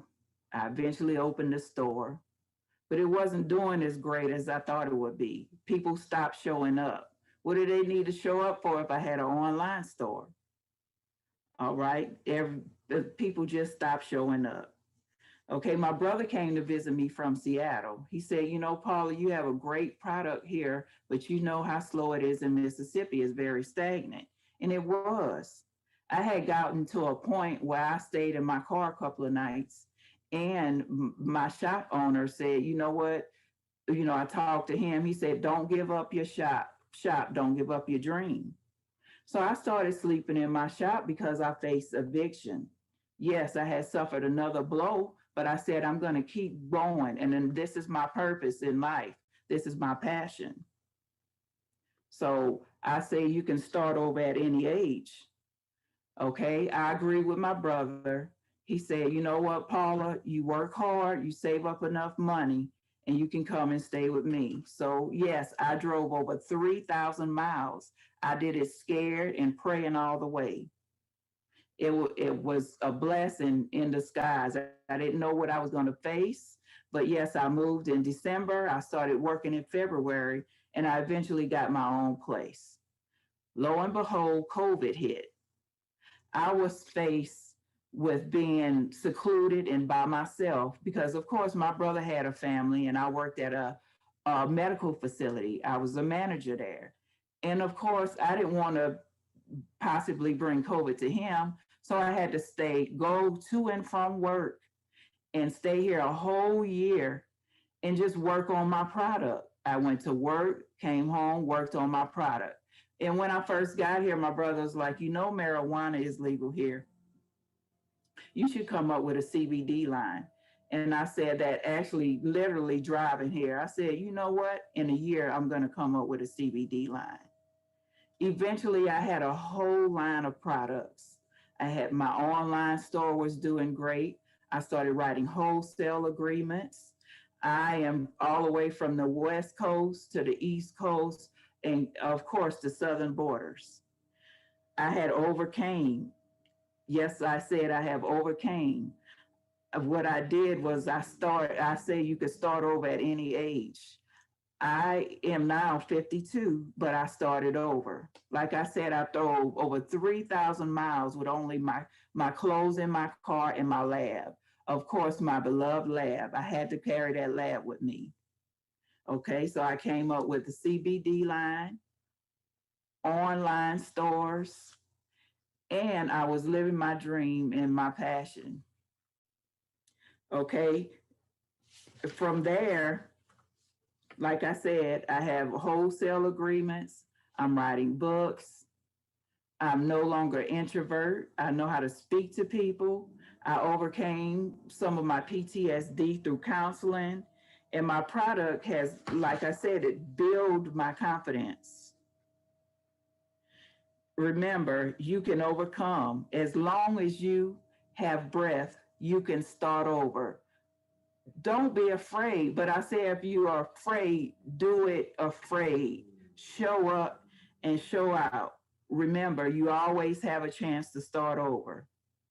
Okay, now I'd like to offer you a small gift. I'd like to, if you will go to, if you would dial 1-800-396-6113, that's 1-800-396-6113. Text your first name, your last name, your email address, and hashtag transition21. That's hashtag transition21, and I'll send you a small gift. Or you can also go to www.therealshaqueen.com. That's www.therealshaqueen.com. That's www.therealshaqueen.com, and use pound transition 21 for 21% off. Thank you. It's been real. Remember, as long as you live your passion, you could find your purpose, live your dream, and start over at any age in life. Be blessed.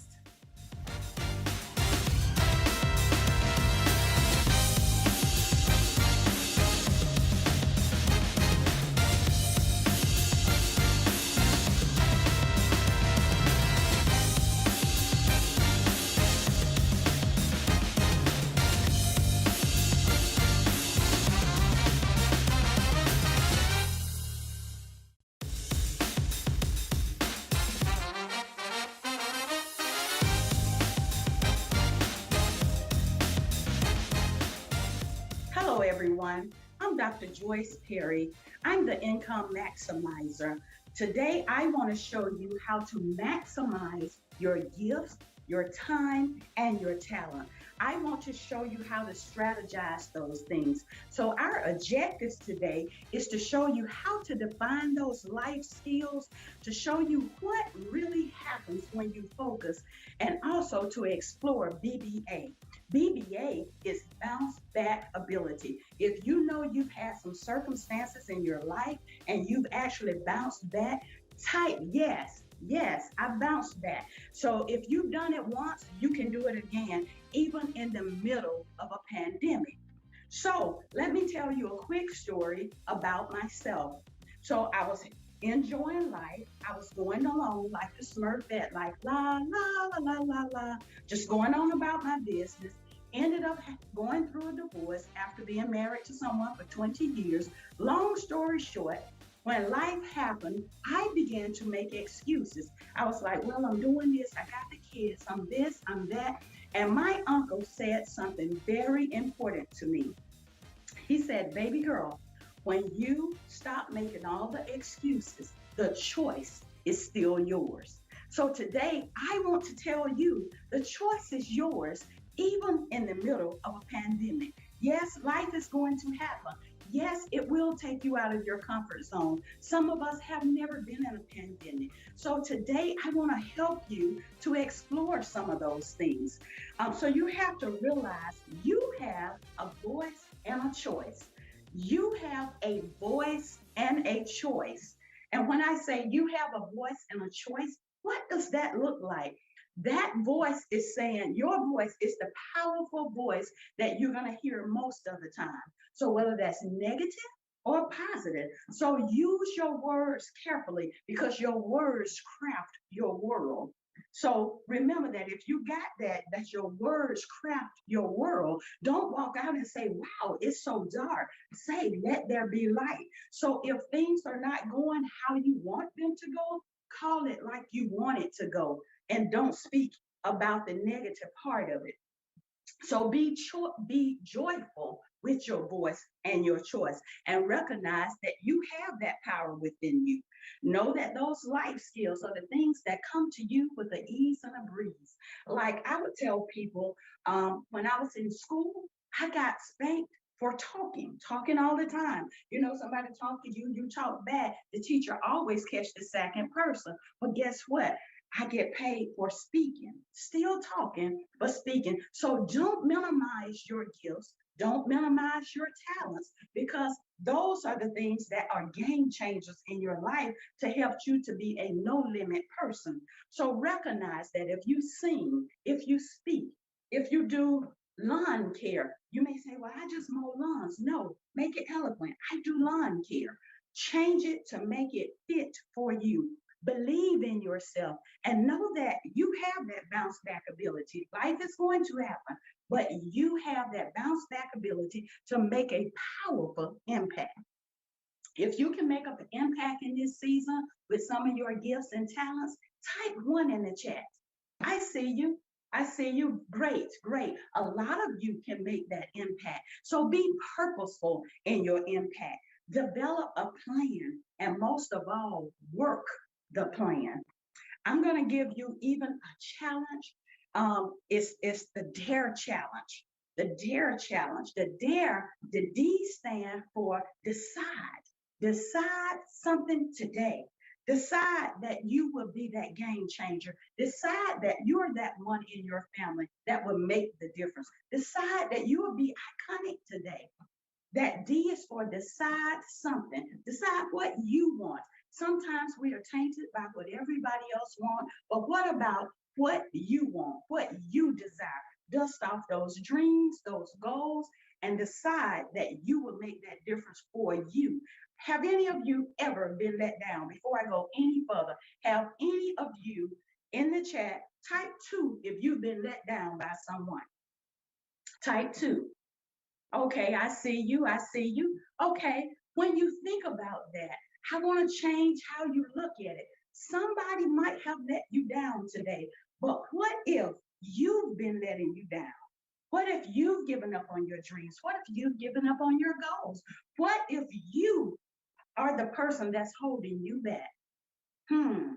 It's a game changer. So 1, decide something.